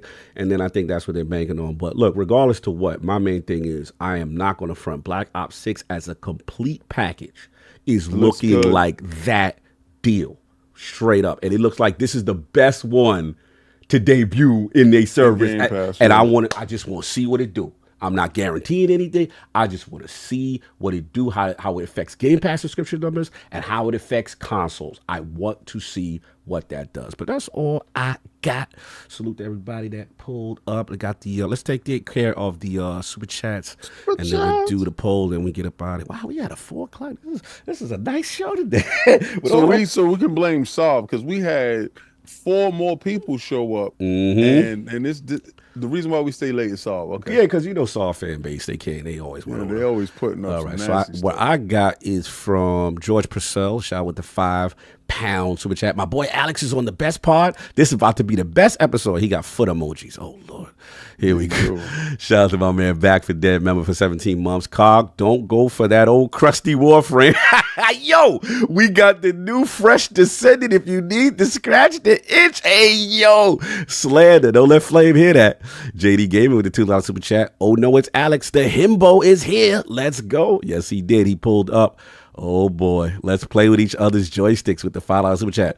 Don't tell Sav, but oh, no, it's Alex. Got me thinking of change my name to I can't even. To oh, no, it's an erection. Solve baby is my one and only, though. I'm not cheating. Yo, Mendigo McThickens, $5 super chat. I wonder why there was a tingling in my nether region. Then my ears perked up among other things. No, oh no, but oh yeah, it's Alex. Hey yo, you ain't getting 2 loots for Alex in here. JD Gamer, $2 super chat. By the way, pathetic pork begging pony still got no game. Shout out to the Xbox my guy frontline, still representing hard in the streets. Jay Rembert, $2 super chat. Besides Santa Monica, keep WP IPs away from Sony. Interesting. You don't want that to happen. Silent Cypher, $2 super chat. King, new Wolverine and Deadpool in Fortnite. Let's go. Yeah, I know. I'm there. I'll be right there. No doubt. Silent Cypher, $2 super chat. Sorry I'm late. Did Alex put his foot down yet? Yeah, he did. He put his foot. Yes, he did. JD gave a $5 super chat. I don't want Xbox buying WB unless they can figure out to have complete control over those licenses and IPs. Which three studios would you take from WB is the question. I wouldn't take none of the studios. I'd just take the IPs. The only thing I would want for them is NetherRealm? NetherRealm. That's Yeah, all. I definitely want NetherRealm. I don't care anything that helps after that. NetherRealm is what it is. Hard Geek Shanita, homie. I think Rocksteady still could be saved. Yeah. But it would take like that would have to be a flash sale. like Oh, like you man. have to buy 2 get 1 free. Hard Geek Shanita being messy with the $50 super chat. I just want to see what happens. Back to you, Carl. We are not doing the shirtless stream. That is Back not to happening. you, Carl. Back to you. No, we are not doing it. I see what you trying to do. Messy. Wow, crazy. Hard Geek Shanita again, $20 super chat. Oh, and Olo as Alex still needs to buy an Xbox Series X. Oh, wow. He did buy. Okay. There's something going on there. JD Gamer $5 super chat. I think WB has bad management and is a headache in the making. And honestly, Xbox doesn't need a Bungie moment. So maybe just take a few studios that come with the IP. That's what Destin was saying. Shout out to Rambling Entertain, $2 super chat. Oh God, I got a hair in my throat and Fidel Castro together. What's going on? I don't know. Well, they called me Fidel Castro. Oh, that's wild. That's wild, crazy. Oh, yeah. They out here. That's One dude said, well, you know these dudes, they make their videos, right? One dude was like, yo, you won't say it in his face. He said, don't change the fact that he Fidel Castro. Yo, they wild. And the military Jake do look funny with the Xbox. They out of pocket. Shout out to Punkish Rogue, 100, $2 super chat. Himbo in the house. When you buying an Xbox, Alex? Oh, they putting pressure on him. Apollo Dingo, $5 super chat. King mad because his girl give it up to me for 8 less with a Batman shirt on, calling me the Dark Knight. What's going on? Hey, yo, so listen here. What's happening? Just make sure that you give me my money on the first. I don't care what you do with her for the month. Just make sure you have my bread and know that you're not the only one I'm sending it out to. That is a crazy response. That's a crazy response. Ultravox, welcome to the realm. Donald Taco, the homie, $10 super chat. Xbox needs studios, not more IP. Get WB, put TT Games on Banjo and Conquer, Rocksteady on Crackdown, NetherRealm on Mortal. Wow, these are kind of good ideas. NetherRealm on Mortal Kombat versus Killer Instinct, and put Nemesis system in every game. And he puts in bold letter. Every game, which I think it's kind of. I don't think the Nemesis systems need to be in every game, but I do think the Nemesis system at its core could be in a lot of games. Yeah, but no, his ideas is pretty cool. Yeah, I like his ideas. Shout out to the Don. Then we got DS for the $10 super chat. Good afternoon. Do you guys have contact with Xbox devs? If so, can you please ask them to roll the April update back? It broke game captures for external hard drives. No support. 4 months, please. I keep hearing this. I didn't know this was a thing. This is, to be honest with you, when it comes to like the way they've handled like the capture system in general. I don't use it no more. That's how bad it is. Wow, I did not realize this was a big thing. I keep hearing this about April update breaking something. Okay, I'll look into it. This is the third person. King is overrated with the $5 super chat. Man, when Solve is missing, they got the whole gaming community to replace one man. Yeah, listen, when Solve is out, we got to try. That's what we do. We got the Avengers. We got to get the Avengers. This is what happens. Well, to be fair, it was only supposed to be Alex. Yeah, then we started adding people in. It was a party at that point. JD Gamer $5 super chat. If we're being analysts, then the answer is simple. As a platform holder, Xbox gets to charge 30% for every game released on their system, and that's a lot of bread. All right. Apollo Dingo, $2 super chat. Does Destin know most Game Pass subs come from consoles? Okay, all right, I see you in your bag. Shout out to the homie Lucius Augustus, member for 35 months. Sarah Baum didn't say the next console will be the most powerful. She said the largest technical leap, which doesn't mean performance. He said auto SR, AI, etc. Yeah, we didn't get a chance to talk about those techs. Yeah, we didn't get a chance to talk about that tech. That was one of our potential topics. We just changed up at the last minute. Shout out to MASH, gifting 10 ILP memberships today. Salute the MASH. That's love. Thank you. Apollo Dingo with $2 super chat. Cog just told King Game Pass is PC for $8 less. Yeah, I'm telling you, just make sure you have my bread, bro. I don't care about nothing you care about. All I want to make sure is that you pay your subscription fees or we're going to turn off your lights. Turn off the lights. I'm looking for you. Shout out to the Don Otaku. $5 super chat. If Xbox gets GTA exclusive marketing rights, they will sell 10+ million in a year. Then when Call of Duty cuts last gen, that's another 10. I mean, he got some points on the last gen. This is why I don't subscribe to a lot of the projections and the questions. Okay. They talk about hardware sales before. the acquisition is starting to yield fruit now. Right. From let's say from this year into next year, if they can't pull up ground, and I believe they're going to make a ton of ground up from here to there, because end over end, you have seen the financials telling you that they're up. You know, only thing is down is hardware, and they tied that to that stupid Surface stuff. That's what made it worse. So, you know, how people are perceiving hardware being down, I think that's going to change, especially since the Surface AI tablet, well, laptops are launching now. Right. And that's a big thing. Shout out to my man, Iceland's own Jovar Ingi. $5 super chat. I'm guessing the next console will be PC with a skin. So if devs create the PC version, then there is minimum work to add an Xbox version. Huge love to ILP. Yo, much love to the homie Jovar. That's my man's right there. Good dude. Shout out to Mr. Nichols, $5 super chat. Paris, Alex, Iron Lords, Destin. Wow. Hell of a show. Yes, it was. Really good conversation. Black Ronin 357 with the $5 super chat. Bulls brought that college football in the Series S, though. Yeah. That's a fact. That's a fact. I'm with you on that, Ronan. People slept on that. Oh, shout out to the OG J-Mac Bay Area in the building member for 45 months. After spending $70 billion, they should be able to say, this is my ish. All hail the IOP. Hashtag Great Beards in the building. Salute. I see what you're doing. Hollywood Rules, $5 super chat. Happy Sunday to my New York City and West Virginia cousins. Thank you for keeping me company while I'm at work. No doubt. Salute. Thank you, General, for handing the room. Hashtag no PS6. Let them know. That's right. I'm going to tell you right now, these dudes keep acting like we ain't about to put the fist down their throat. Pause. It's going to happen. Hollywood Rules again, too. I super chat. Glad to see the ninja back and around. Much love. Thank you. It's good to be back. You already know. Salute. Then we got Campanus. I'm going to butcher this name. Joseph Posmic. I don't know where NOK currency is, but you from somewhere far, and we respect it. Nook. Salute to the Nooks. He said, hold the line. On God and them. Salute. And we got my man Black Ronin again, $10 super chat. Where's the talk about PlayStation financials? Why are we talking about Xbox? Also, Xbox took heat for a Bethesda game, Redfall. So why is it Destiny 2 Sony's fault? Keep the same energy. Where's factions? He on it, Attic. He on it. Man, I told you I wasn't gonna let them dudes run rampant like y'all thought. It was gonna be a time where I was gonna bubble up and overflow, and that's exactly what happened. So y'all can go back and listen to all that stuff that they were saying, and I had to come in there with the elbow. It was about PlayStation. Y'all not gonna save them, man. I'm gonna tell you, a lot of times what these dudes do, they try to sit there and try to save the next dude by putting Xbox up. We not your body shield, bro. Your numbers is down. You're weak monthly. You said 125 million active users. Microsoft said, hold my beer. Here's 500 million in your face. Go sit down and don't call for me unless I send for you, little man. And we're going to continue to run it up on these bums. Hashtag no PlayStation 6. Lord. You know how we do it over here. Xbox for life. Let's go. Very gang affiliated. JD Gamer, one of your people, $2 super chat. PlayStation gets the coast on its brand, but how long can it? No doubt. Man. Paulo Dingo's outside again. $2 super chat. Yo. King letting his girl get spit roasted on the Sunday.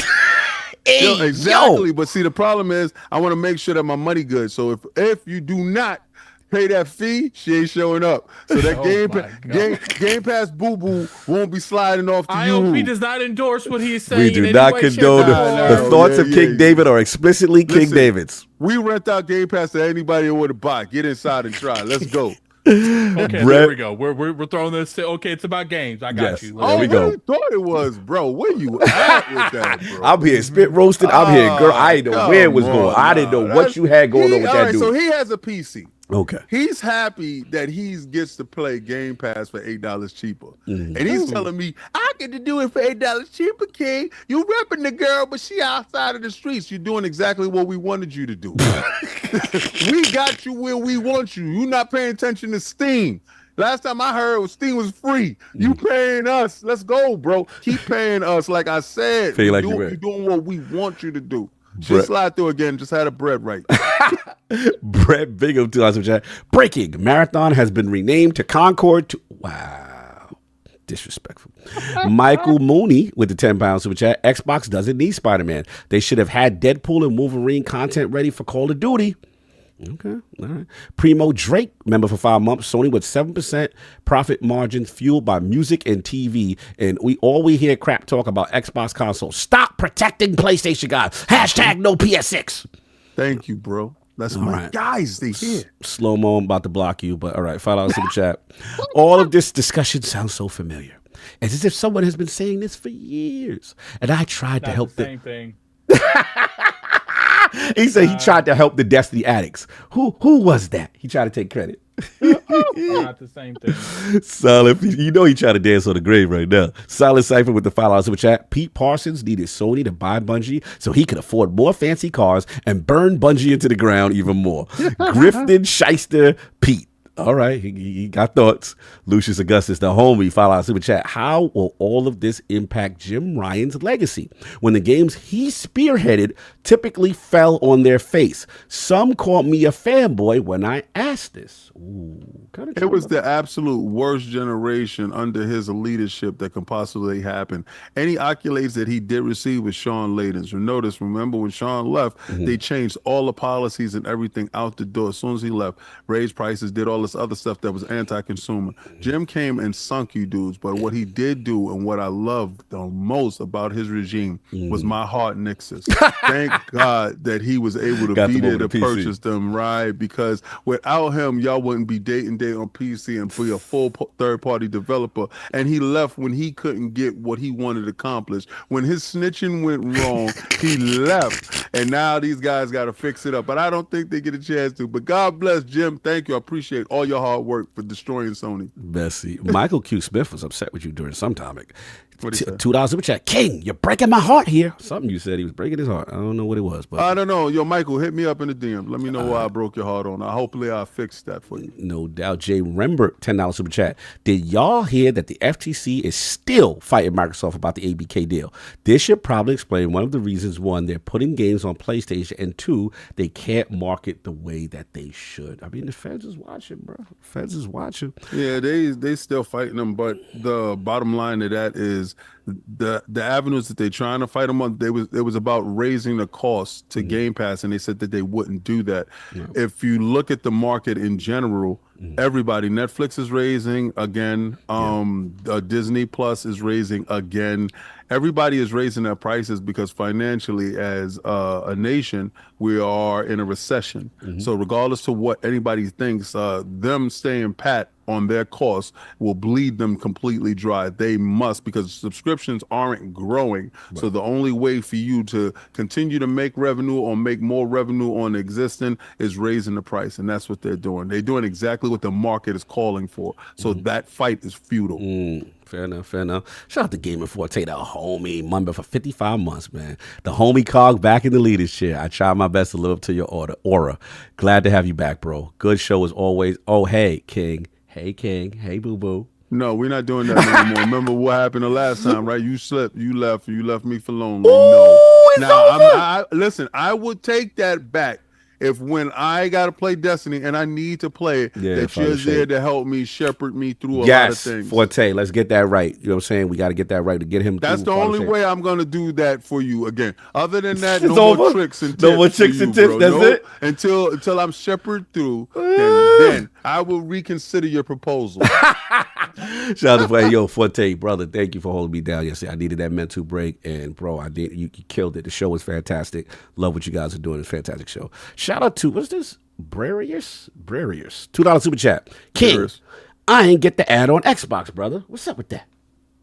You didn't get the add on. You sent me a invite on Xbox. Look at that friend request, all right, so it's King David OTW. I haven't been able to play any games. If anybody saw me yesterday, I was at the beach all the way until today. All right, so I will go and check my Xbox today. I haven't got a chance to play anything, guys. No doubt. So it looks like we are all caught up. I will give you the poll question because we do have one. Yay. Let me scroll down. New ILP poll with inside reporting of Marathon sentiment currently not being great. What do you think is the best course of action for Bungie to succeed as a studio? The choices are A, Marathon needs to be free to play. B, prioritize Destiny as the moneymaker. C, Sony needs to refocus Bungie. or D, wear that executive accountability, though. Those are the choices. Go rock the vote when it goes out. Send some love to Solve. While he is doing a lot, he couldn't make it this episode, but again, you know what I mean? He will hopefully be back soon. You know, he's got a lot of things going on. But, yo, Donald says, no way we ending this episode in 3.5 hours. We need to add at least 2 more hours. Nah, bro. Sorry, partner. Yeah, we good. We got a nice, smooth one today. It was lit. It was lit. Oh, here come the super chats now. Forte with the $5 super chat. Let's do it this week, King, before Bungie shuts the service. He said, blasphemous, I know, but I put nothing past. But, yo, I mean, you know, they got rid of campaigns and voltage stuff before. Wasn't they like peer-to-peer or something like that? They're going to vote the whole game. Everybody vote the game on us. You better get that final shape done, bro. He said, let's do it this week. That's what he said. All right, I'm cool. Yeah, actions speak louder than words, homeboy. You know, you could tell me. Hey, King. Hey, you know, because listen, they told Addict that they was gonna pull up and play a game with him, and they left him on scene. Oh, so damn. Yeah, I'm not trying to show me. Show me. Don't I'm talk from about the show me state. Yeah, don't talk about it. Be about it. You already That's know. right. Salute, Don't tell me you got money. Show me. Yeah, no doubt. Lord Addict, where can the people find you? What you got going on, sir? You can find me on Twitter, Lord Addict ILP. You can also find me on YouTube at Gaming Addict. This week we're going to be streaming some Fable 2. Mm-hmm. We got a lot we're going to be doing with that. I'm trying to go through all the Fables before then make like a really good video about my experience and what I want from the new Fable. And I feel like in order to like truly do that effectively, I got to replay some of them. Yeah. So, you know, we beat the first one and we beat Ocarina of Time. Mm-hmm. So next week's going to be Fable. Probably play that Monday, Tuesday, and Wednesday. Mm-hmm. Every day at 5 p.m. on the weekdays. I pretty much go live on Addict Arena. I'll put the link in the chat if you guys want to go over there and sub. People trying to bully me into going on to Fight Night with King every week. Like, I'll do it when it's convenient for me, but like, you guys ain't bullying me doing anything first off. Like, no doubt. Salute. You already know. And of course, the King back in the realm doing his thing. Where can the people find what you got going on, sir? First, I want to thank everybody that showed up. First of all, I want to thank our scribes and our editor of the month. That stuff is very hard. So if a lot of people out there is interested in journalism, entry points, and getting the finer nuances that we do offer at lordsofgaming.net, please get in contact with Mahmoud, Lord Cognito, and the rest of the people that are at LogNet, because that site is run by passionate individuals that want to break into the business and want to make a difference in journalism. So if you're looking at journalism and you see that it's not reflecting your viewpoints, maybe you're the problem and you are the answer, right? So dabble in, try it, figure it out. Baby. It'll work. Then we had it's Alex. He was my pick to replace Salve, right, for today. And the reason why I picked Alex is because I like Alex content, and I see the potential in Alex, you know, when he doesn't curse or whatever. I see the potential in Alex in his forward thinking, and I thought that he would bring a perfect balance today to the conversations that we did have at hand, because we did have conversations that I thought he was nuanced in, because I watch his videos daily, and he did say something that was pertinent, and he did reiterate that today, so he didn't let me down, and I love to see his work. Destin, it was a surprise to see Destin come in today. And actually, because I said it, I think before or while we was talking on the stream, that it would be dope for him to be here, because I do have a conversation that I did want to have with him. And shout out to Addict for putting that for being. See, y'all don't know, he does a lot behind the scene. And he's the one that got. I'm pretty sure that he got this guy in Paris and Destin and I hit Paris. I didn't get Paris. I hit Paris. Sorry. But normally, what's funny is normally Addict be the one. It'd be Addict all the time to do it. Well, see, when I got Alex, I got, because he hit me when I talked to him. He said, "Well, I'm streaming."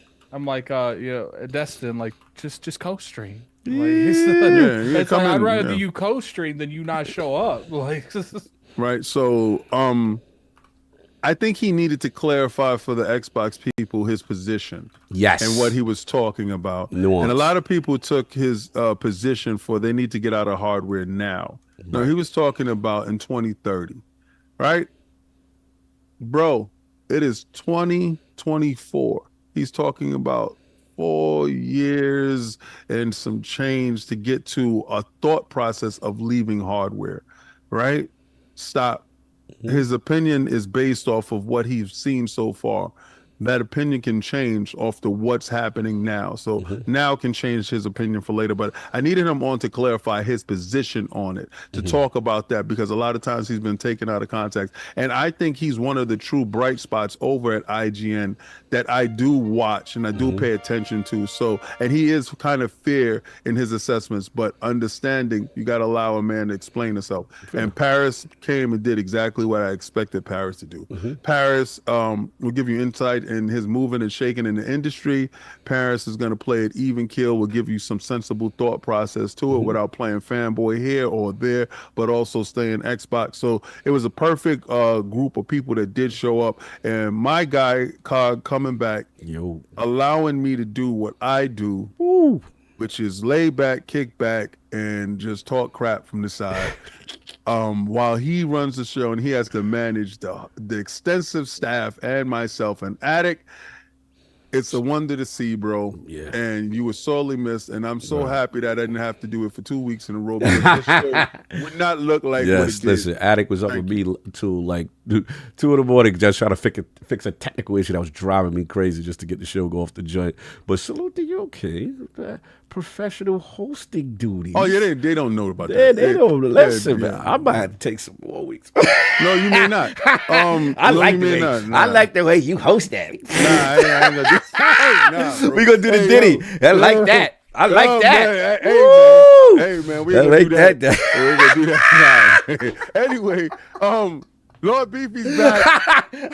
God bless. And everybody get on Twitter and retweet that out. That's the picture with Todd with his shirt off. I like that. You be scraping and scrambling with that hosting, baby. That's what I'm talking about. Let's go. Get out the outro. We got super chats. We got to do the outros now. You got stuff to read. We got a couple super chats before we got. And shout out to Apollo Dingo is back. They won't let us leave. $2 super chat. Play marathon? Question? Gotta pay me to get off King Girl. Damn. He love that game. I knew you would love that Game Pass. That's why we put it over there as a Trojan horse for you, fool. Just make sure my money tight. Make sure your money right. Oh, man. Then we got JD Gamer again on your people. $5 super chat. Let's end this show right. Pathetic poor begging ponies still got no games. Shout out to you and your patronage and Xbox Frontline representation. Shout out to Spartan661 with gifting on Iron podcast membership. Salute. Oh, file super chat with Forte. He said, I was in a live stream with Attic for a few hours last week, King. Don't test my dedication. Just be available, sir. You're at a live stream at 2 o'clock in the morning. Does nothing for me, bro. So you know my times that I rock. So if you're not available at my times, did I hear that you was on at 12 o'clock? No. The king goes to bed at 8 o'clock. Yes, I do that. Why? Because the king is up at 3 o'clock in the morning working. So if you can't fit my schedule, I guess you ain't got no time for me. So don't call me boo-boo. You can't make time for me. And Forte going in too. That's right. I mean, Slow-Mo going in.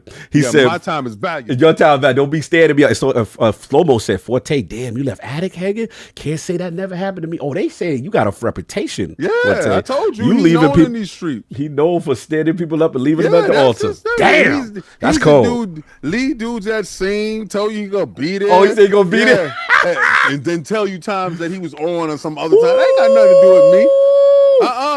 That's slanderous. You gonna make that date. You gonna keep that date. No doubt. And again, salute to it's Alex holding us down. Salute to Destin Legary pulling up, getting some context. You know what I'm saying? And Matt, you gotta behave yourself, man. It ain't that serious, bro. You can disagree with somebody, but you ain't gotta be that personal. That's what I was gonna say. And then again, shout out to Paris for pulling up, giving them some bars on so many of the topics, especially the zombies topic as well. Great discussion. Love what's going on. Final thing I'll say, shout out to Slow-Mo. Forte will tell you I'm jumping on the game right now, and then we'll never show up. Yo, they killing him. They roast him. Apollo Dingo, he got 99-cent super chat, but you ain't say nothing, so I'm assuming that was going to be slander for King. But that's all I got. Anything else? Nah, he's just making sure he pay like he way. I told you, keep paying, bro.